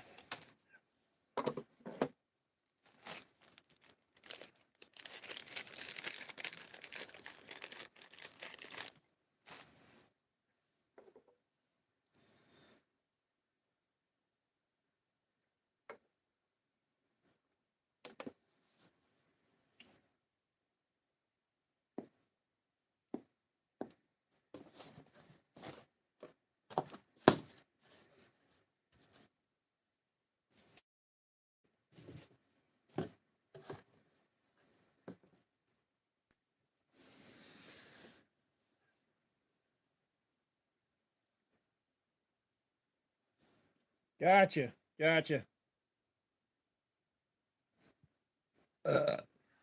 Oh yeah, it's gonna go dull fast.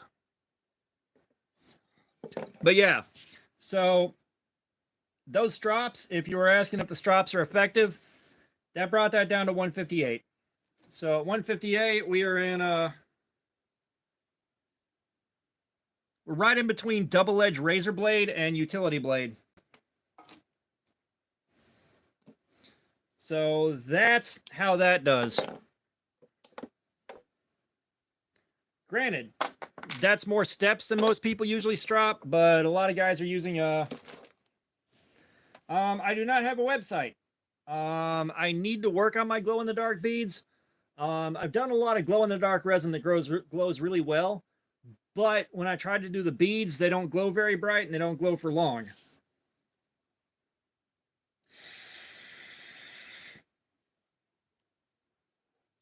They're not ranger beads. They're just lanyard beads for tying onto a knife lanyard.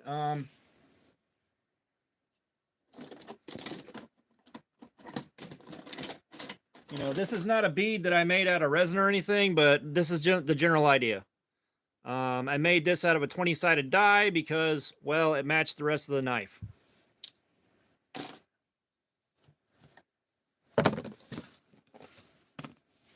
I'm going to run and bust a whiz real quick, and then we're going to start cutting again.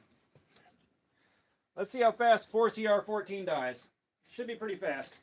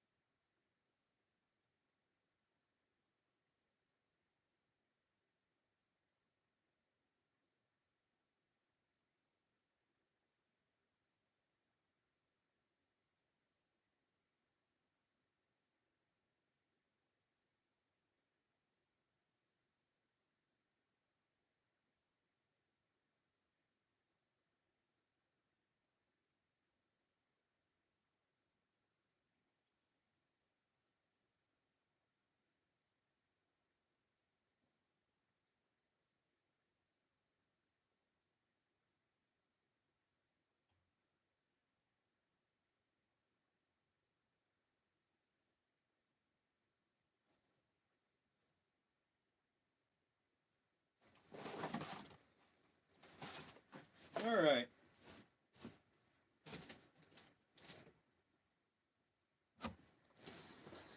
Oh, God. Good night, Alicia. Now, if DreamWorks Animation made a movie about that, it'd be called How to Drain Your Dragon.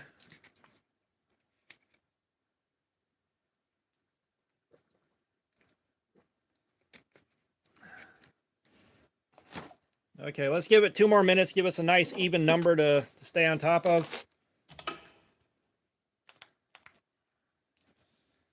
That was what, 158?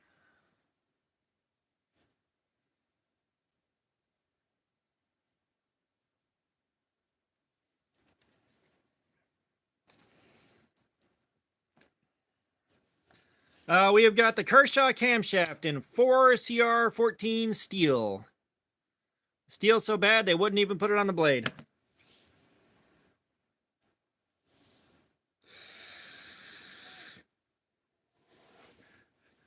No, the dragon being drained is the sword. Yeah. Yeah.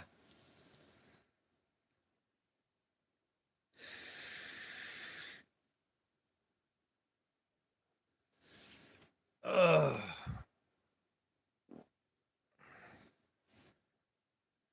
And I just crop dusted the hell out of myself, guys. I have Ooh, I have regrets.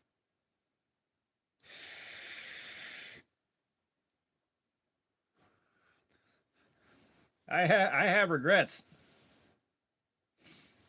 No, they did not want to embarrass themselves at all.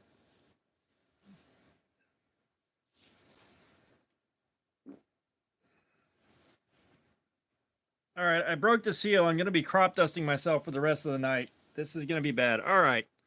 It is 8:50.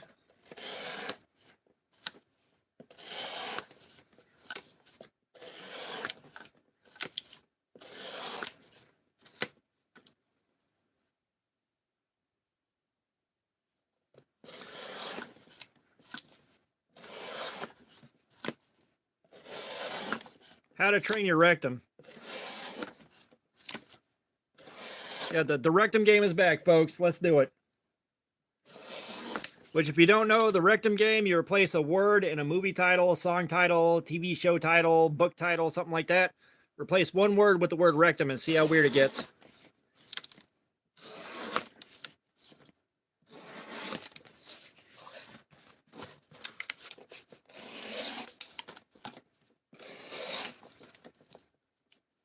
Illumin, yeah, that is a good one. That is a classic. Of course, we got the Men Who Stare at Rectums, James and the Giant Rectum, Attack of the 50-Foot Rectum, and of course, we did these before, but these are all kind of starters to give y'all something to go off of.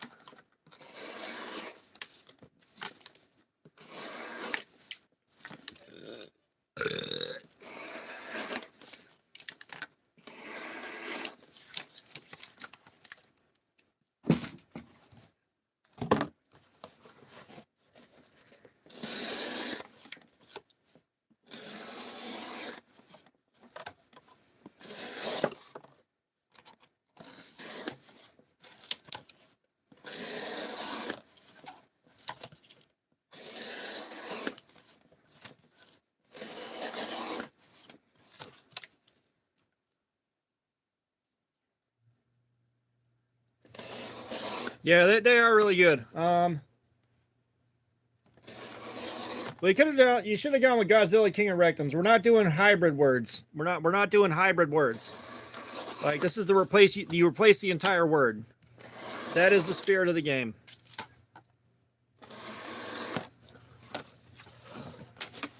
Like, you could have gone with a Mighty Morphin Rectum Rangers, although that one's a bit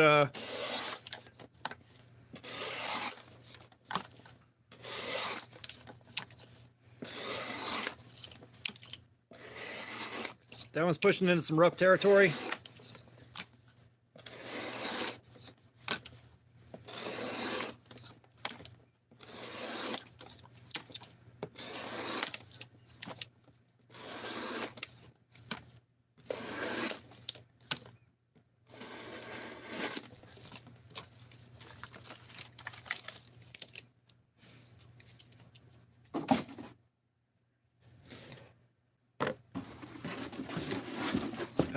Rectum of Brothers.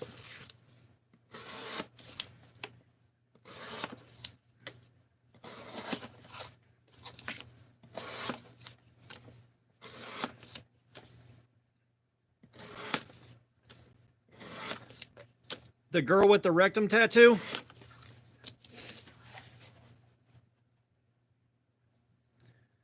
Gwen Feather Family, what's up?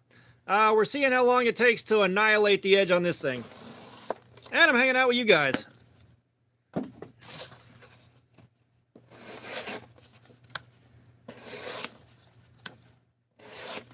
And then, of course, another classic is Crouching Tiger, Hidden Rectum.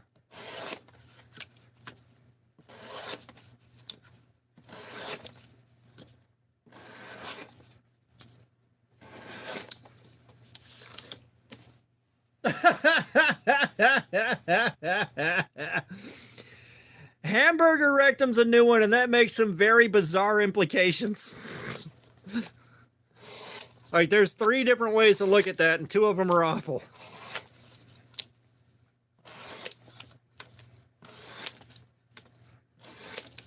And of course, you got the Mel Brooks classic Blazing Rectums.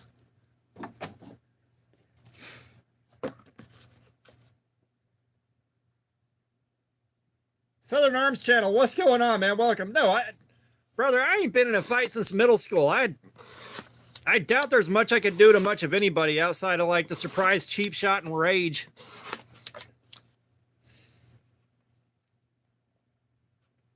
So, you just got here, but we're playing the Rectum game. You replace one word in a movie title, song title, book title, TV show title, whatever, what have you, with the word rectum to see what happens and try to make it weird.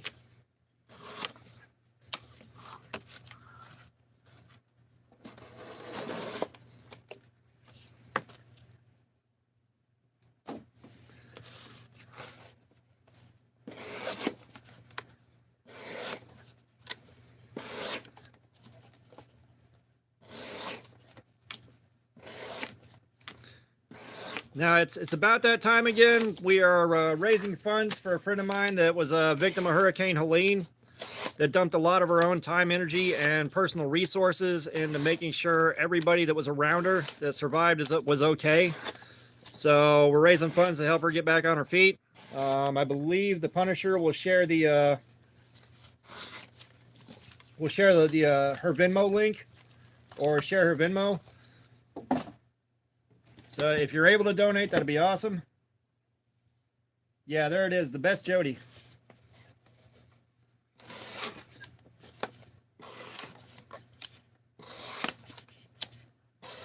Rectum wing. I don't know.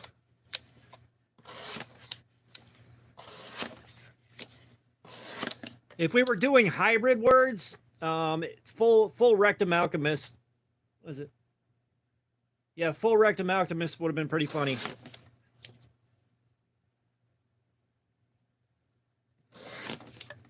All quiet on the rectum front might have been a bit better.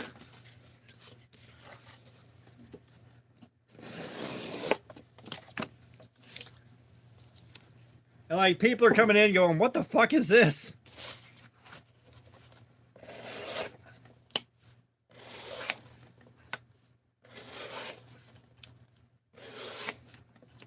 Rectums of fire.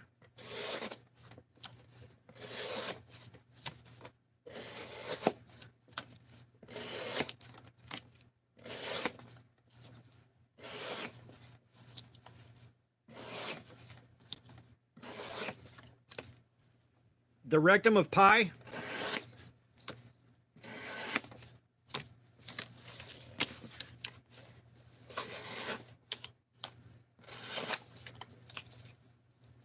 Of course, we can also do the potato slayer. Those motherfuckers got some nerve. But, you know, the Hitchhiker's Guide to the Rectum, of course.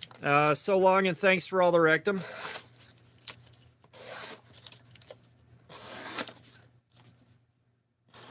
Oh, that one's good. A thin red rectum.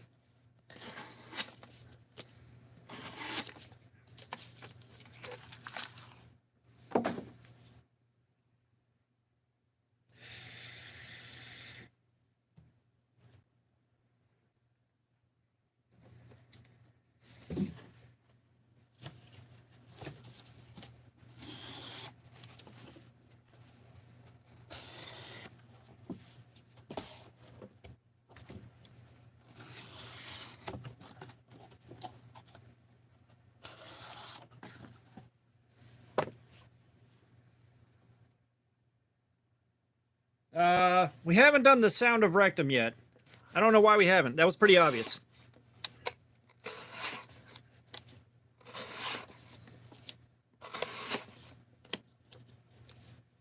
Oh, we do get it. That's like on two different fronts.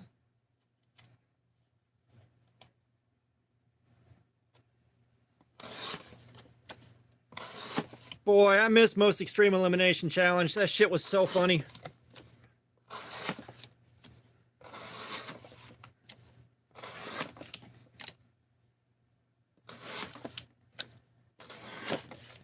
Yeah, so we're not doing the hybrid words.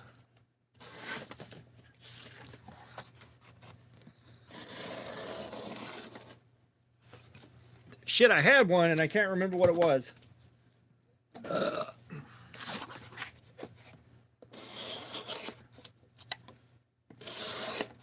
Good rectum Vietnam. That one's pretty funny.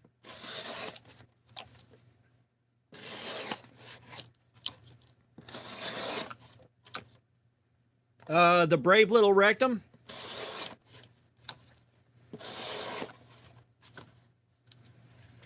So, Bud and Carrie, Joshua Yoder, what's up? We did the Spyderco Tenacious, an 8CR13 that died at 2.5 hours, like all 8CR13 does. Now we're on the Kershaw camshaft in 4CR14. I already did good rectum Vietnam. I think that one was better.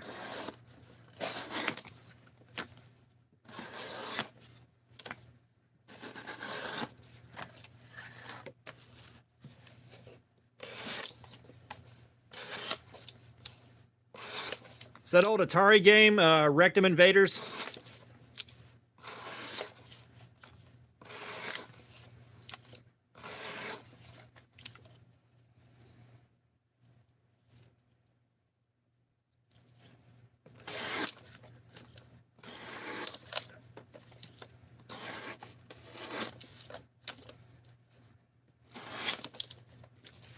It's Always Sunny in Rectum. We haven't done that one yet.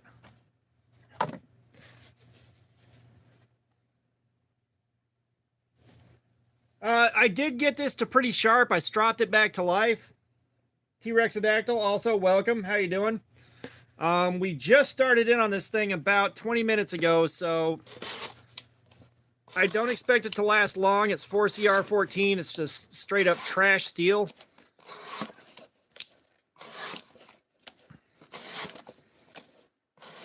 I ended up paying 25 bucks for this thing back when I didn't know much about knives, and that was around $12 too many.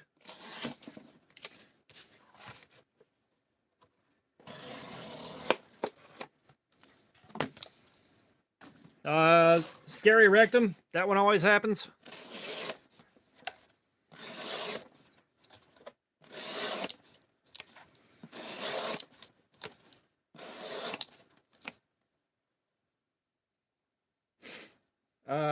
Nightmare on Rectum Street.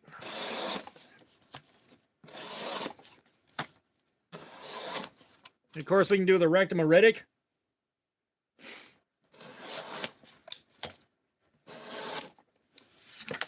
Freddy versus Jason, the rectum nightmare.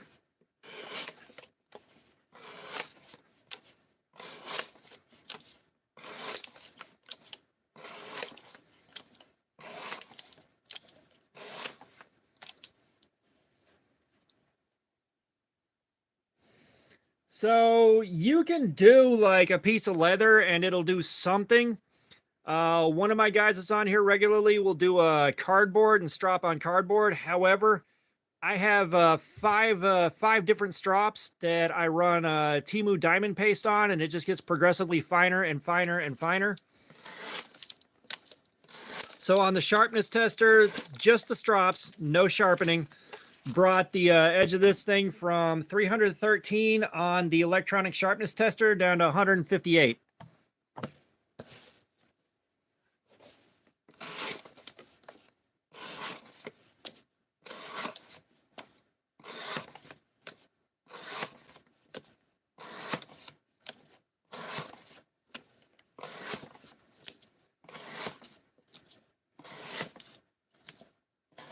I don't think we've hit Pirates of the Caribbean Dead Man's Rectum yet. Quarky, what's going on? How you doing? Welcome.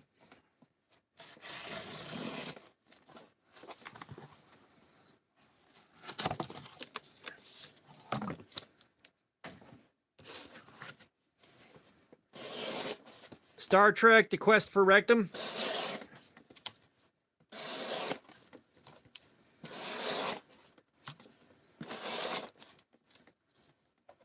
Home Alone, Lost in Rectum.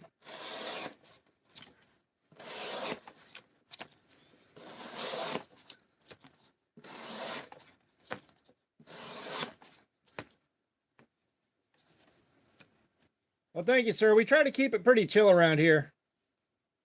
Speaking of which, Quarky, you're a new face here. You get to pick. We got the Ninja, the Robot, Frankenstein, the Mummy, or the Knight to pick from.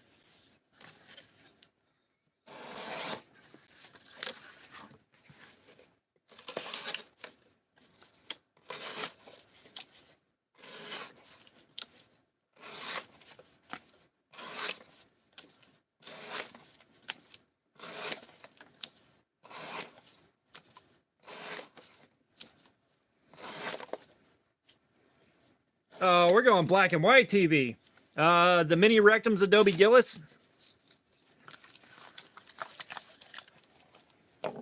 We did do the sound of rectum earlier.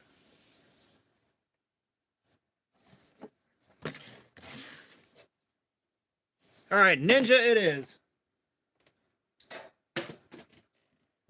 No, my Grim Reaper.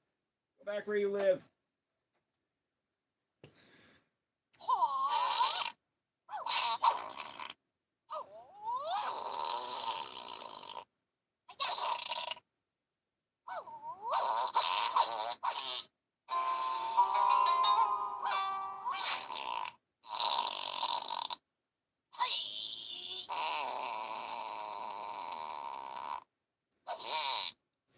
I actually prefer the Rectum Menace. That makes a much bolder statement.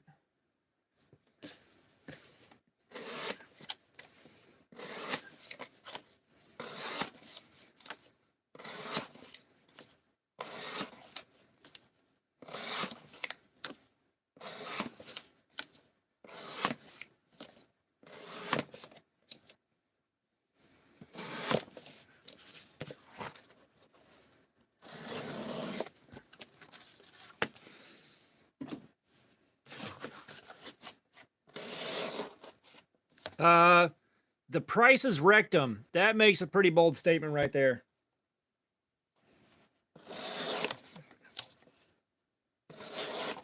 Yeah, everybody likes the figures. We like to do that once in a while.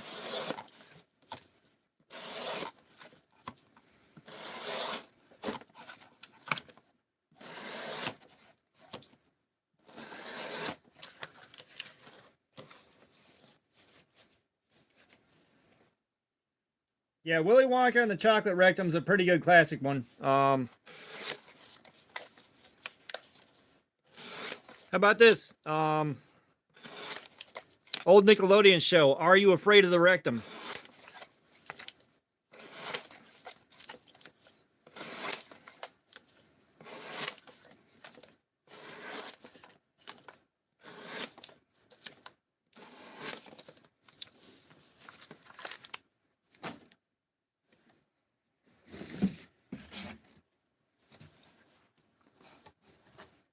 There's that ska metal band, Real Big Rectum.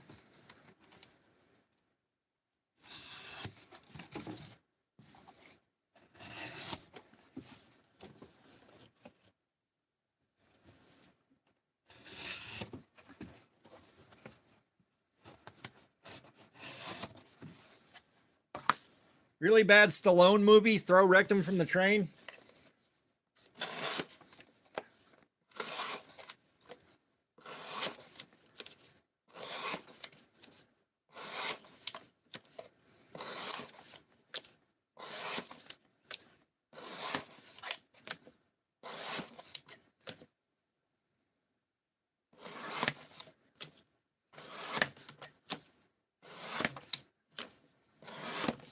Another old Burt Reynolds movie, 3 Men and a Little Rectum.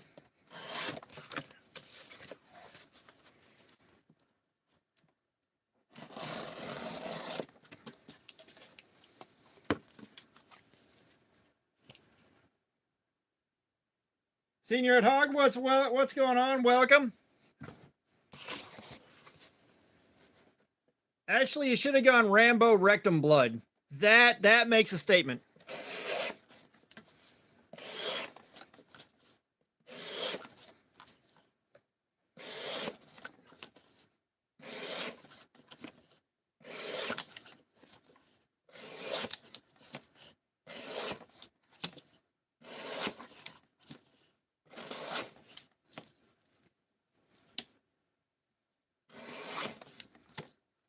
I mean, the Harry Potter movies are just fish in a barrel.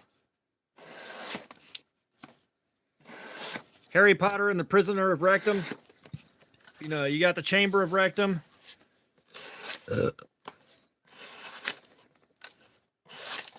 Then, of course, you could just do Harry Rectum. Like, that is that's making its own statement.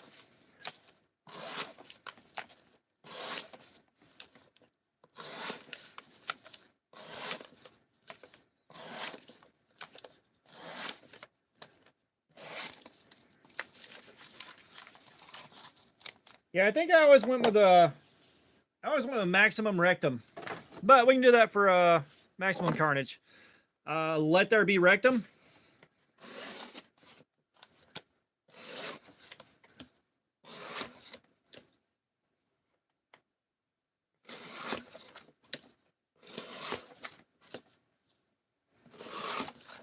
Yeah, we always did Mad Max Fury Rectum.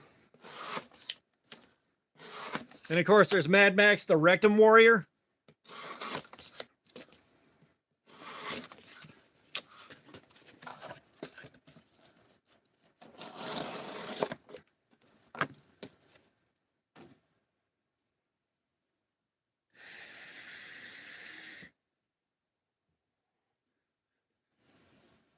Yeah, Cash Turner, what's up? Zandria, what's going on? Welcome. No, dude, Harry Potter is just, they're free bingo spots. Like, they are free bingo spots.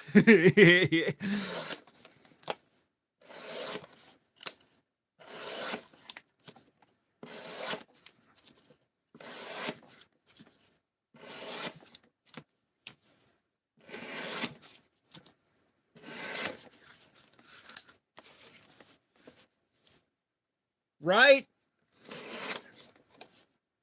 Because I'm sure it doesn't take too long to figure out what we're doing, but it does take a second to process what the hell's happening.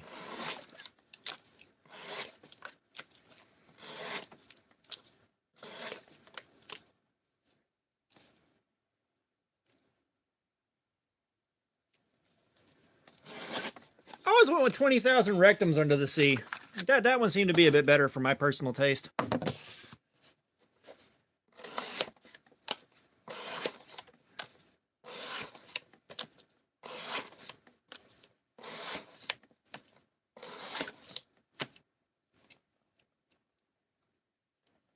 Right, I'm sure people walk in and they're like, what the fuck's this? I'm out.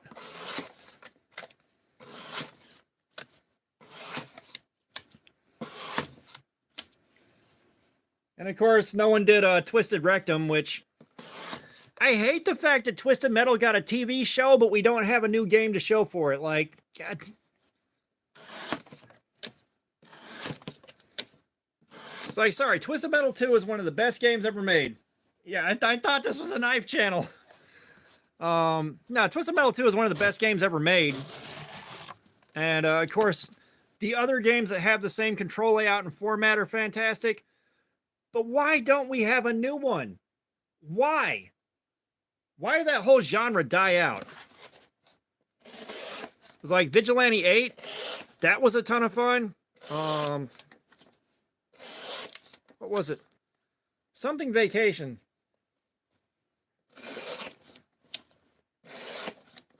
There was that other car combat game with the word vacation in the title. I can't remember what the hell it was, but I loved it.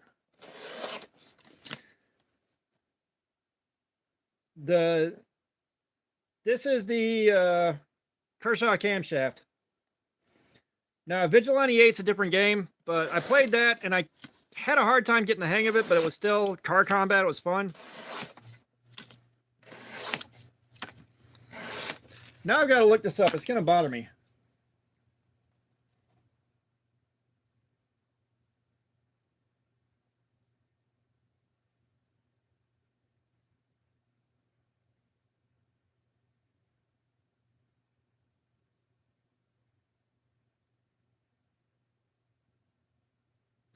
Rogue Trip Vacation 2012. That was it.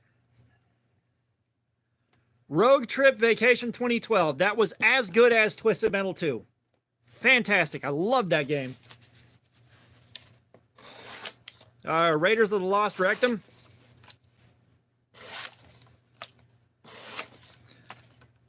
No, I mean, Rogue Trip didn't get the love it deserved. But I think that's also when the car combat genre was starting to die.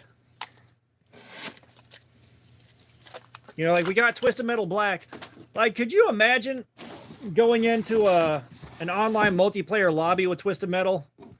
Like, that would be so much fun. I'd get mad as hell because I'd keep getting smoked. Because MMR on just about every game is really, really confusing and not great.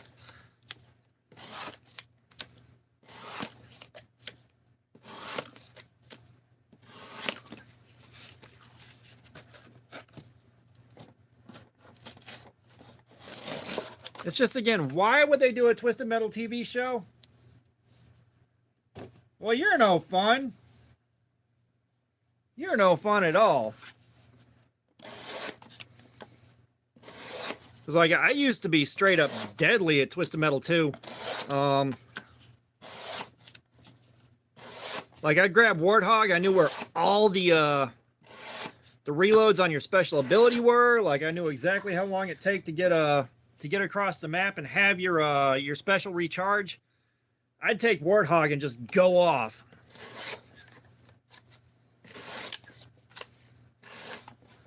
Warthog had just enough ammo, just enough speed, and really strong special. So it's like, yep, you're getting shit mixed. And then the Japan map with the long tunnels in it.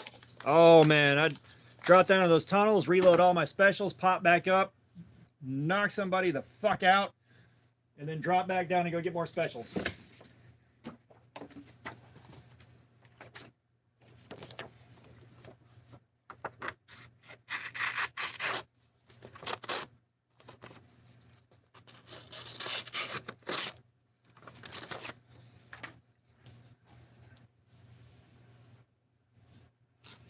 Yes, Quarantine. Oh my God, Quarantine. I played that, and I remembered it, and I couldn't remember the name, and I finally looked it back up, and Quarantine was a lot of fun, especially on a 386. Good God. Because like I got the shareware version of that one.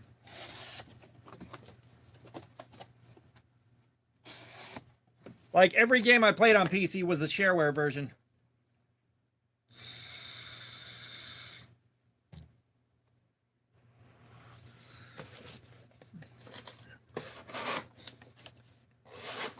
God, those old PC games.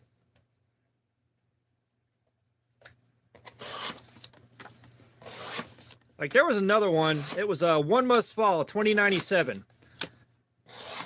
That wasn't the best fighter in the world, but God Almighty, I had fun with it.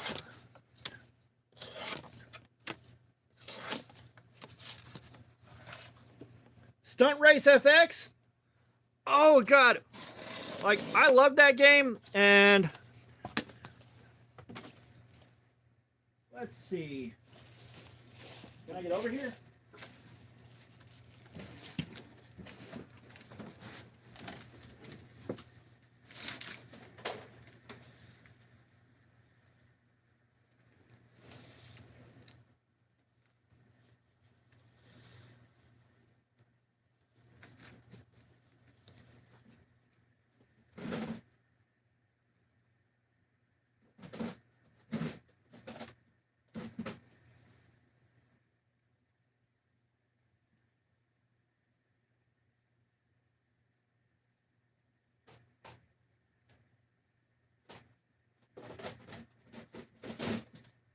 Where the hell is it?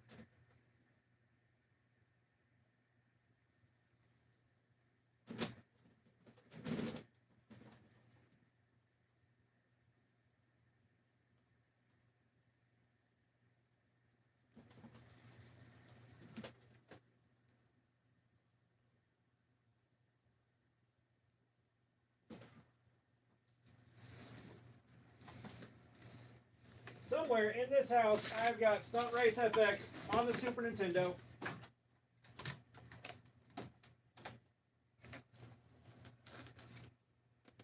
It might be sticking out of the Super Nintendo across the room. I don't know. Somewhere I've got it. It might be upstairs on that Super Nintendo.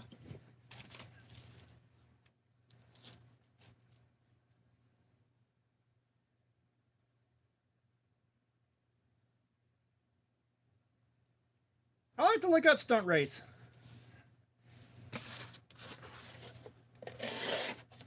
Yeah, Stunt Race FX is somewhere because I made a point of buying that.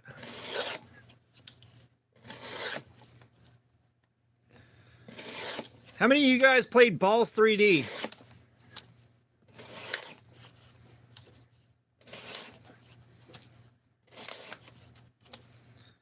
Because I played the shit out of that one.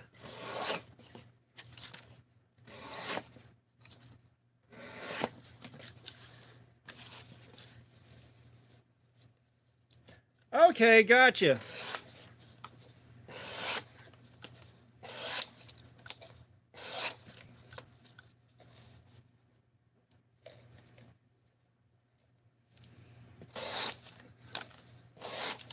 Yeah, for as much as Balls 3D gets listed as one of the worst fighting games ever, it's a lot of fun when you get the hang of the controls.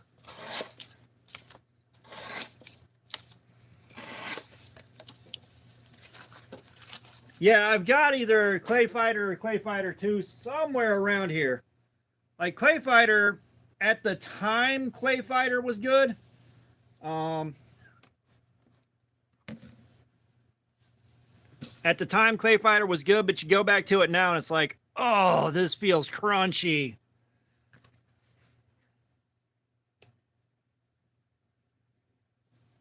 Serial, what's going on, man? Hey, Woodinator, what's up? Bro, I got no idea how to hide your employment history.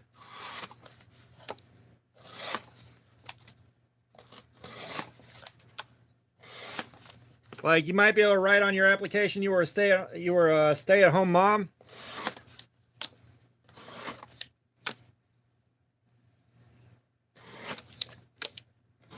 Geez, I wore these so the only thing people could see was my feet.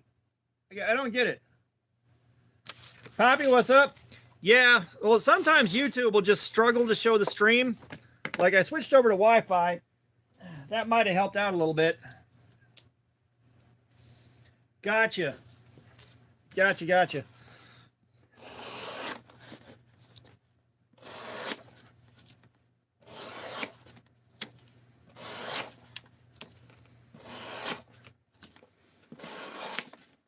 And then, like, I got Ninja Turtles Tournament Fighters. I made sure I had that. That one's just fun. Like, only a couple of characters really,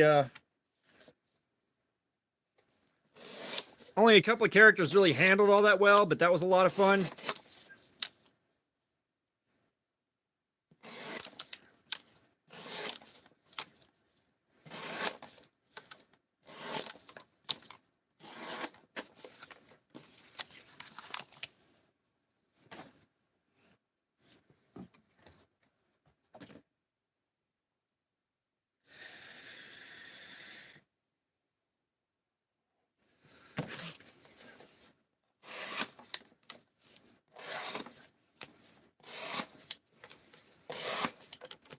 Yeah, if we're gonna go through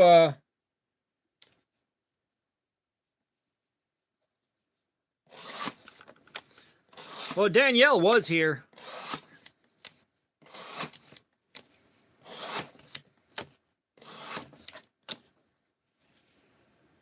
Caleb Mays, what's going on? Yes, sir. We are testing knives. We're doing the Kershaw camshaft and Force ER14. Expectations are low. I will say that. Alicia, yeah.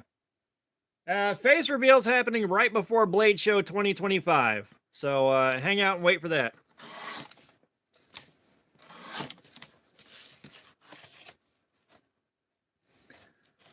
Jack the Guitar God, why am I not playing guitar? Because when I pick up something with strings, I have 17 extra thumbs, and none of them are competent.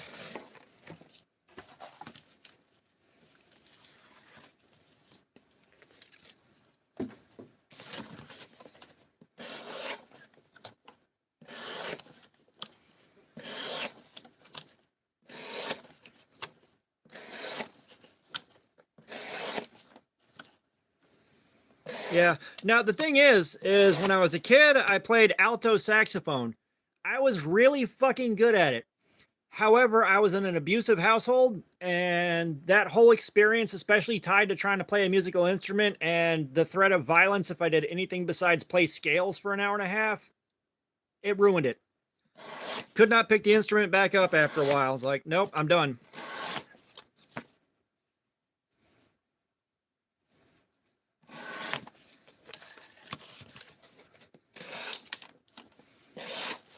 Pilot Wings. Pilot Wings is really good.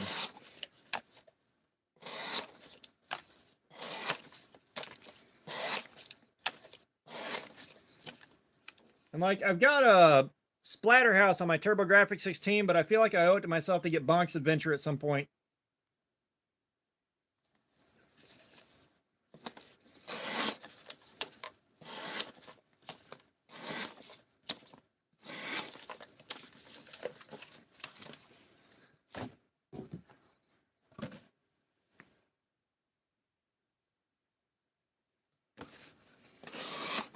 Well, she should have let you play the Super Nintendo Mortal Kombat where they had the gray sweat instead of blood when you hurt somebody. Like, of all the stupid nonsense, especially when you look at where things have come, like, good God. Peach Bayou, what's up? We're seeing how long it takes to wreck the edge of this thing catastrophically, and I'm hanging out with you guys having fun.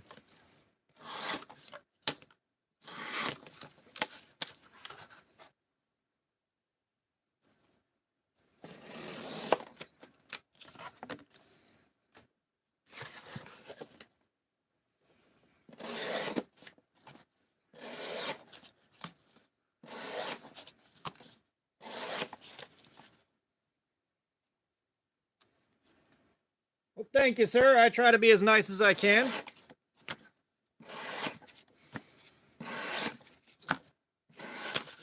But yeah, you go back and try to play GoldenEye now. Oh my god.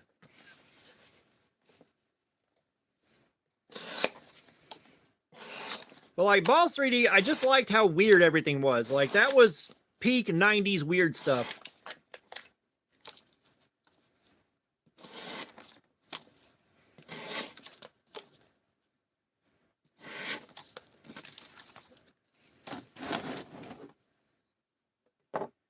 Alright, let's get our next victim out.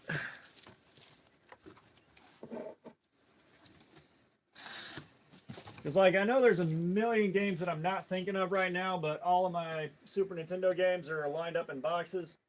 My Sega Genesis games should be around there somewhere, too.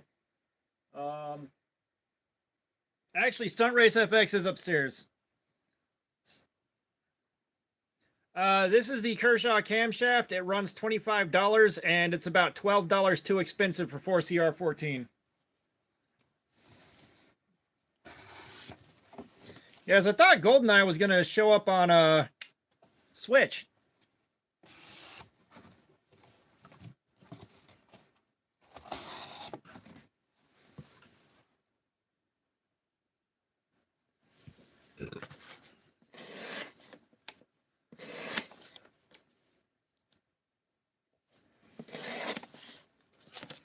I tell you right now, one thing that really sucks is if you don't have a yeah, like Stunt Race was just so good. Stunt Race FX was just so good.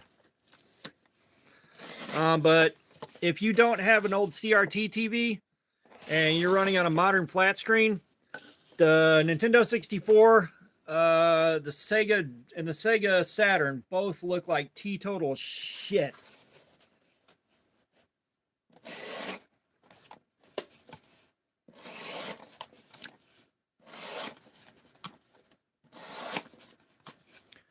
Like, I need a big screen CRT in my life somewhere, but I ain't got one, and I ain't about to spend the kind of money they command anymore. I did not play a mercenary.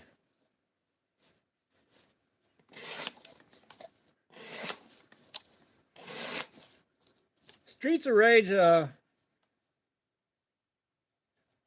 I don't doubt that. Like, the processor that game was designed for was way slower than anything today.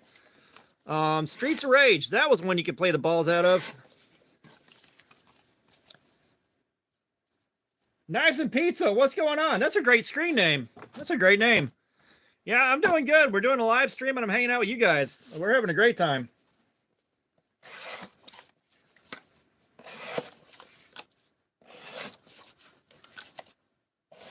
God, my NES emulator on my old 486 was Nesticle.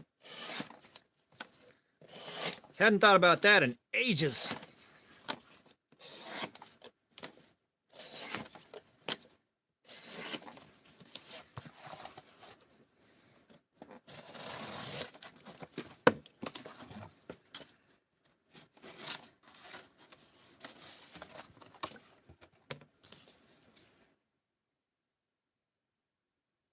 Huh.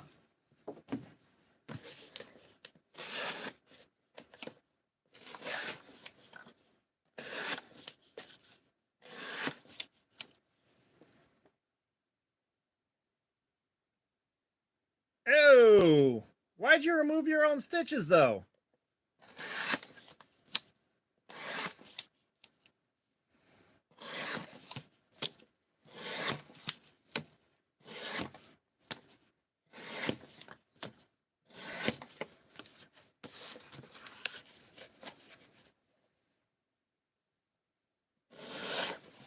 Yeah, it's like, I think some of my favorite side scrollers were definitely,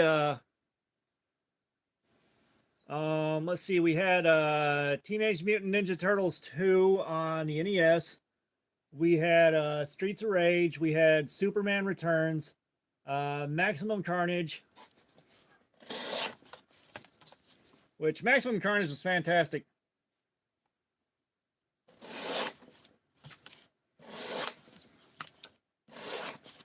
Just do what I did.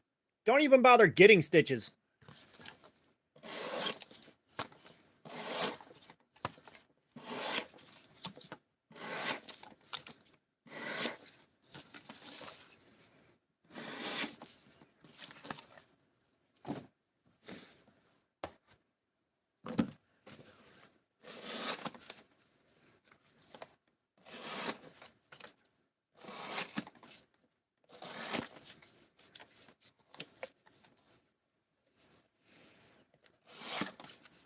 I don't know. I did enjoy Spider-Man and X-Men and Arcade's Revenge. That was a pretty good one. Difficult as shit, and I never got far in that game, but I played the hell out of it.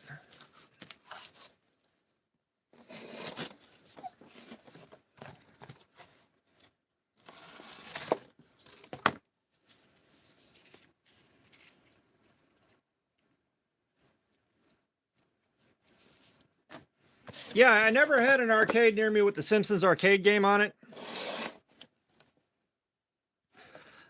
Tonight my hand doesn't hurt yet, thank God for small favors. Last week's live stream, my hand was absolutely killing me when I got done. But that was also the live stream with the Gardark! So that thing was a piece of shit. However, I've also built up a lot of callus right here because I'll do this every week. And the live streams are about 6 hours long. Most of the time. The record is 8 hours and 48 minutes. So at some point, we'll beat the record.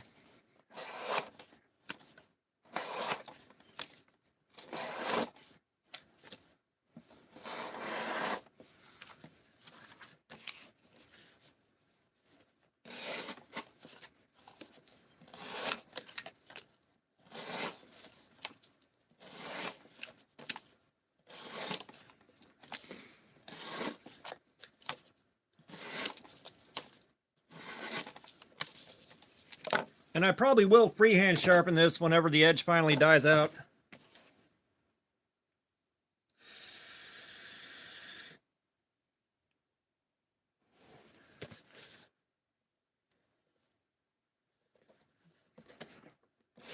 Well, I said, I do Rex 21 or LMAX or something like that.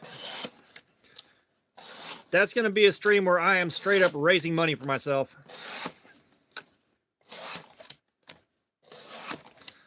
Speaking of which, if you just got here, we are trying to raise funds for a friend of mine that was caught up in Helene in North Carolina. She's up in Asheville, and the apartment complex she was in wound up being an island. Everything around it was totally devastated. But she dumped a ton of her time, energy, resources, and, personal resources into helping everybody out there and making sure everybody was fed, making sure they had water, going, door to door, doing welfare checks, all that stuff. So we are trying to help her out. Yeah, that would be where to go, Venmo, so that it goes straight to her. Super chats aren't going to make it to her because it'll be the end of next month before I see them.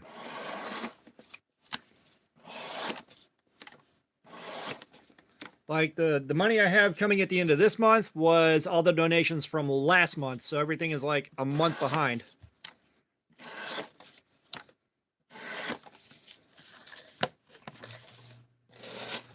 However, we are going to do an S90V live stream at some point here in the near-ish future. October 17th is when the Devo Fireball drops.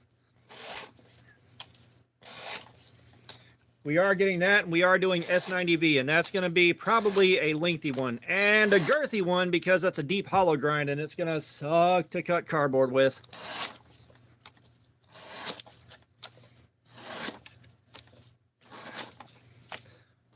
However, then I will be able to compare a prototype to the production version.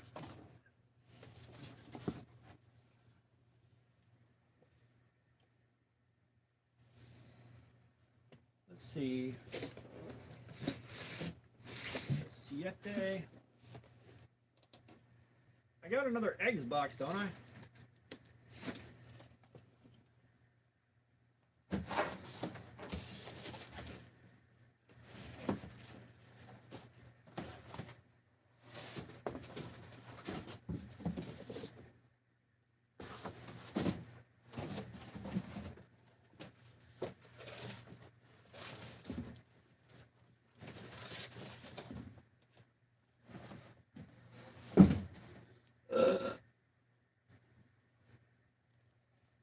Guys, I think I used up all of my boxes for eggs.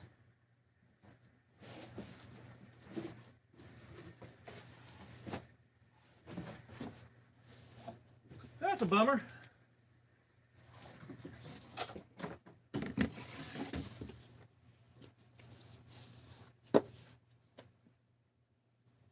Cooper Romine, I cannot give anybody a knife right now. However, if you subscribe, there are giveaways coming in the future. I did not play Superman 64. I kind of wanted to just because I heard it was so bad.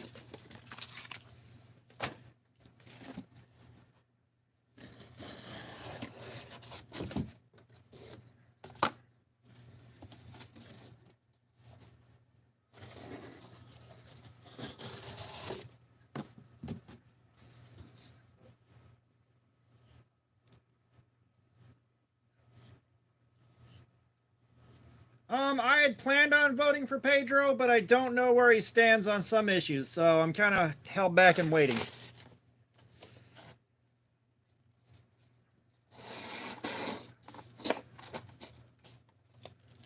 Like, the best wrestling games were really on the NES.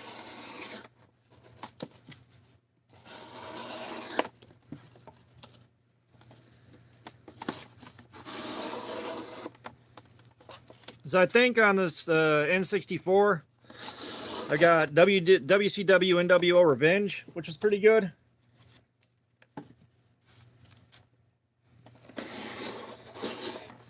No worries, Spook, you're still here.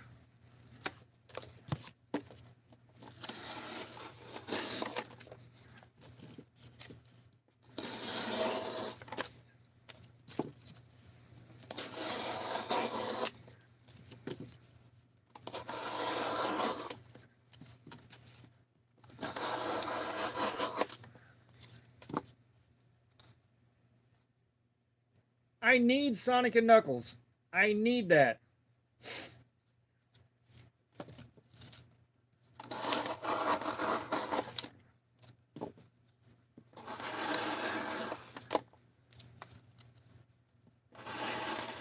Because I got Sonic 1.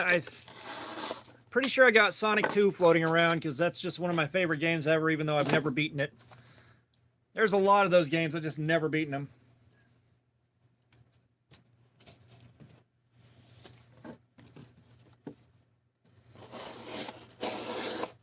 Now, I had Battle Arena Tonshinden on a PC years and years ago.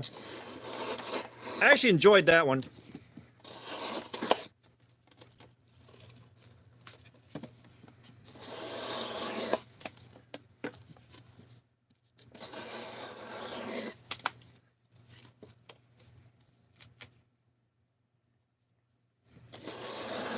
You thought the Game Gear was bad? Try the Sega Nomad.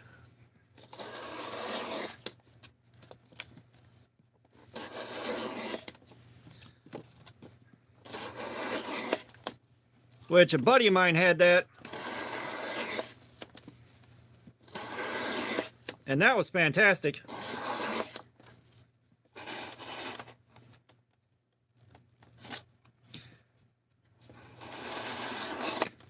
Yeah, I never really got to play Comic Zone. It's always scary when that happens. Now, my original brick Game Boy, that thing had burned up some batteries just because I played so much. However, I didn't have money to keep buying batteries. Get off my lights. I didn't really have money to keep buying batteries, so I wound up taking some speaker wire and masking tape and wiring in 2 D-cell batteries and 2 9-volt batteries. And it ran for months on that. And I'm not sure how the wires stayed connected with masking tape. I don't know how it did that, but it did. I kludged the hell out of that.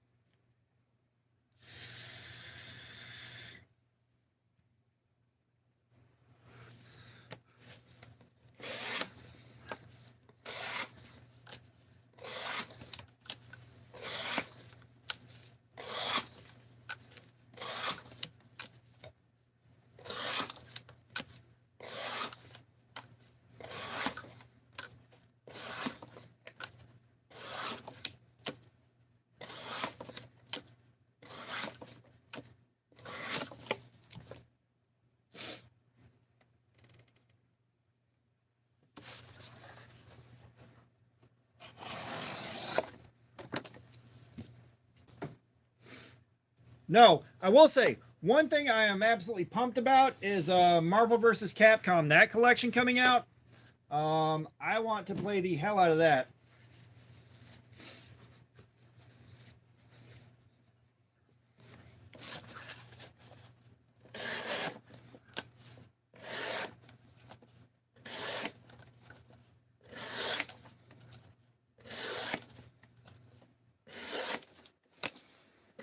Because like I remember playing the first Marvel vs. Capcom games in the on arcade machines. Those were always a lot of fun.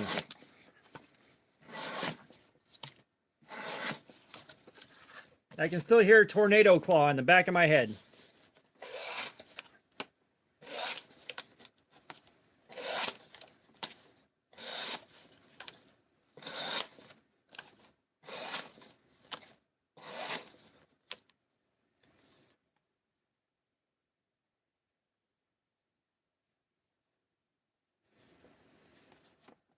Yeah, like the 3DO, that's one of those things I'd like to have. There's the 3DO that I'd love to have in the collection, the Neo Geo. God,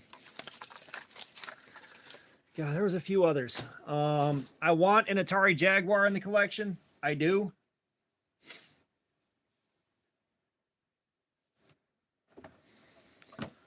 Perfect Dark was fun, at least the PvP part. It was just another GoldenEye, like pretty much the same control setup, so it was very playable.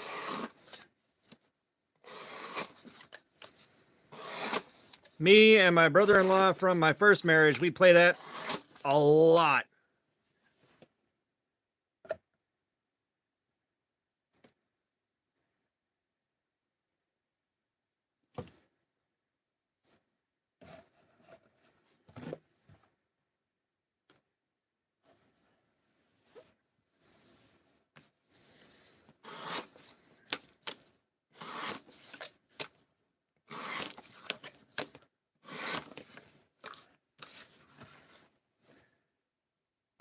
From what I understand, because like I haven't played that since like 2002.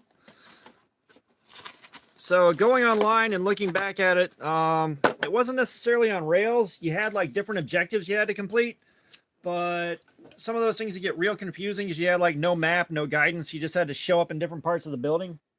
And at different difficulty levels, the objectives were completely different. So like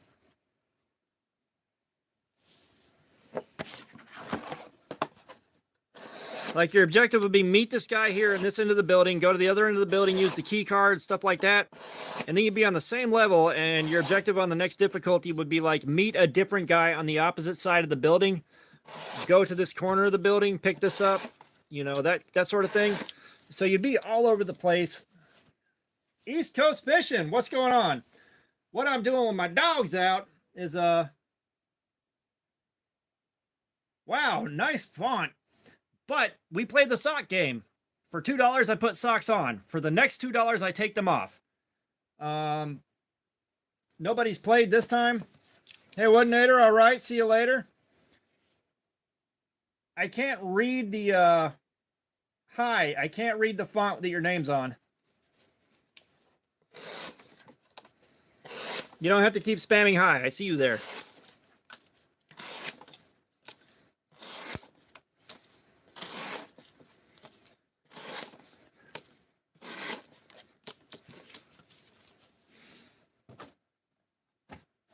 Tetris and Dr. Mario on Super Nintendo. That was good. That battle version of Tetris was nice.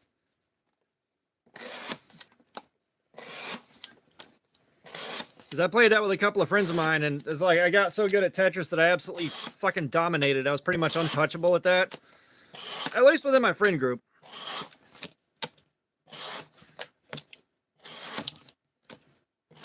Super Puzzle Fighter. That was another really good one.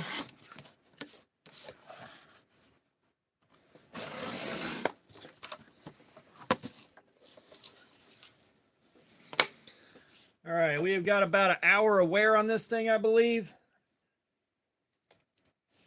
Yeah, so give me a second here. In a couple minutes, we'll test the sharpness on the electronic tester.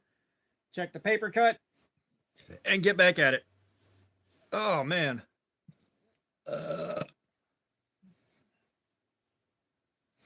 Yeah, 3DOs, like, those weren't common at all.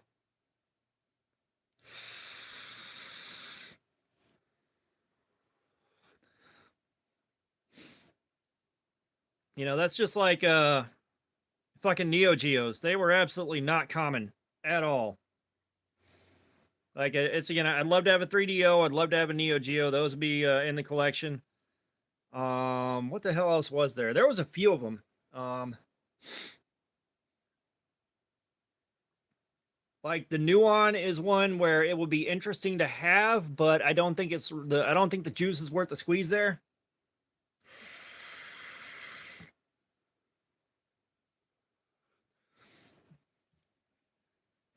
I need an original PS1. I don't have one of those anymore. I would love to have one. I kind of just use the PlayStation 2 for my PS1 games, but I need that PlayStation 1 startup sound. Why, for the love of shit, can I not set the PS5 startup sound to the PS1 startup sound? Miracle Rider for you, what's going on?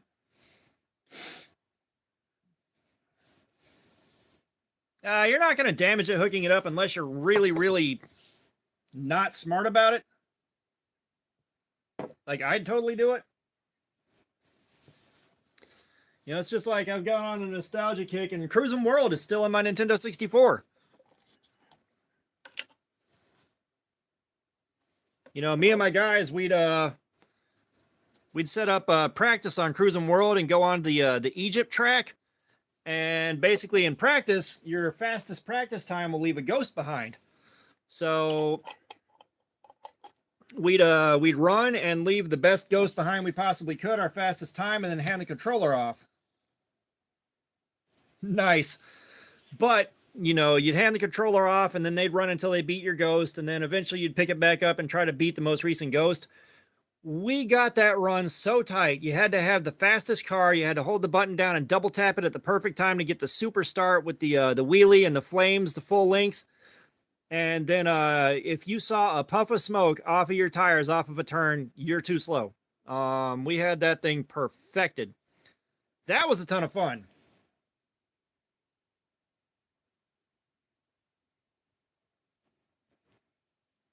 I don't know. I'd hook it up. That's just me.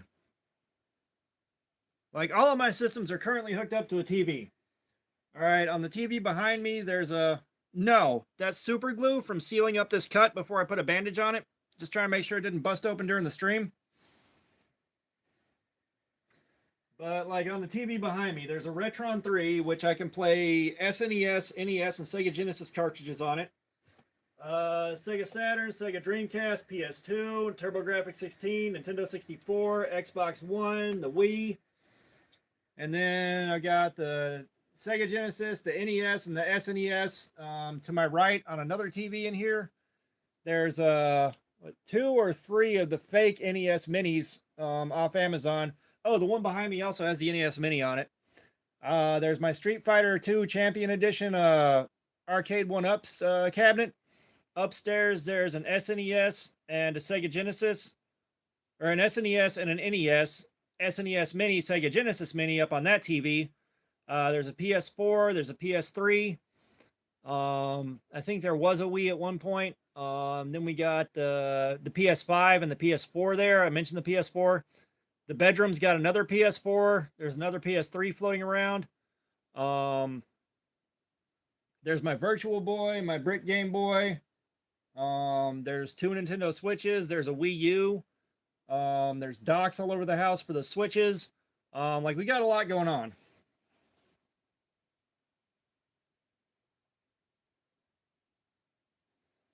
I vaguely remember that VW Beetle game. I very vaguely remember it.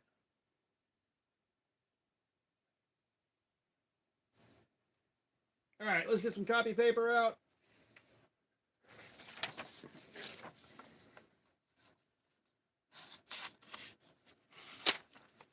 Oh boy.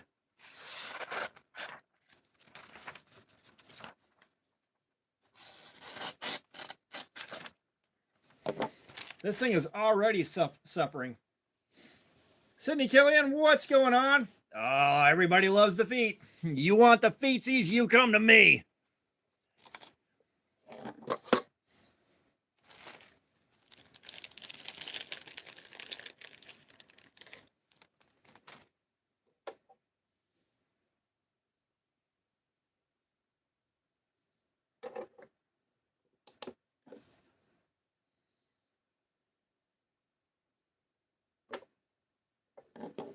$529, and we pulled the test media out again.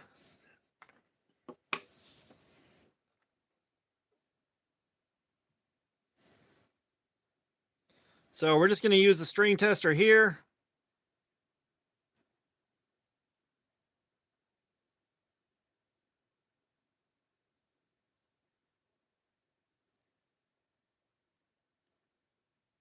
That feels pretty decent.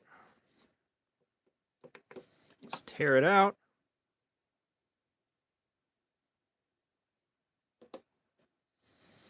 $575.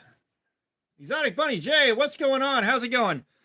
You dropped in on us tearing the edge up on a Kershaw camshaft, talking video games, and there's feet.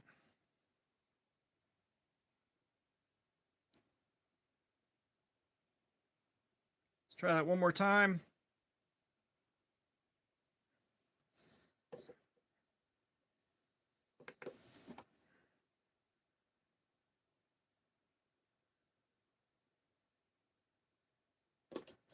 Yeah, 536. So we're up at around 550.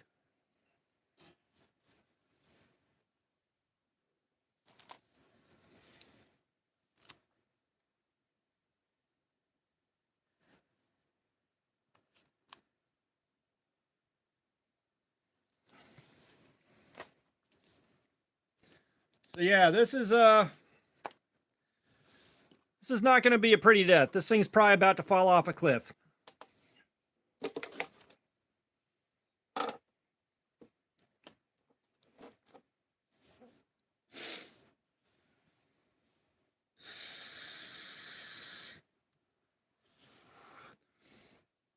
I'm going to give it about 5 minutes. We're going to start cutting again and give it, well, we'll see how long it lasts. Like, that's a lot of damage for an hour of cutting. That is a lot of damage. Hey, we got 69 nice likes.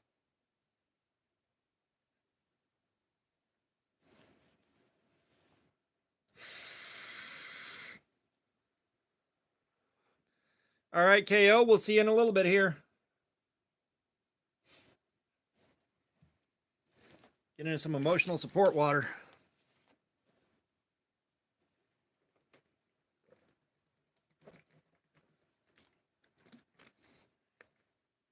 Ah, you ruined it.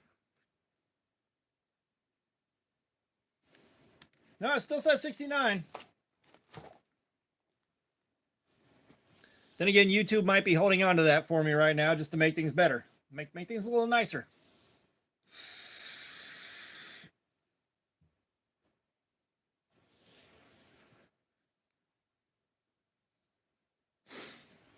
Ugh. Darren, what's up?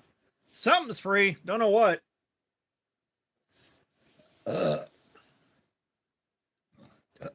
Yeah, I'm still showing 69 on my end.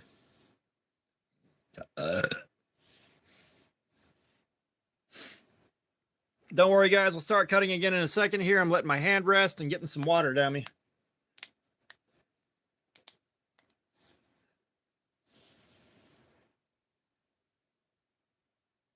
Is what the Kraken? Was the Kraken released and no one told me?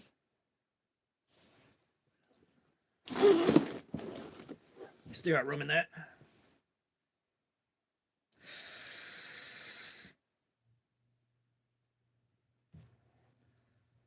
I don't know. I'm trying to find out. Did somebody release the Kraken and I don't know about it? I'm scared. Mike Angelo, what's going on? Welcome back, man. How you doing? We are on our second knife of the night.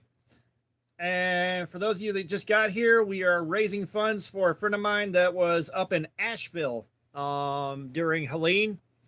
and she's dumped a ton of her personal resources, her time, her energy into making sure everybody around her has been fed. Gone house to house doing welfare checks, called people doing welfare checks, making sure people could call their families, like all that. Like she killed herself making sure everything was as okay as it could be. So we'll drop the Venmo here. That's her Venmo. Yeah, like she's down to like her last 2 changes of clothes. So like anything we can help would be greatly appreciated. No super chats, no channel donations. Just send it there.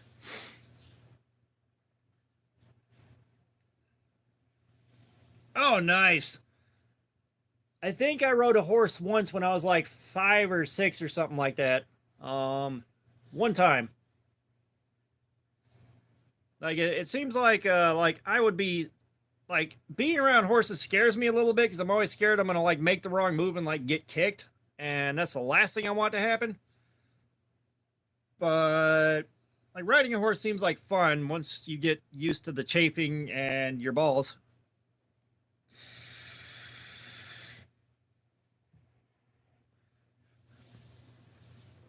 I swear to God, horses get farted on more than any other animal.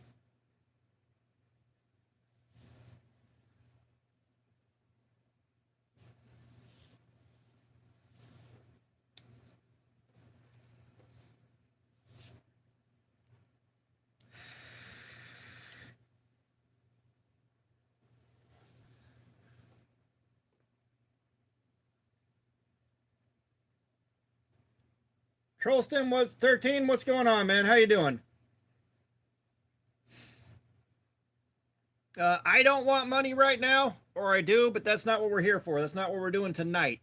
Tonight we're raising funds for a friend that was caught up in Helene up in Asheville, North Carolina.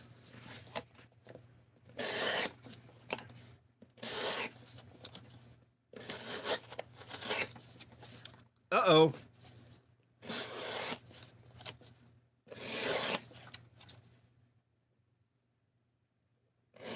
Brother, I've got a job. Coming in here with that bullshit.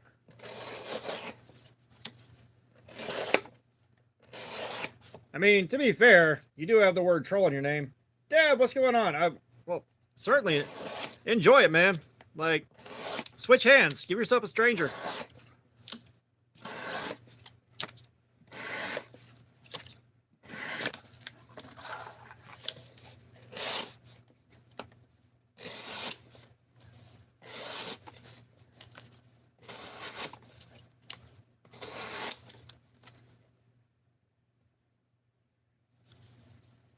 Yeah, no, like, I knew you were going somewhere with it. I knew you were. However, I had to do something. I'm plugging the Venmo donations for my friend. Pretty hard.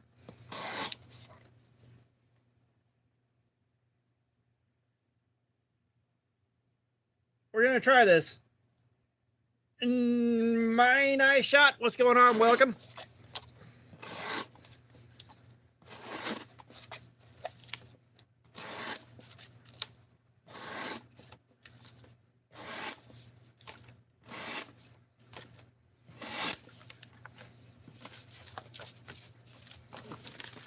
Yeah, what's hilarious is one of the department managers in another department stumbled across my channel. I guess caught him off guard. And then I had a couple of my coworkers find the channel one night while they were closing the store down.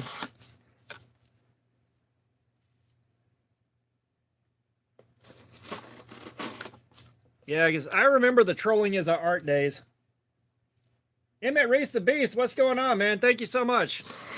The kind words are always appreciated.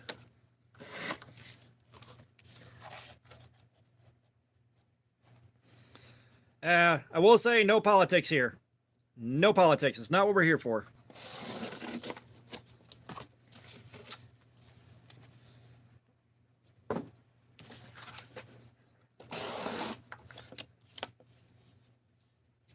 I appreciate you, man.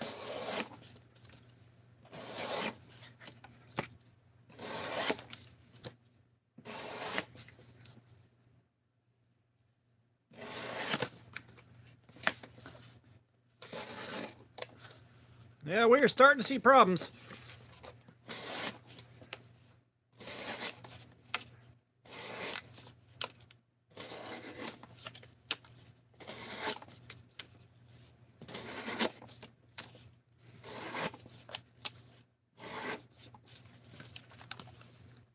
Sorry, like I'm trying to think back on the old video game tip, and brain is just not braining right now. But we are over 5 hours into the stream, so I'll cut myself some slack.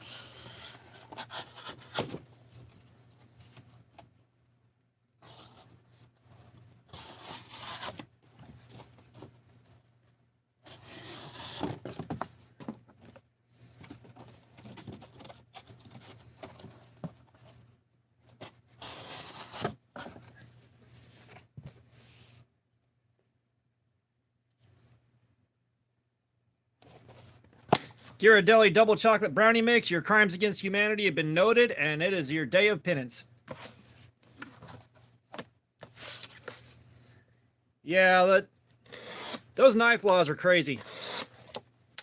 I need to look it up online. I need to read the definition of zombie knife. Like, are they just saying knives that are green with red splatter paint are illegal? Like,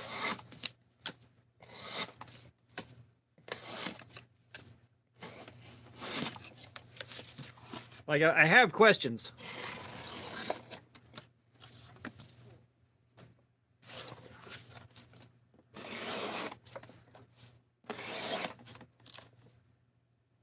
Spops, what's up? How you doing, man? Welcome.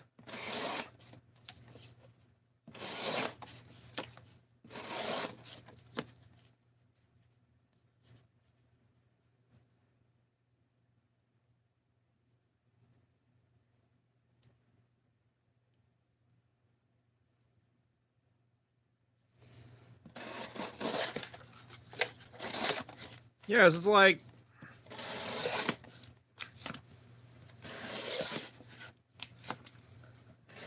it's just the weirdest sounding law.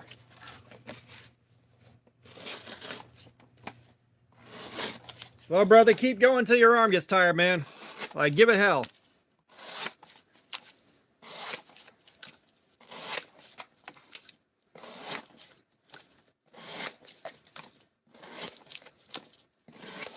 Like, if you don't injure your rotator cuff, you didn't do it right.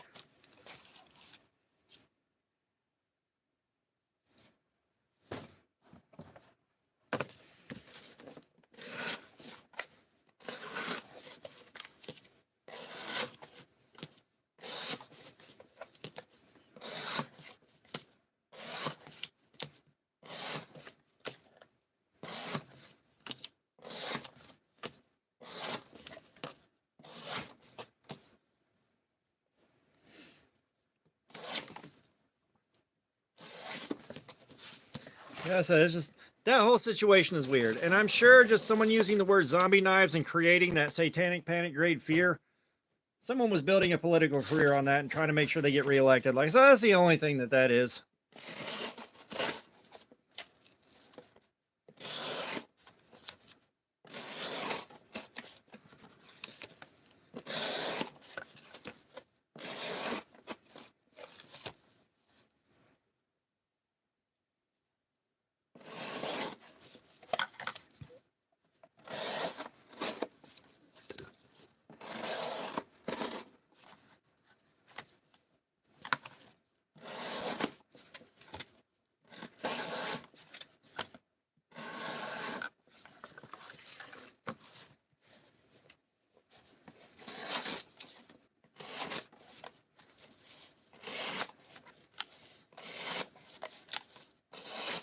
I mean, it seems like that is a way to create a knife ban while leaving other stuff open to ban for future career building for politicians.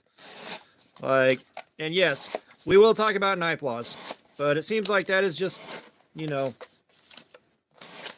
basically a vote grab while leaving some more stuff sitting out there to ban for your next vote grab.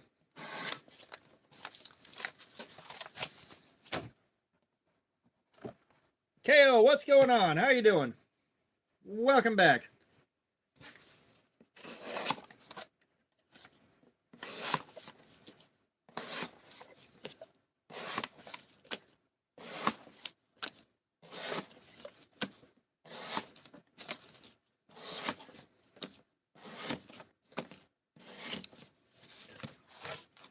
Oh, nice. Did you get enough crap sold?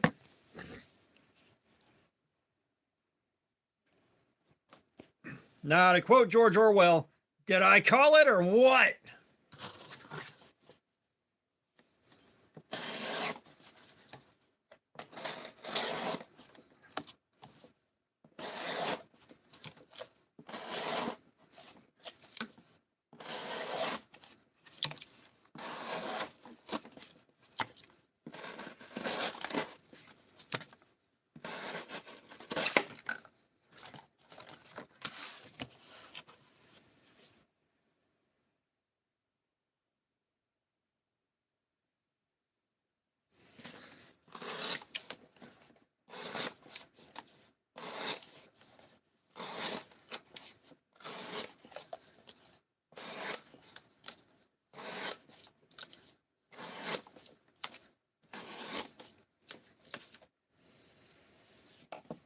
God, like, yeah, idiocracy is kind of hard to laugh at now.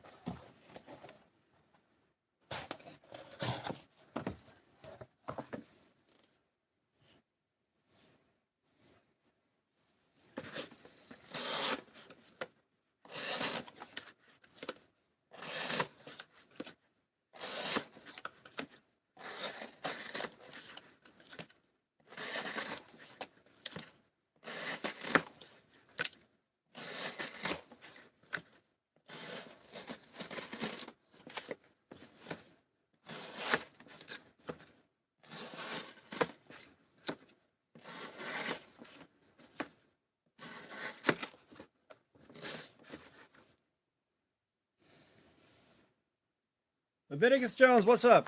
It's got a few. It's got a few. There you go. A few more. I have done a shit ton of live streams on this table.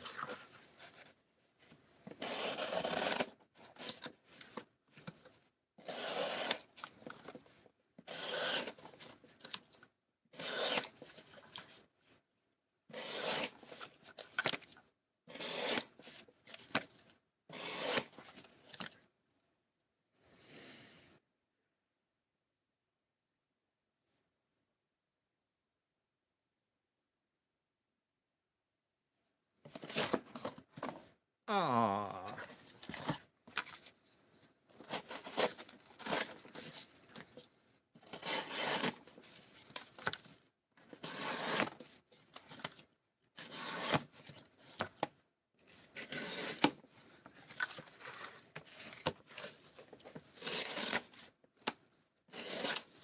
I mean, if the table gets retired, that means I found a much better setup, but I like the jank that we have right here. The jank is the magic.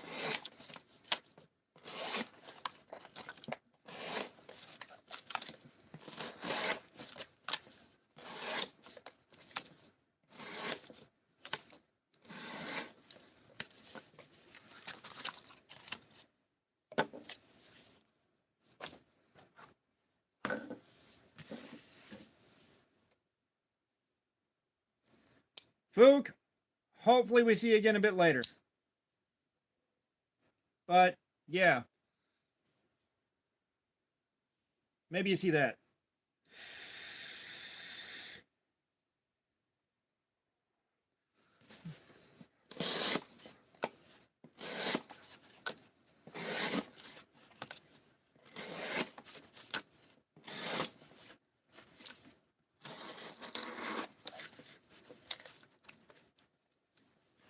Tell you what, send me that Sandrin for a live stream. You might get it back.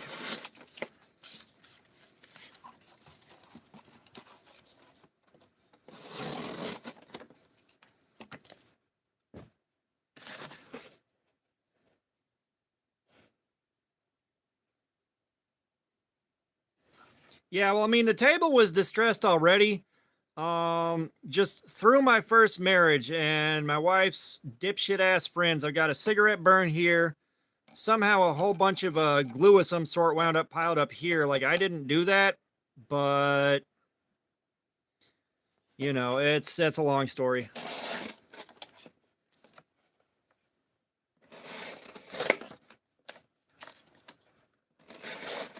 Teo, that doesn't sound very helpful.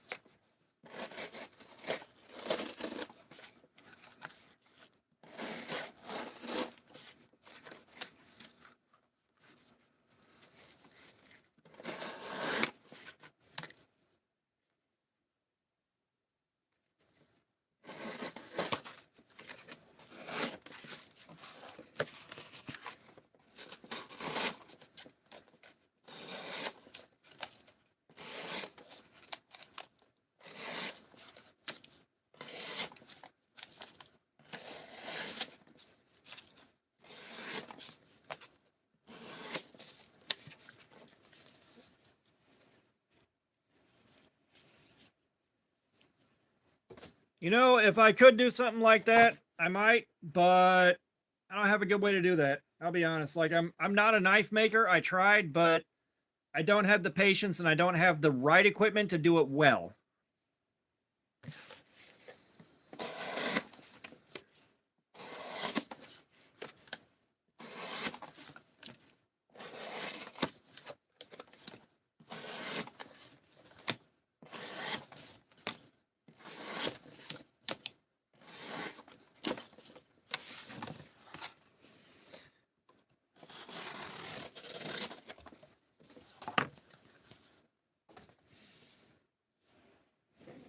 Eh, it's gonna take years and years for this thing to really be damaged enough to retire. It is.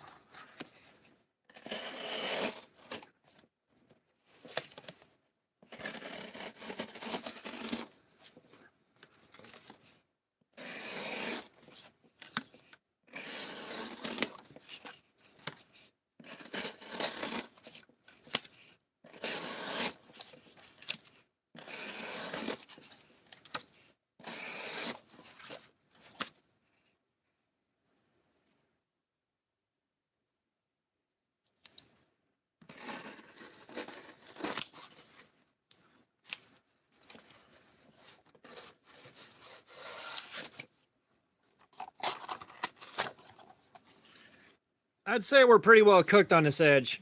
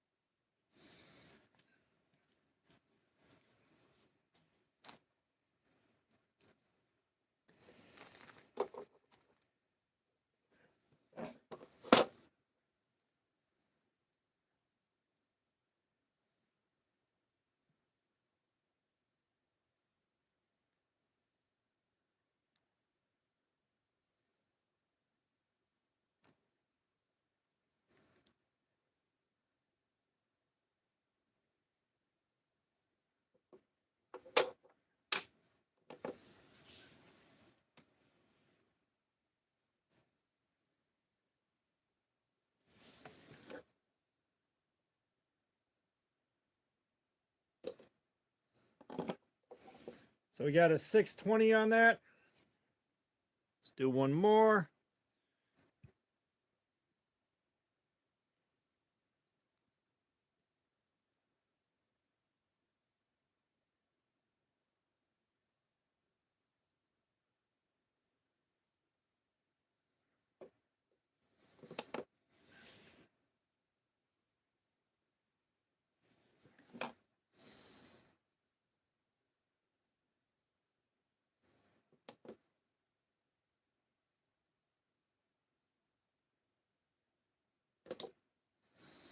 Got a 530 there.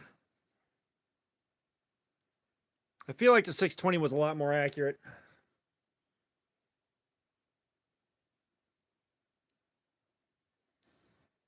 Oh, hopefully your scale wasn't as expensive as this one, dude.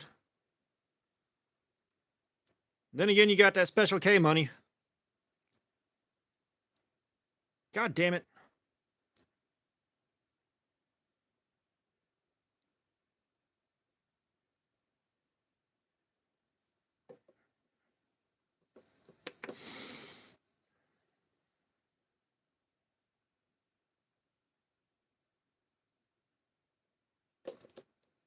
$554. So I think we're going to average this out to about 600.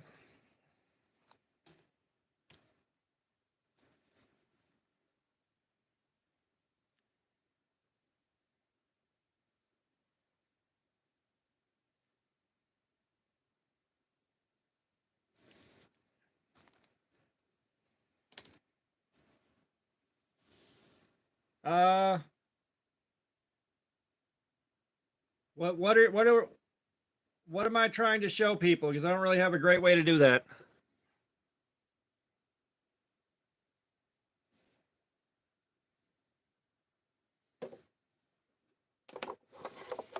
All right, so let us break out the sharpening gear. I apologize if there's a noise that offends any of you. This may or may not be unpleasant for you depending on your speakers / headphones.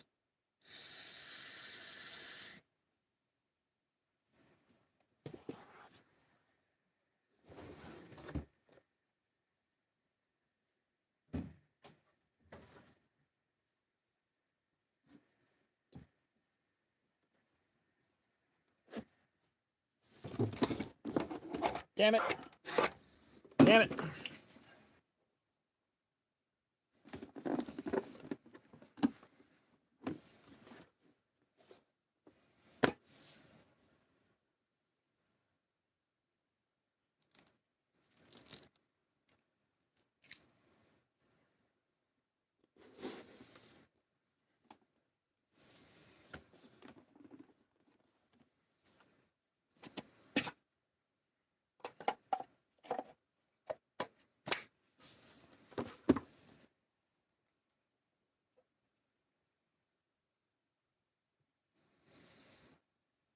KO, you're lucky I like you, man.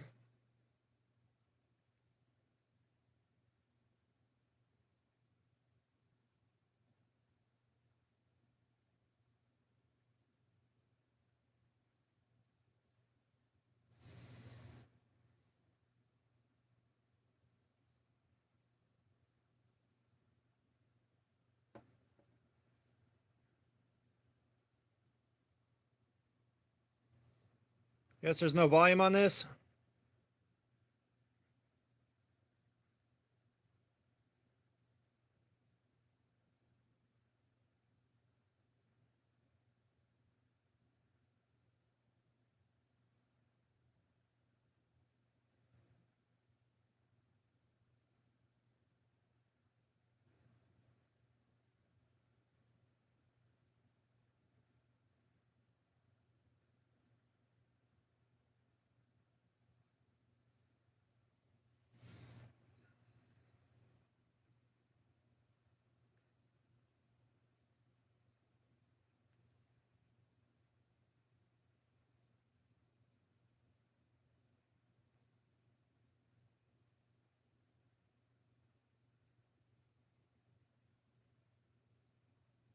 All right, where the hell is my own stream?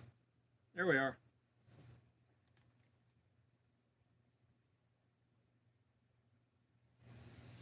All right, so let's get to hand sharpening this shit box.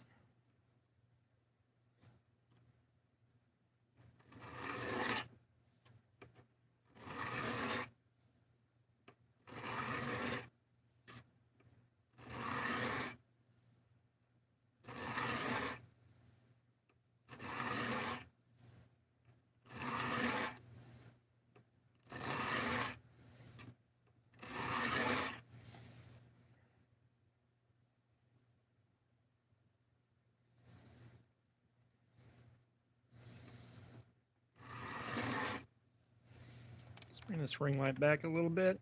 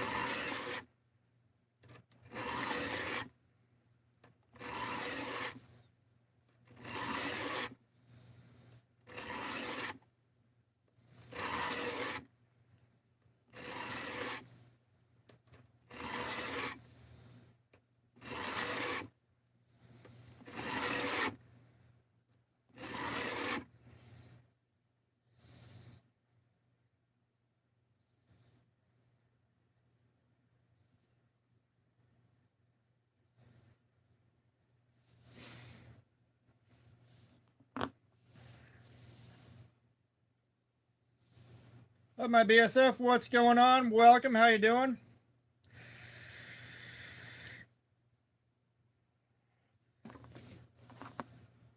Now I've got this part of the knife here that's not really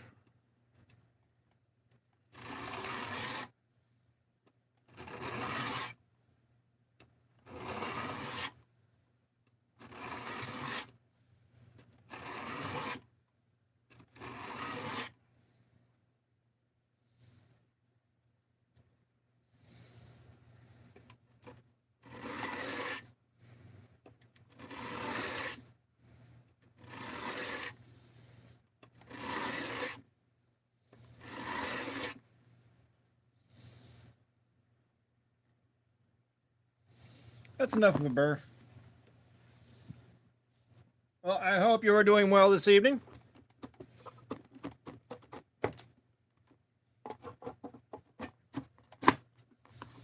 Let's go to the 300 grit.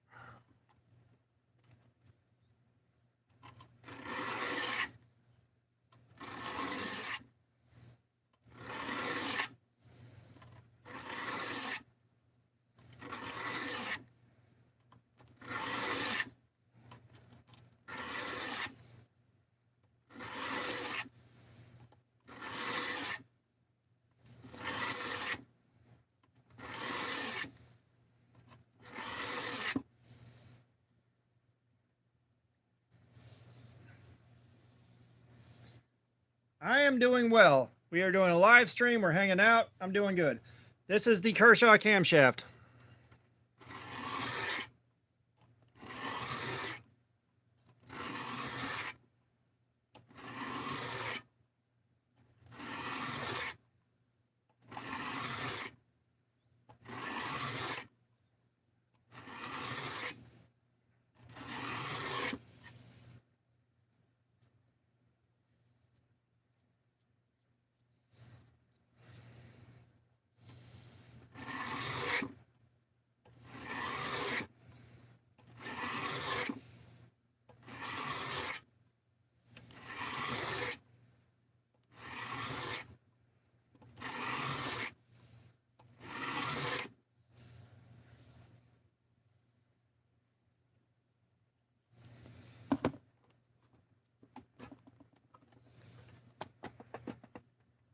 I seem to have done a pretty good job of matching the angle up on this. Like the burr's coming up pretty fast. Then again, it's 4CR14, so what do you want?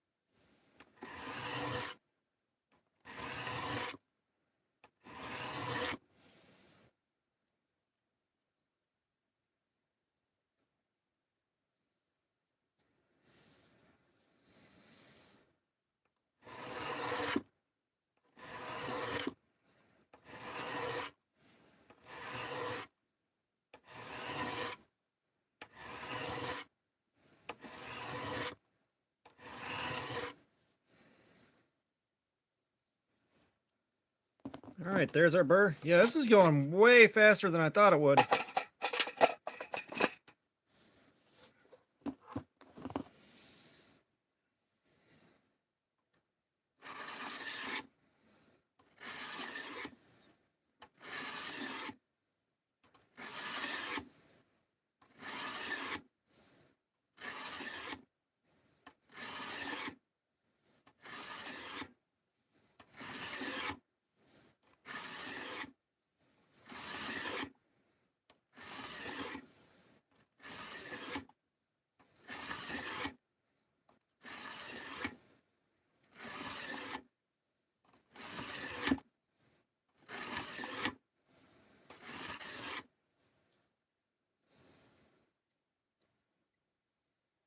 No, this is the camshaft.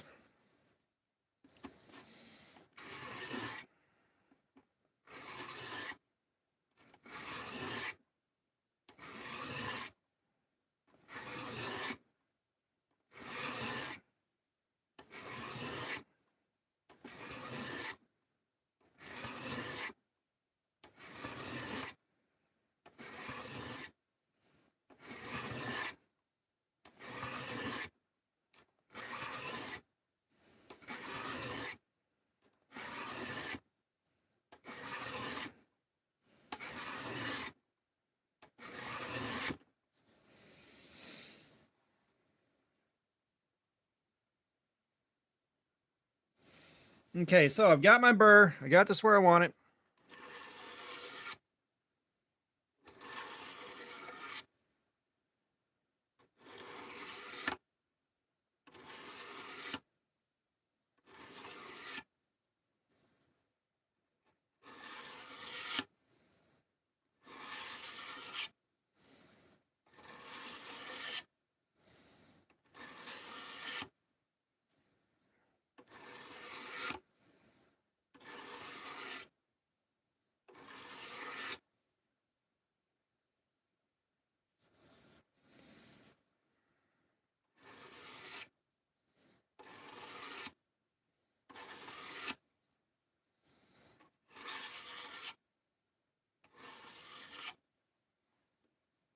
CJ the footballer, what's going on, man? Welcome.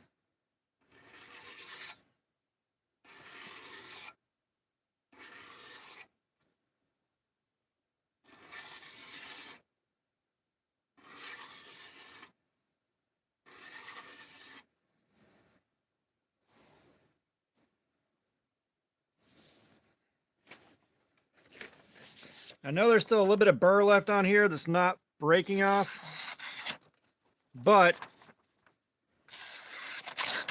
yeah, the burr is hanging up on this. Justin Johnson. You know what? I put socks on for $2. Take them back off again for another $2.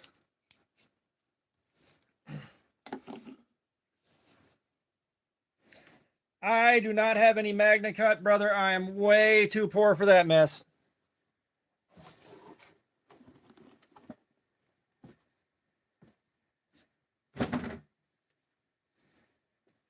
That being said, I'd love to be able to afford Magna Cut, and at some point, maybe I'll pick up that Hogue Deca in Magna Cut because that's affordable. Well, thank you for the kind words.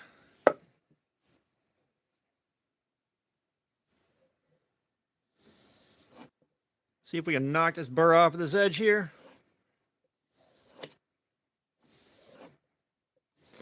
Now, that being said,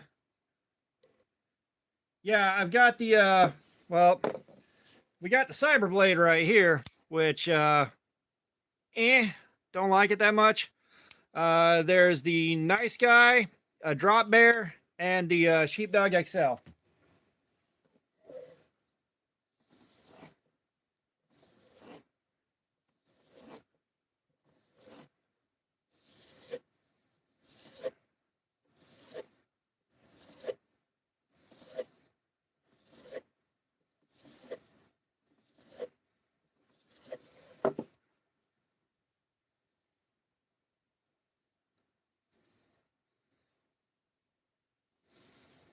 Still feel just a touch of burr left. Oh, bro, you're down in Florida, man. How are you doing over there? At least I think Myrtle Beach is in Florida. I could very easily be very, very wrong. I'm no beach-onomist.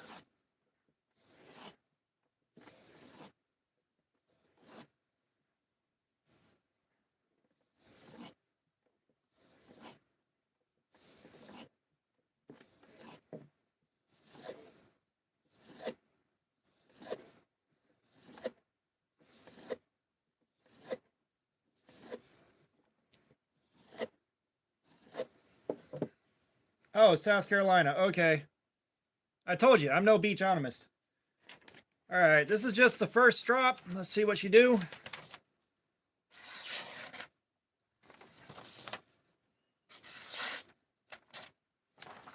Okay, so we got the first stripe good. Just a guy. This is going to be a circumcision with a running start, basically a drive-by. So, yeah, we got to get prepped. We got to make sure this thing's good and sharp.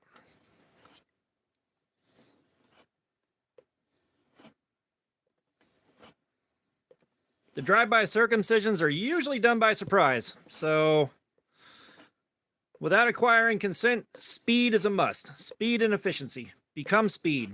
Become efficient.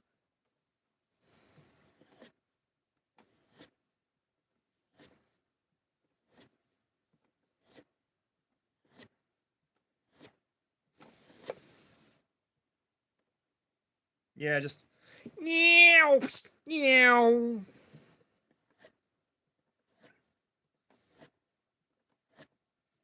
Haha, fucker, that was your third circumcision. Enjoy.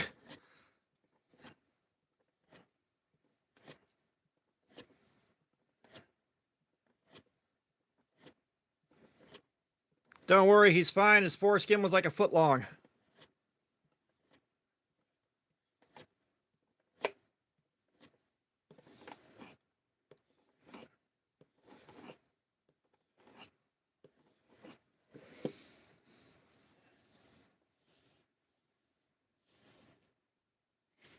Yeah, just don't clear the smegma out. Nothing will.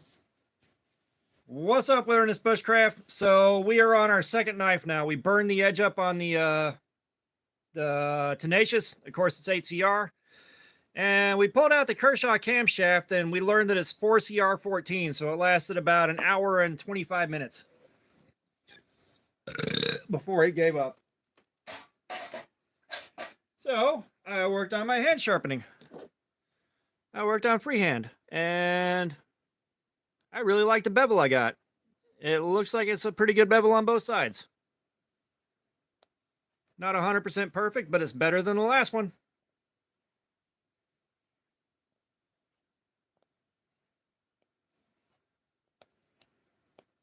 And of course, the live stream just hiccuped. Sorry.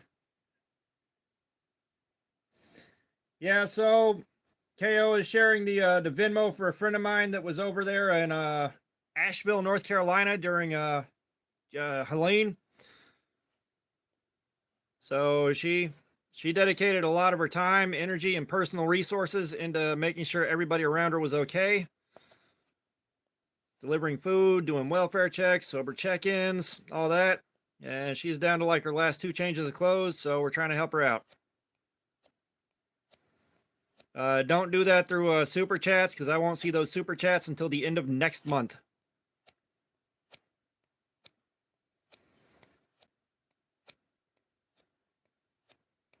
The way YouTube pays out channel donations. So the Strop is polishing the edge, and it's knocking the burr off the edge, and of course it removes microscopic amounts of material. But, you know, I'm going through like 5 stages of polish here. Because, I mean, we started off, this thing was at, This thing was at 313 on the scale, and I stropped it and got it down to 158. Fuck you, don't roll off.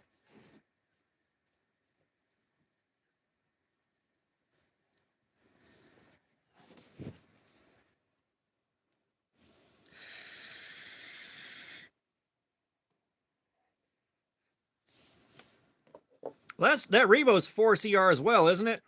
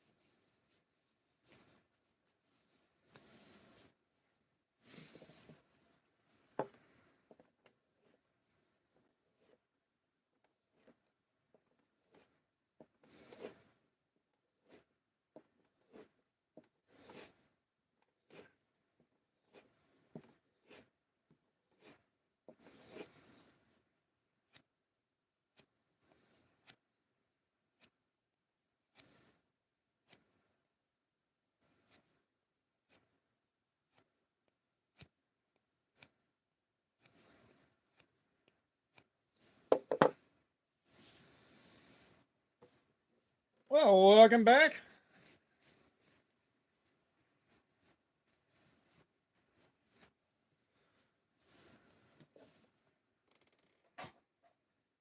We got our 2.5 micron here.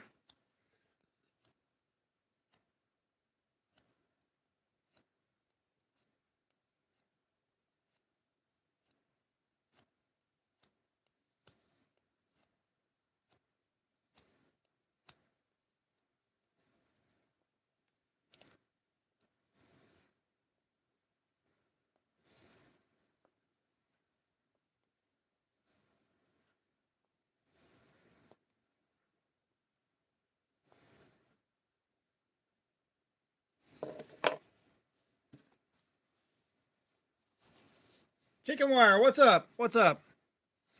You were just chewing your way through history. Although I will say you still got a few thousand years before you reach the Iron Age.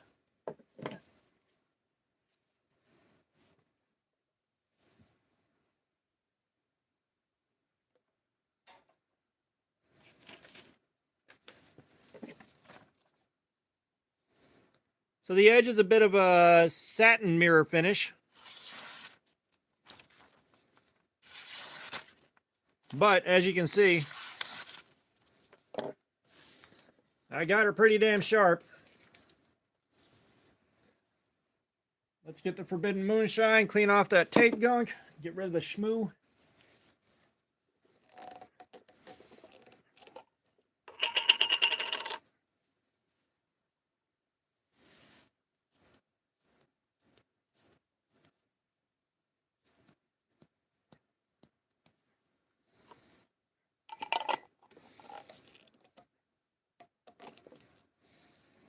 Like I've got so much content starting to back up now that like I wouldn't have to do a thing for probably about a week and a half to 2 weeks now and still have stuff to upload every day.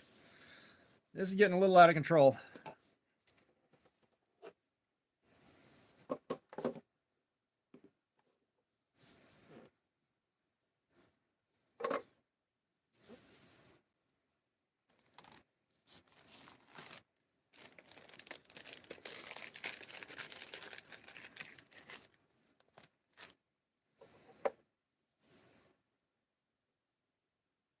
I just want to know who the hell this conch bee is.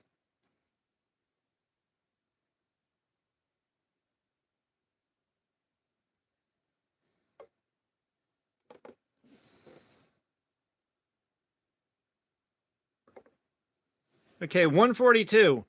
That's not too shabby. I think this is better than all right, yo daddy. Enjoy picking someone up from the airport. 2 gram cart, what's going on? Brother, you're on your own for the Bogota booger sugar. Like, you're in the wrong place for that mess.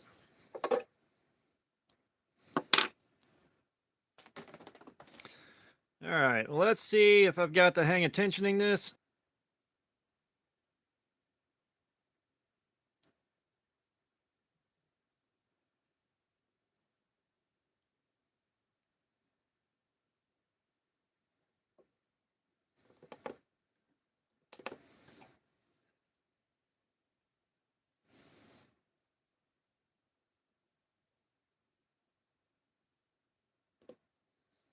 Got a 192 there. See if getting it a little bit tighter makes any difference.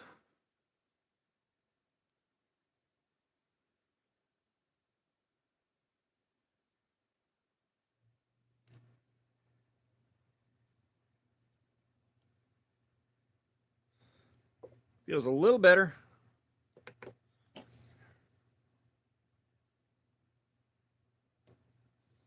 Yeah, 173. So we'll average it out to 150. That's still a really good edge. That is still a really good edge.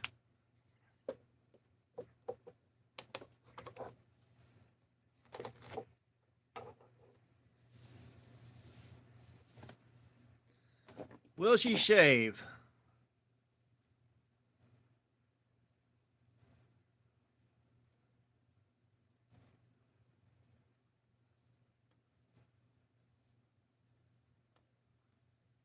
I'd say we got a pretty good shave going on. The hair might be showing up for you, it might not, but it's a nice new bald spot.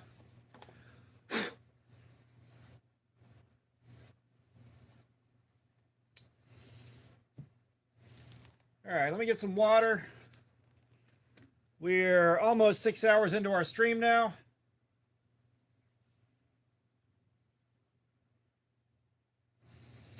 So what we've been doing in this stream and all of my live streams is we take a knife and we dice up cardboard until the edge is completely wrecked. We destroy the edge. And then we sharpen it up and do something else. Like, we just did 2 knives. I guess I'm going in on a 3rd one. Wilderness Bushcraft gifted me a Revo Canyon, and he wants to see how badly it does, so we're going to do that. Like, we did the Spyderco Tenacious, and we've done the Kershaw camshaft tonight. Normally, we don't do 2 knives, but the first one crapped out at 2.5 hours, and the streams are normally at least 4 hours long.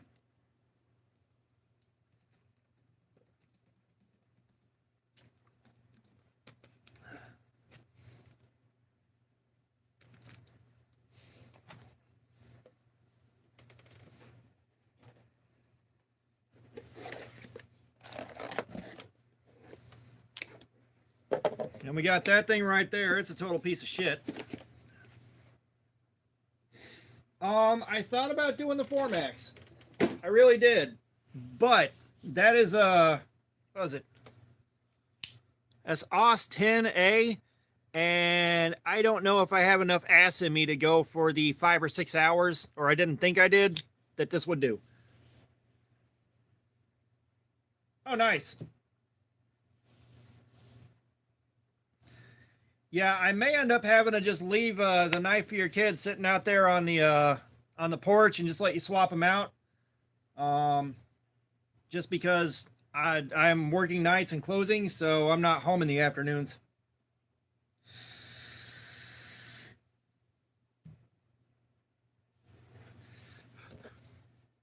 Yeah, this thing is interesting because it looks like so many knives in the cartoons. Like, so many cartoon knives I've seen look like this.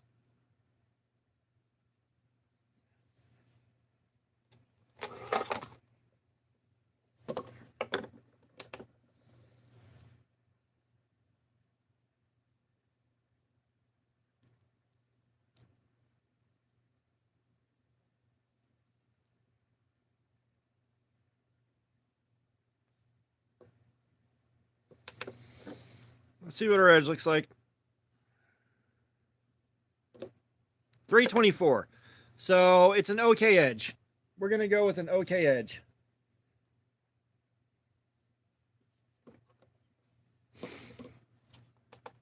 Yeah, for 300, you can get a lot, dude. You can get a lot.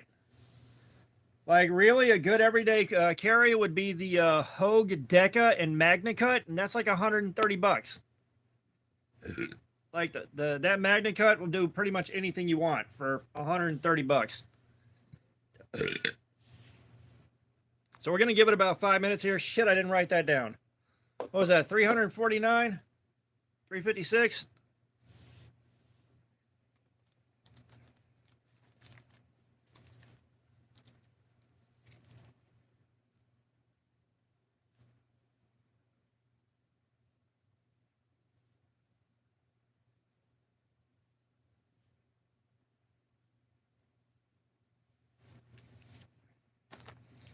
We're going to call it a nice even 350. All right, give me a minute to let my hand rest. I'm going to stand up and stretch. Oh.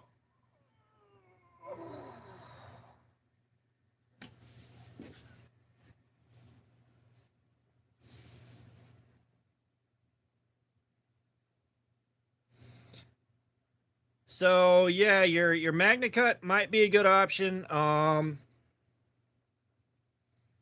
that's going to hold an edge for a long time. You won't have to sharpen it for a while. Or you can look at S35VN because it's really tough and it's less likely to chip out or break on you.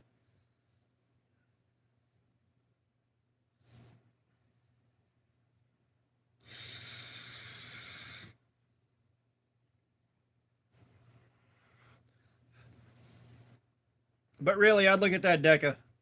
If you can sharpen knives, yeah, well, S35VN, it's not going to hold the edge, but it's also going to be not chippy or prone to breaking. Now, for that kind of work and in that kind of environment, I might be looking at a burner knife to do some of the worst shit. And it's kind of hard to go wrong with this for 10 bucks, if you can find it. But yeah, like, I'd be looking at the Hogue Deca and Magna Cut. Save yourself some money and get something that's still really nice, but not as expensive as you think it's going to be. I like 154 CM for the best budget steel. That's just me. Because I think 14C28N lasted 6 hours of a cardboard slayer, if I remember right. And then CJRB Kajerb's, no, Kaiser's 154 CM went 8 hours.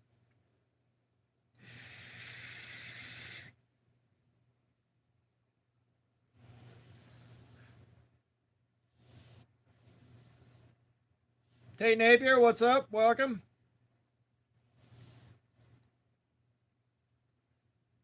I mean, S30V is probably not a bad choice, but I haven't fucked around with that too much, so take that for what it's worth. Like, I've got an S30V knife that I had on the table for tonight, but the D20 of Destiny picked out something different. And now we're just kind of screwing junk up.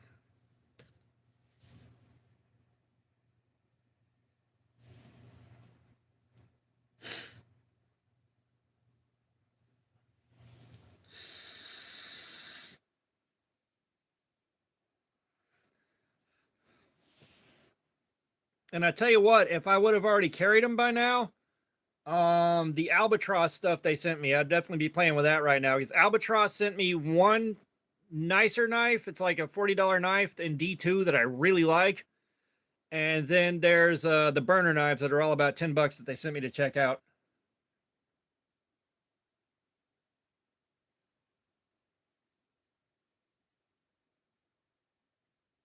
Oh. I'm going to give it a couple of minutes, give it a nice round number.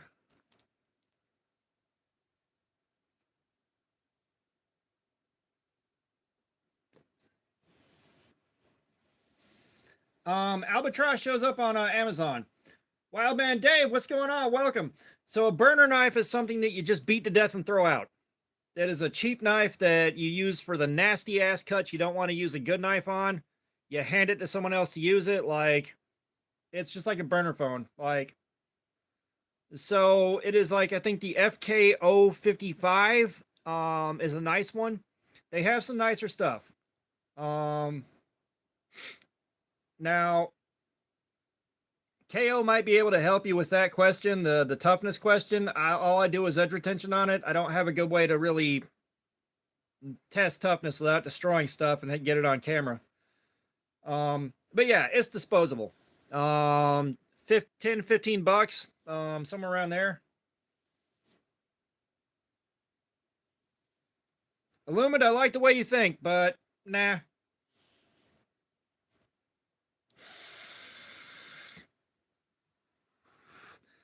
Palmer Connolly, what's cracking, man? What is cracking? All right, apparently this is going to be a 3-knife stream. All right, that wasn't a bad cut.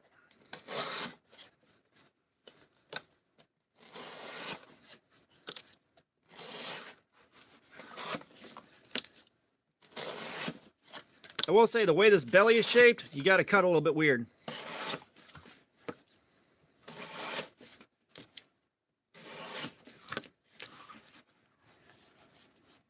$3.24. All right. I'll mark that down.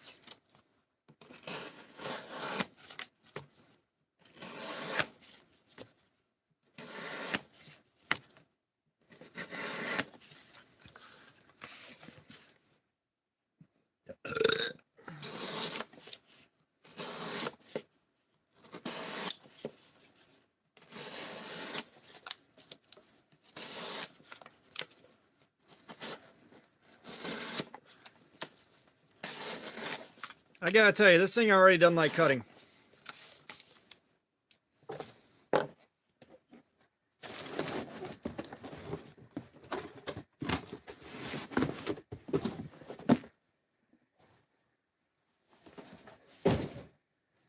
And I need to do something with these boxes on my way to work Saturday because they're already starting to pile up.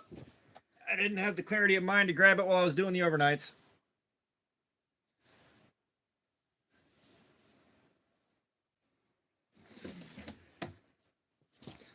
I've become more attached to thumb holes. Like I don't use thumb studs unless I'm forced to.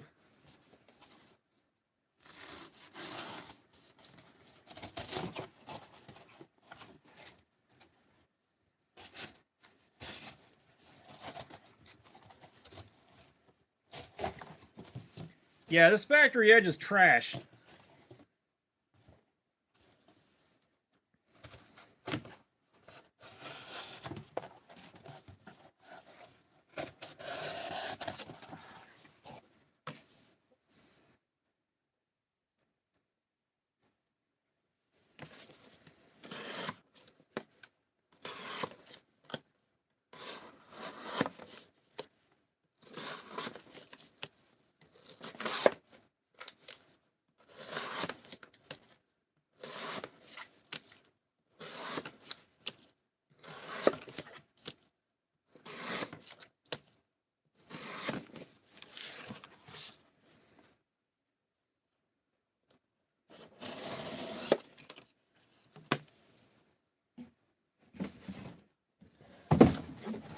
And gentlemen, I'm probably not going to make it all the way through to the end of this edge, but we're just screwing around now. I don't care what happens to this thing.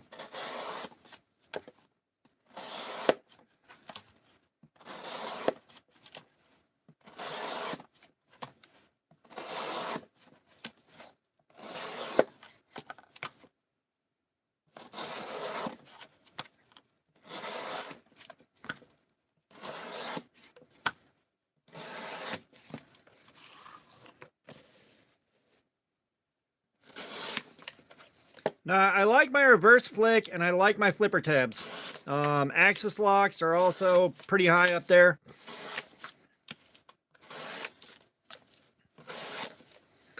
But really, if it knocks the cost down low enough, a flipper tab is kind of where I want to be. But, you know, KO is working on rendering a knife that I designed it, and KO has kind of gone through and made his tweaks too, so that we're both happy with it. But I picked a thumb hole for it for reverse flick. No flipper tab, no thumb studs. It's just a reverse flick knife.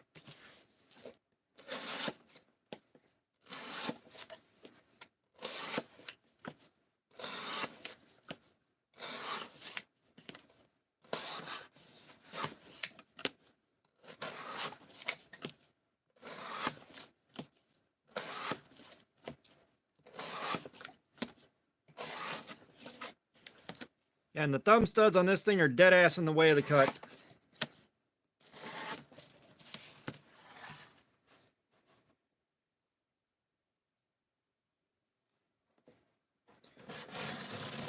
Sir, that is a very, very weird take. That is a very weird take.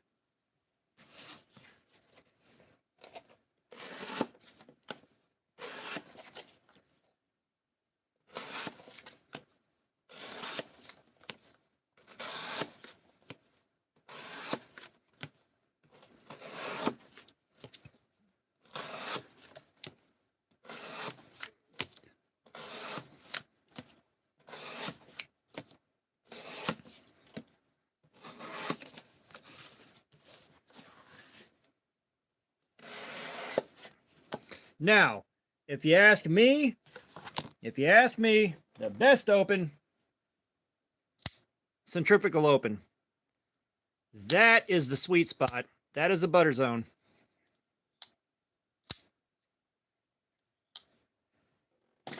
You don't find knives that centrifugally open all that often, but that's the butter zone for me.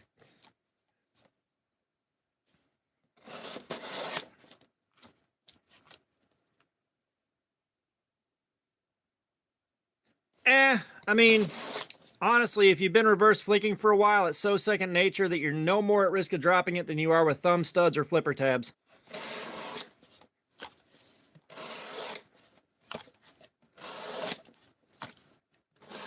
Personally, I find the reverse flick, probably the easiest one to do with the most control over it.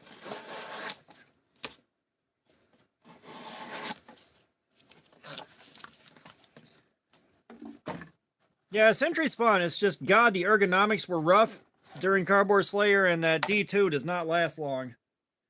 I don't get why I don't get why it only lasted 3.5 hours and not 4. And that was both the Gar and the Sentry.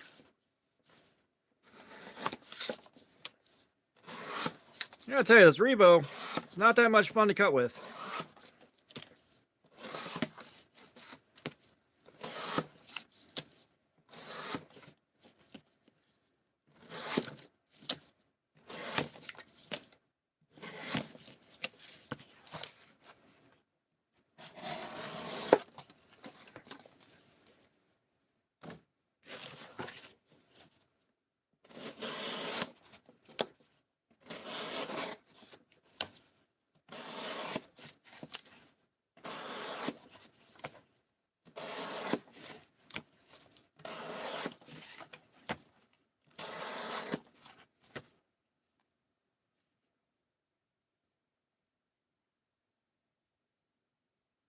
I mean, the reverse flick, like, for the most part, you know, if you're doing thumb studs or something like that, yeah, but I mean, the reverse flick, your grip is in probably the strongest part of your hand. Like, it's not going anywhere.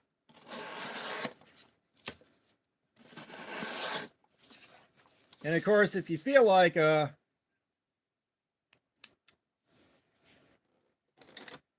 might drop it with a thumb hole, you can also slow roll it open, just like a thumb stud. So I mean, like, your options are there. It's like when I do the flick,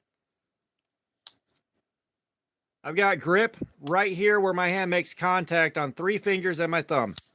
Like, it's not going anywhere.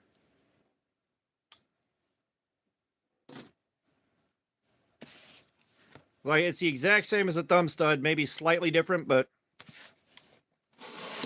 like if you're at risk of dropping it when you reverse flick, you're doing it wrong.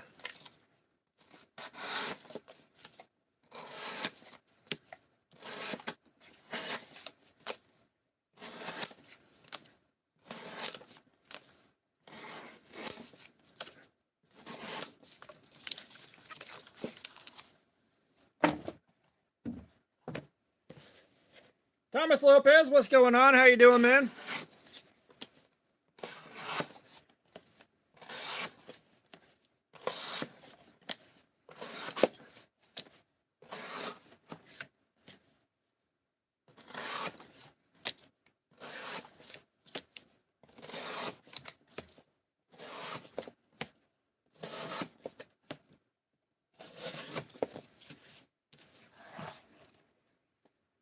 Yes, we all know that, Thomas. George, what's up? How you doing? Nah, this thing ain't very sharp. It's just, it hasn't completely started dying yet. The factory edge on this thing wasn't that great.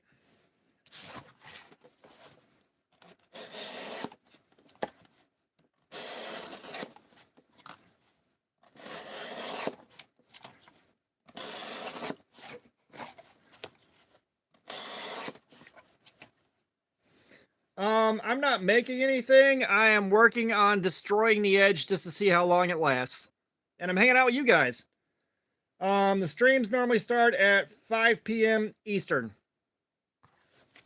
We have been going for 6 hours and 15 minutes now. So half the fun is hanging out with you guys. George, I could give it a better edge. However, we do this on the factory edge because that's just part of the review experience.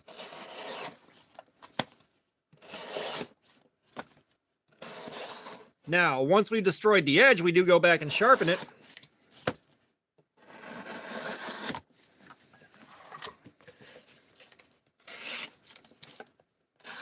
But when we do this, we're going on the factory edge because that's part of reviewing the knife as a whole.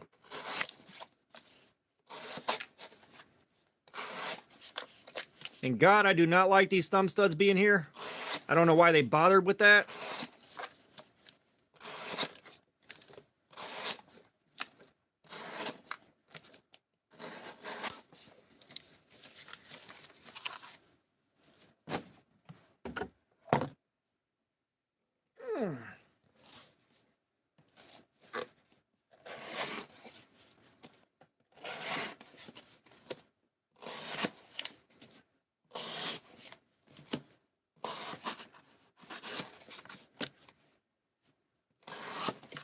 Yeah, I am really beginning to despise these thumb studs so much.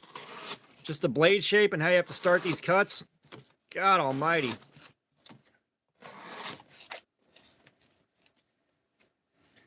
So it's weird. Like this thing is a cheap piece of crap.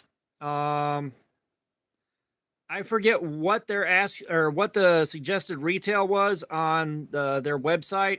It was something like, what the hell was it? But it's way too much. Like on a good day, this thing's worth about 15 bucks. What's they're asking for, like 35 or something like that? You got cheap trash steel on this thing. Like the construction's not that good. The button lock's not that good. The action's not that good. Like this thing is dirt cheap.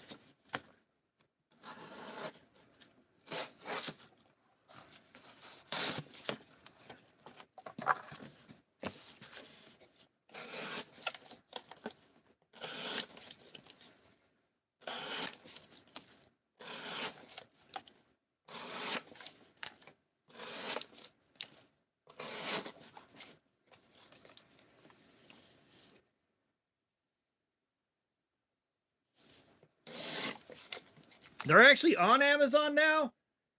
It's like I kept checking Amazon to see if I could get the info on it from Amazon and an actual price, and it was never there.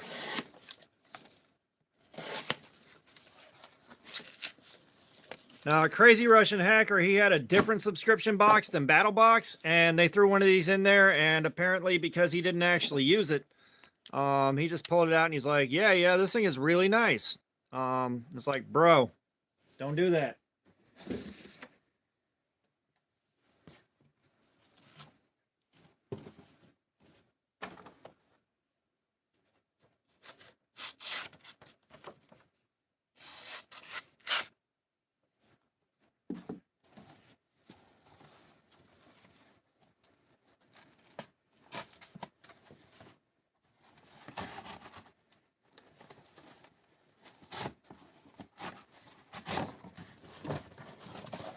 That was an unpleasant cut to make.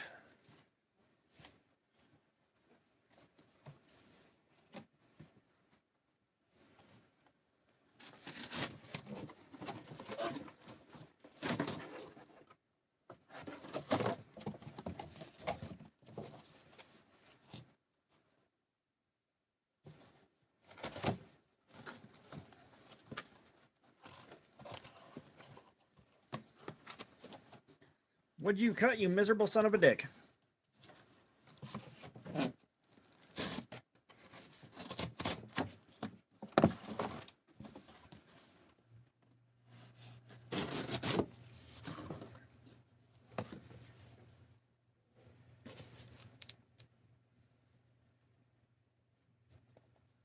Yeah, personally, I like my full flat grinds for doing this. Like, this is also a hollow grind, which is working against me.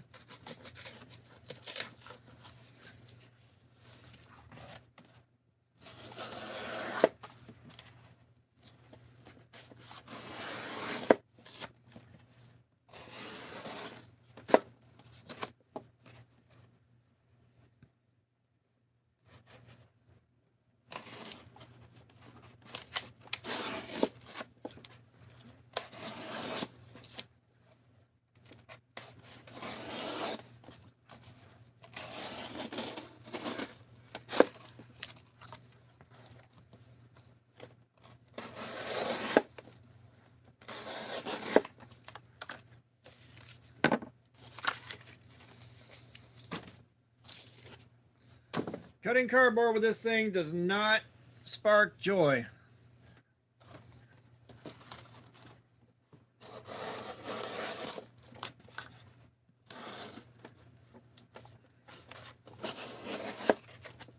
We did a buck 110 that was made in 1980. That one, I think, went about 2 hours.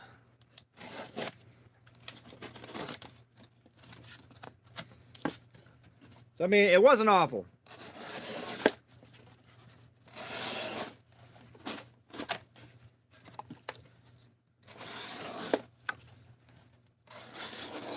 But I believe that is the only buck knife I had to my name.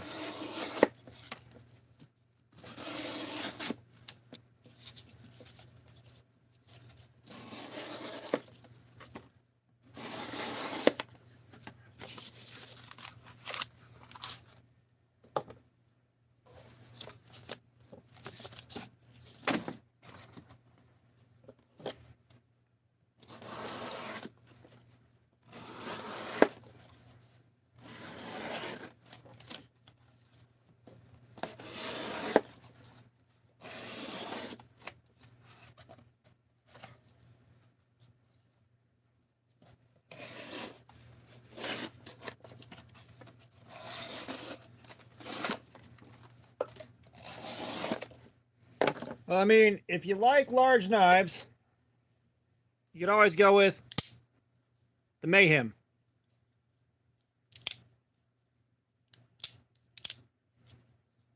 You'd always go with the Cold Steel Mayhem. You got plenty of handle there. That'll answer all your problems.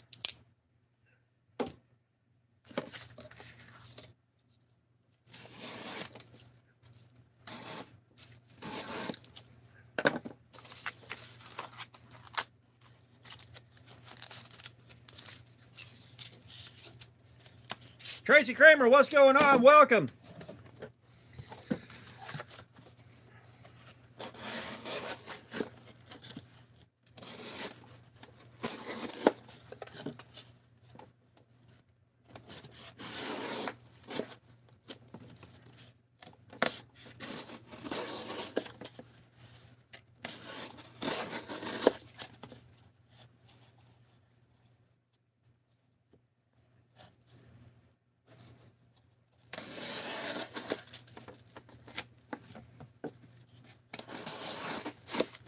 I gotta say,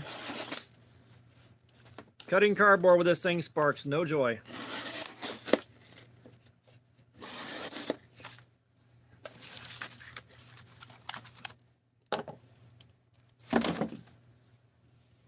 I don't want to do another Lavazza box right now. No, thank you.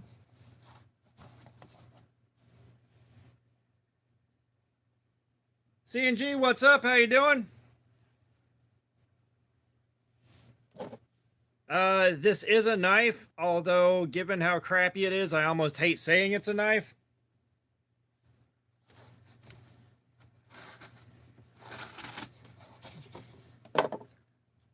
That's not a knife. That's a knife. Had to do it.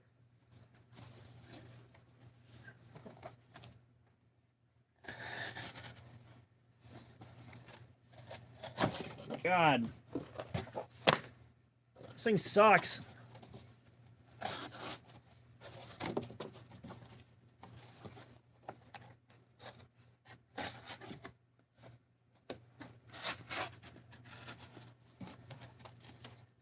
Really?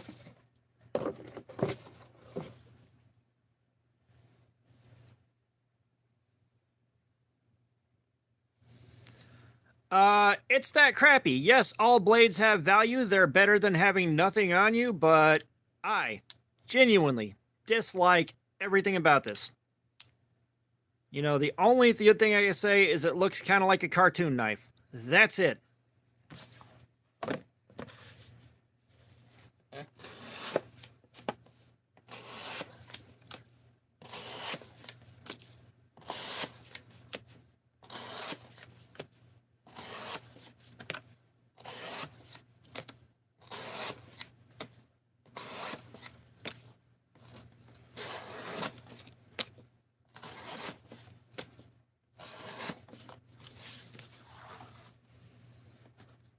Brother, I am not shipping stuff out, and I wouldn't give this to somebody. I can promise you that. Now, there is one knife that's god-awful, and I hate every square centimeter of it. If you're at Blade Show Atlanta 2025, and you're the first person to spot me and recognize me, you get to go home with it.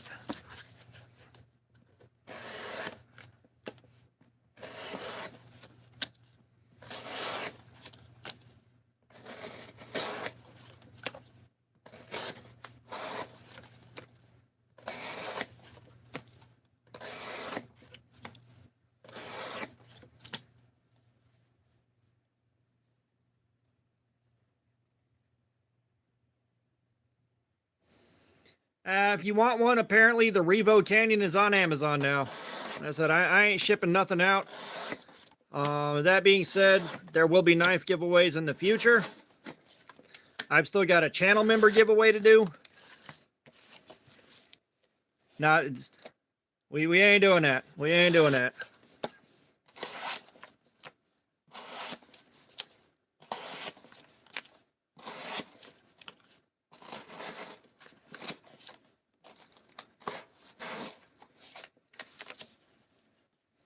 This is not D2 steel. This is 4CR14. This is our third knife of the night.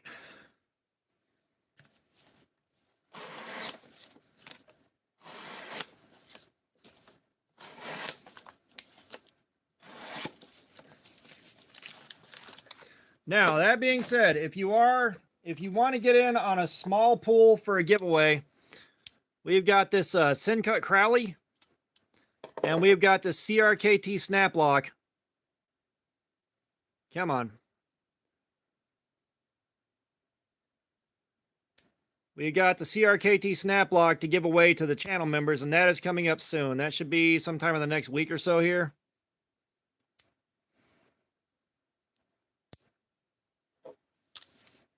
Window Graves, what's going on? How you doing? Yes, the purpose of this is to test out the edge retention and see how long it can take being smashed out.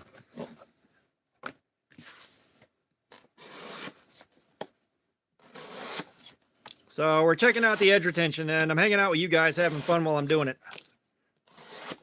Because I have done this by myself without an audience or anything. Yes, I did see where they're doing that now.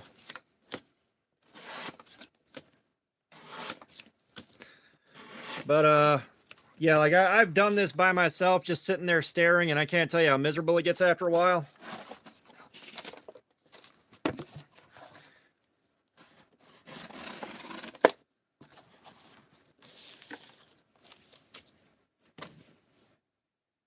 I genuinely do not want to cut anything with this.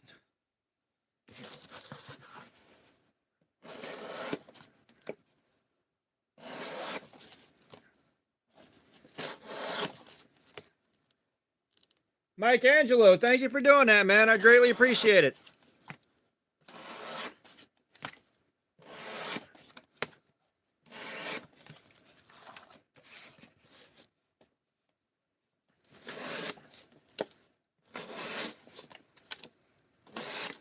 Yeah, I mean, the Dactyl's really cool. It's not super expensive either.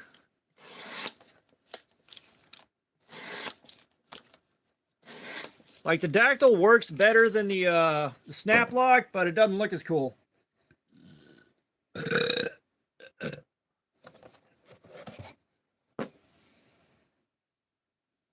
I tell you what, I may have to give this a rest shortly. I am exhausted. Like I said, I've been doing this for 6.5 hours now. And we may have to just pick back up on this thing later. All right, Mike Angelo. I appreciate you being here, man.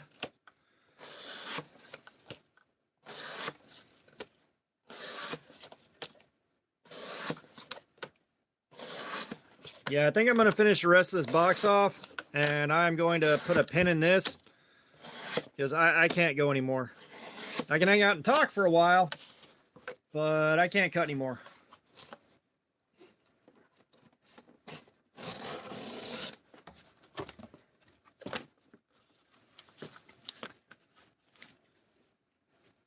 Now my hands are starting to give out.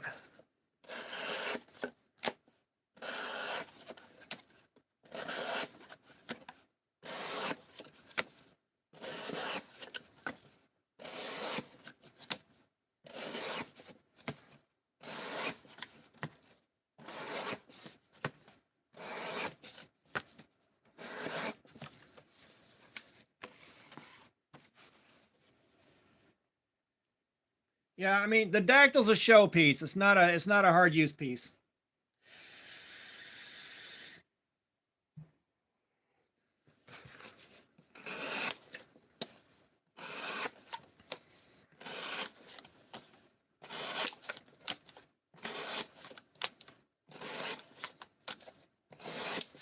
Like the Manus Gearhead was straight up $100 for $440, I believe.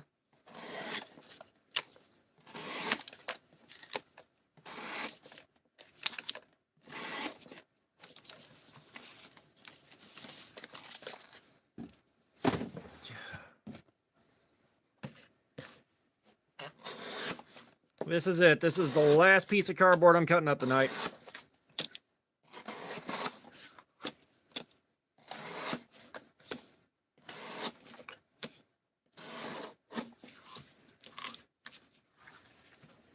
Hypergo Stunts, what's up? This is the Revo Canyon. It's garbage. Son of a bitch.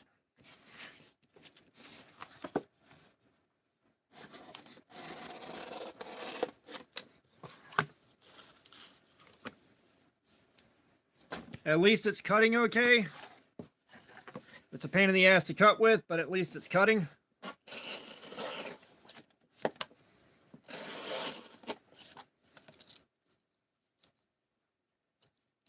Again, the Manus gearhead, mine was $100, and it's like 440 steel. I did not buy it for heavy use. I bought it for a showpiece. Like, I got the poverty spec gearhead. This is what I'm talking about right here. This is ridiculous. Which one are you looking at, though? Because they have them going into higher end stuff, like higher end materials. Mine is the stainless steel version. The collar around the gears and all that. Wow. All right, I guess I got a deal.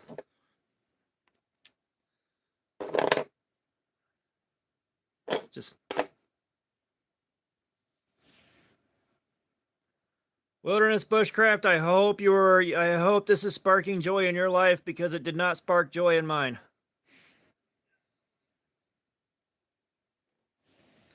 Yeah, that is fucking crazy. Like, $100 is pushing it. Like, I really wanted it, so I paid the $100, but that is pushing it.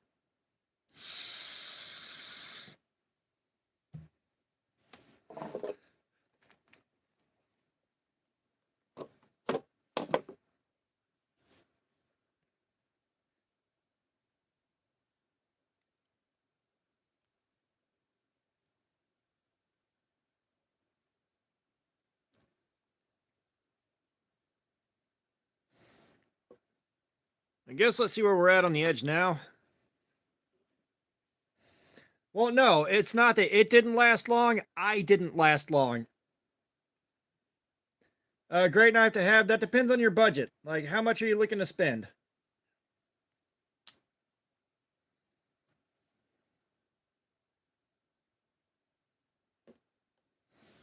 Like, that went down to 482. Let's check the section I tested earlier. 300. You can buy a lot for 300. Like, you're in Hogue Misto territory, which is on my list of knives that I lust after but can't afford. But Luke, what's up? What's going on? So for 130, you can get a Hogue Deca and Magna Cut, which is probably where I'd go. After that, you're just kind of looking for showier and showier stuff, or you're looking for some really crazy steel. But that Deca and Magna Cut will get you a long way.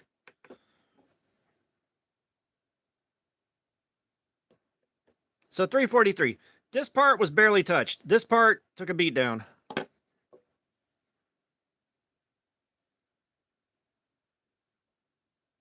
Let me do one more just to make sure I got the tension right enough.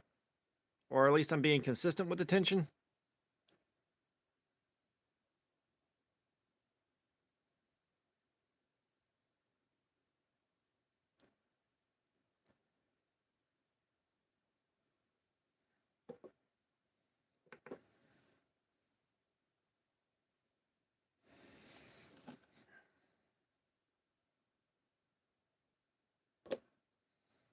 Yeah, I got a 425 on that one. Let's check one of the test clips. I am running out of those quickly. And I ain't got the cash to replace them right now.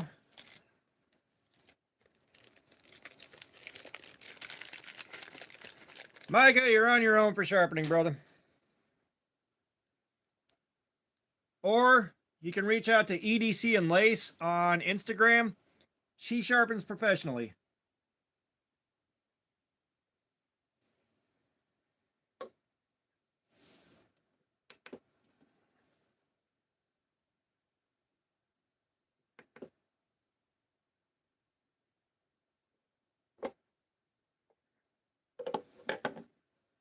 Yeah, just push the test media out of the clip.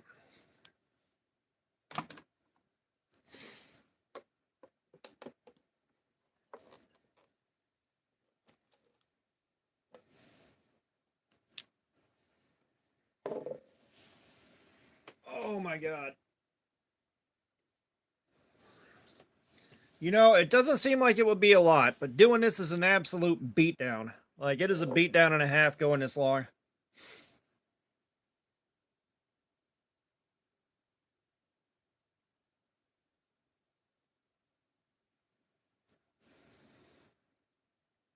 Yeah, well, you do hit that point. Anything's better than nothing. Yeah.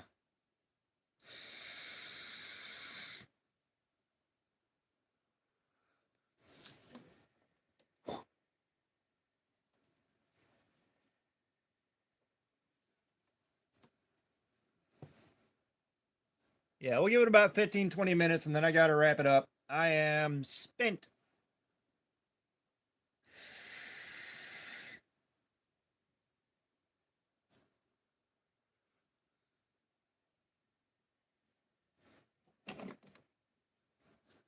Hell, I'd take this over nothing at all. There's so much cardboard dust on this thing. Jesus.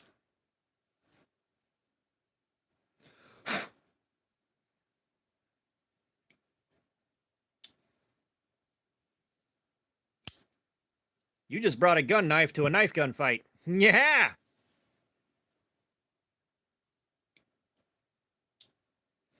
Well, no. See, the karambit has got a good bit in line with a pruning knife.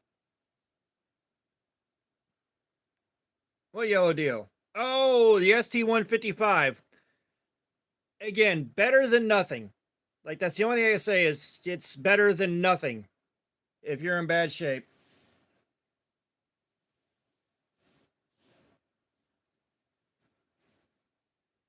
Deka, D-E-K-A. Check Blade HQ, Knife Center, see if they should have them. Let's see. Let's see. Damn it.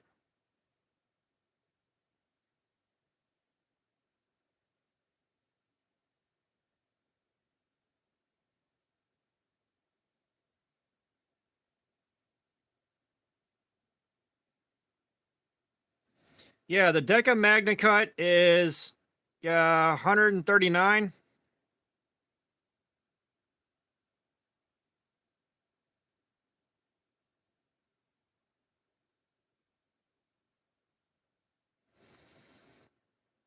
So yeah, that's what you're looking up right there on Blade HQ 139.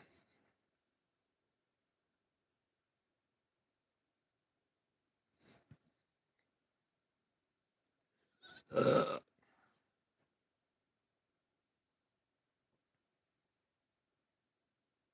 139 on Blade HQ.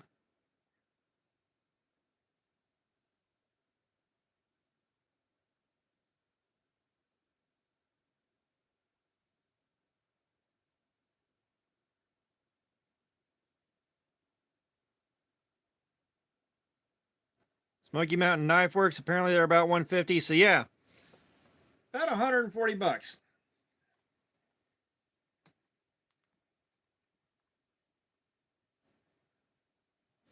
Maxer Prodigy, what's up? Welcome.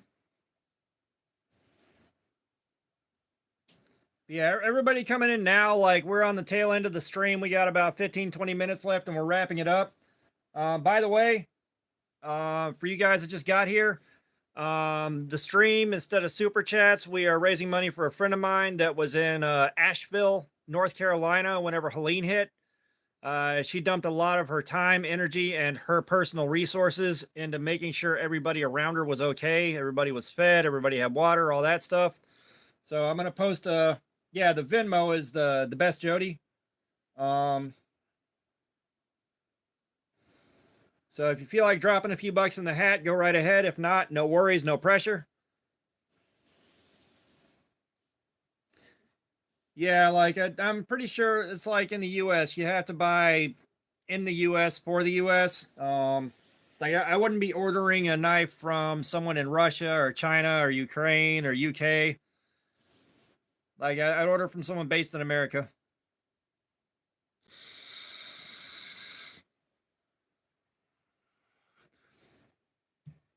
That's part of the fun of Amazon. And something that we're taking a look at some point here is going to be the Shanzhou peafowl that just came in. I'm looking forward to carrying this thing. This should do really well. This should do really well. I will say, trying to reverse flick without hitting this with a thumb stud is interesting. But yeah, so on the Amazon listing, this is listed as some crazy ass steel that no one's ever heard of, but apparently it's 14C28N according to the box it came in. Shanzhou sticker. I wonder who their OEM is.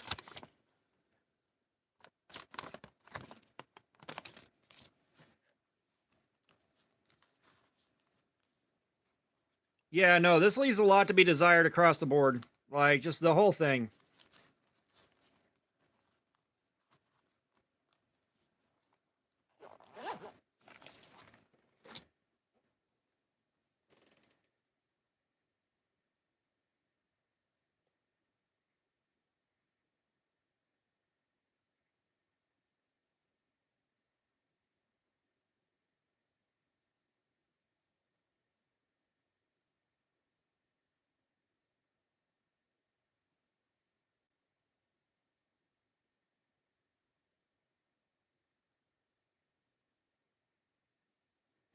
Yeah, because this says ZDF 905 all over everything, and then on the box it says 14C28N.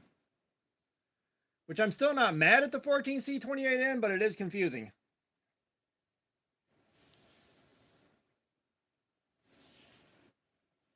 Oh yeah, no, I do not expect to find their OEM. You got like smaller guys, will list their OEM, like Lefty EDC Devo. He told me specifically that Kubi was their OEM for the Fireball. God almighty, I'm tired. Son of a dick.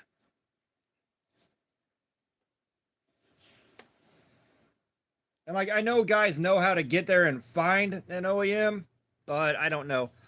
Yeah, I mean, this thing, I think it was manufactured down to a cost and then thrown in the battle box to really stretch the profits out. This thing is like a $12, $13 knife at best. Which, speaking of which,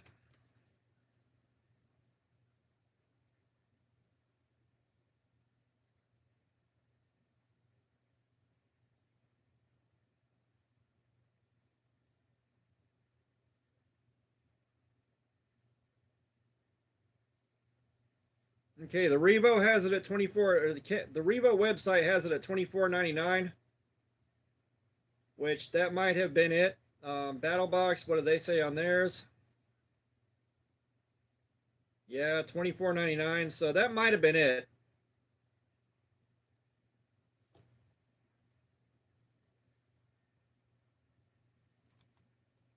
Your Pookie Bears. Because no one paid $2 for me to put socks on. That's why.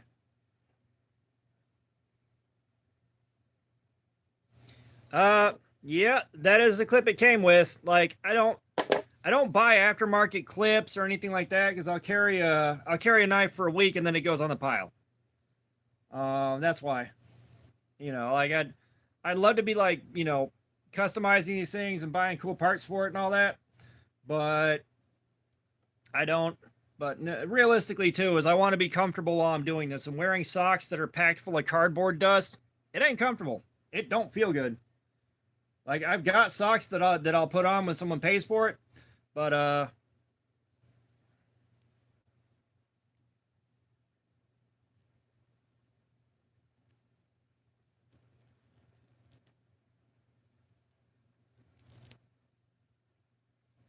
yeah. So that is the cut from that piece of shit.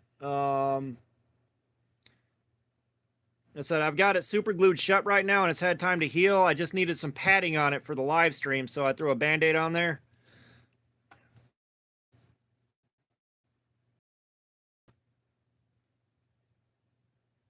No, dude, I was at work, man.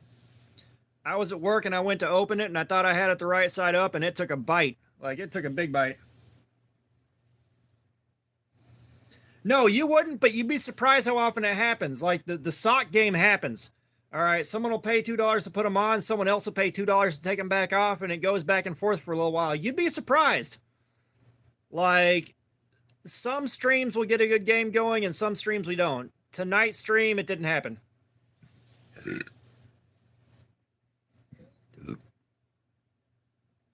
But yeah, the knife that I had, like I've done a video on it that was posted a couple days ago where I show you what was so dangerous about it, but I am not getting that thing out and opening it ever again. That thing is going, I'm getting my revenge on it as soon as this heals up enough that I'm confident it won't bust open while I'm doing it, because it's getting some hell. My liquid band-aid is super glue, sir. But even then, like with liquid band-aid or something like that, a cut like this can and will bust back open. Like, it's a long cut, but it also got under here pretty deep. Like, I mean, it was like back to here. It was not pretty. So my streams are basically about cutting up cardboard with a knife to see how long the edge will hold up. You came in late. We did 2 knives to complete failure. And this third one, we started on it, but I hate cutting with it so much that I wanted to be done. And we are 6 hours and 49 minutes into this stream. So it's, yeah. We have a lot of fun doing it. I mean, the chat is the biggest thing. Like, we've been on, today we were on old video games. Like, we've been screwing around. The old video game part was a lot of fun. Chef Rocky C, thank you so much, man. You want to pick a figure out? You want to pick a figure out, Chef Rocky? Which, by the way, I know you kept complaining that I wouldn't let you send something, but shoot me an email. Let's work it out.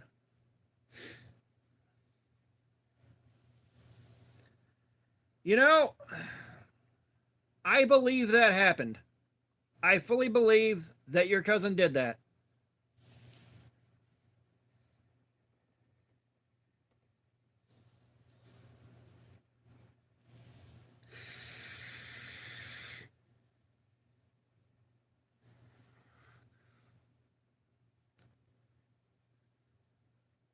That's a good question, KO. Did that thing stay? I doubt that it stayed. So I'm pretty sure the super glue set in his mouth the second it touched the, Really? It really stayed? For how long? Was that stay and put long enough to get to the dentist, or what the hell?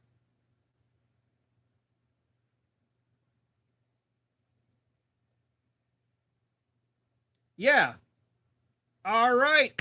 You get the mummy.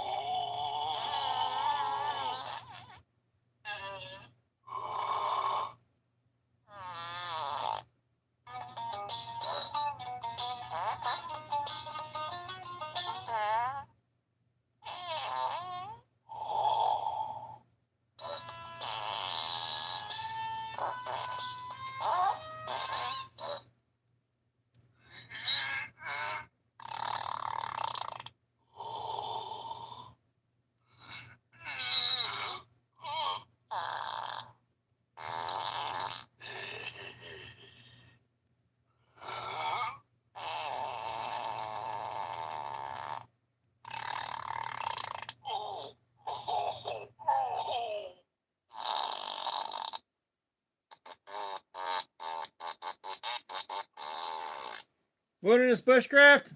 All right, man. Have a good one. I'll see you on the next stream. But yeah, these are also the reward for Super Chat. You get to pick a figure out.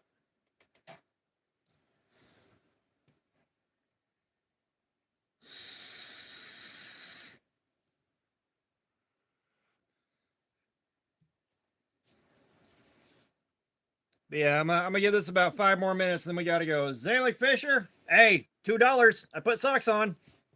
That's the game.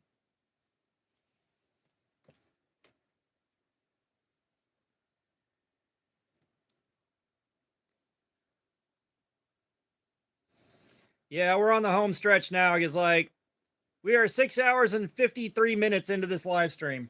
Like, it's been a long stream.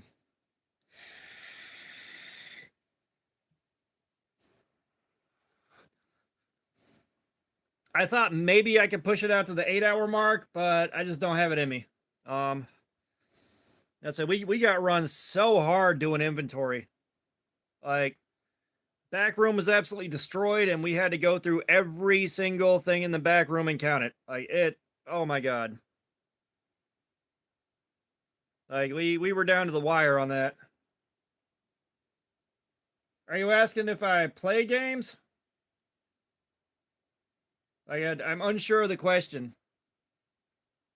Your Pookie Bear, I appreciate the sub, man. Thank you so much.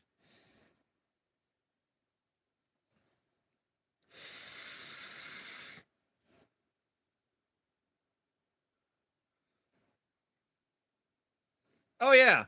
I haven't had the attention span or the energy to play like I used to, but like there's, and again, I'll go through the collection again. We've got the Nintendo Wii, the Xbox One, the Nintendo 64, the Sega Saturn, the Sega Dreamcast, the PlayStation 2, the TurboGrafx 16. I got a Retron that can run Super Nintendo, Nintendo, and Sega Genesis cartridges, the NES Mini on one TV. On another TV, I've got an original Nintendo, a Super Nintendo, a Sega Genesis, and 3 of the knockoff NES Minis off of Amazon. I got them for the hacked Russian and Chinese ROMs. Street Fighter 2 Champion Edition arcade 1-up cabinet.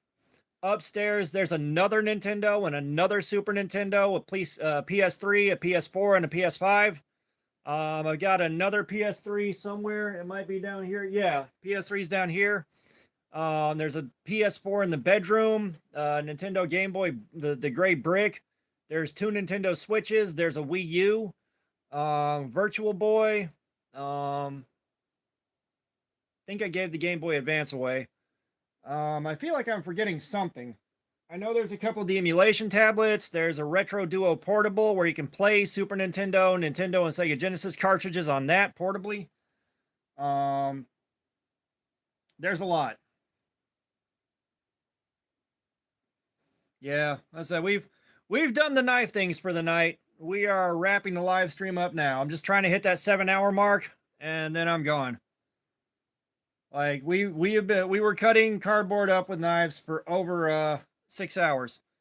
So VG10, it's okay. I'm not super impressed by it. It's got a cool name, but I haven't had it last too long.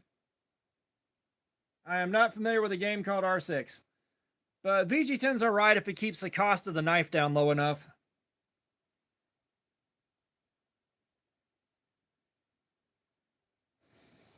Yeah, I had a Game Boy Color. I traded that to my brother for a brick Game Boy that mostly works. The screen's got some dead stuff in it. And he tried to super glue the screen back together again, and it went kind of wrong. So at some point, I'd like to have it fixed and get the screen fixed. I don't know if or when that's going to happen. Either that or just buy another brick Game Boy. Because there's 2 things that I need right now that I don't have. An original PlayStation 1. That got traded off a long time ago because I could use the PS2 for my PS1 games, but I missed that startup sound. And I need a gray brick Game Boy in working order.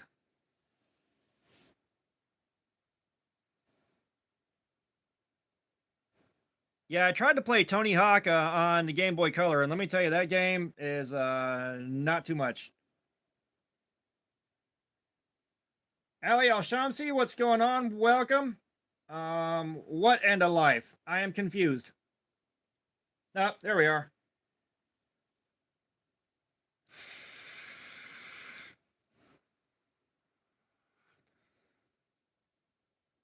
I mean, I'll be honest, this is about all I do besides go to work right now. I am doing well. We are 3 or 4 minutes away from wrapping the live stream up. We have been on here for 7 hours, but I'm doing good. We have been hanging out and having fun.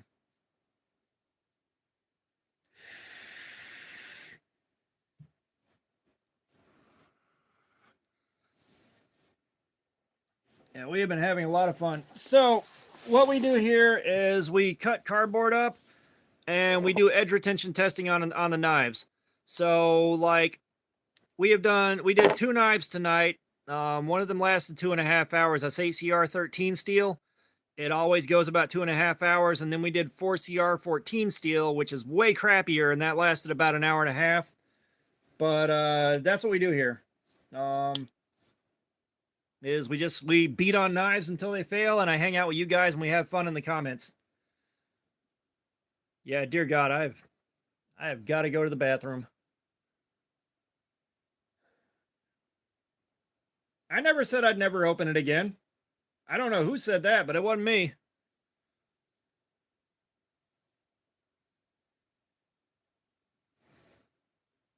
Yeah, that's the thing is like I've built a nice boring life, and given how my life was up until about, I don't know, 9-10 years ago, I'll take boring any day of the week.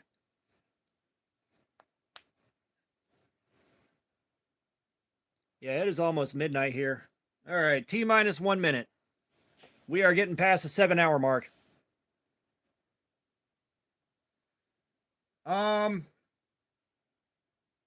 I'm not sure what to tell you. If you got good sharpening equipment, you should be okay unless you're still learning how to use it. Like I've got a fixed angle sharpener here that illumined. Have a good night. But a fixed angle sharpener, you can do a lot of good work with it. And of course, I'm working on learning how to hand sharpen. Like that's one of the things I'm working on. I need some nicer stones, but for right now, I'm learning on what I got, and what I got's a cheap sharpening block with 4 different grits on it that I got at Harbor Freight for like $7. Yeah, you just got to practice with it. There is a channel, Outdoors 55. I'm gonna type that in chat. He will teach you a lot about how to hand sharpen. Like if you go through his videos, he goes through a lot of instructions and showing you how to hand sharpen. That's where I learned what I know, and that's where I learned what's working for me.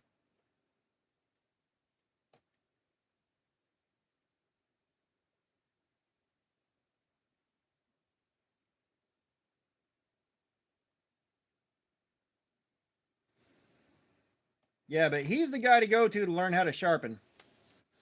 Burfection, I haven't watched that one, but you know, I'm starting to get to the point now where I kind of do want to buy better stones, or at least some higher grit stones, because the 600 grit, oh yeah, you can sharpen with just about anything. Anything with a coarse surface, you can sharpen on.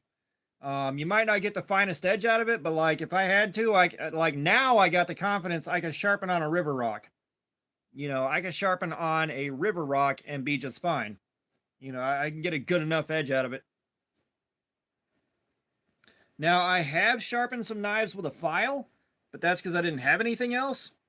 Just I took a needle file and went down there, and then I knocked the burr off on one of those cheap gray sharpening stones that comes with the cheapest fixed blades in history. I have done that. But yeah, it is time to wrap this up, guys. We are past the 7-hour mark, and I have got to go shut down. So everybody that's still here, thank you so much. I'm going to plug one last time. We're trying to help a friend out that went through Helene in Asheville, North Carolina. And she dumped a lot of her personal resources and a lot of time and energy making sure everybody around her was okay afterwards. So I'm going to drop her Venmo one last time. If you got a few bucks to donate, great. If not, don't sweat it.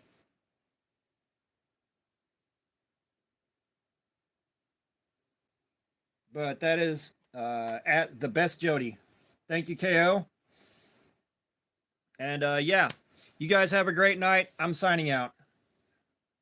Nah, Ollie, you're good. Thank you for being here. And stop the live stream.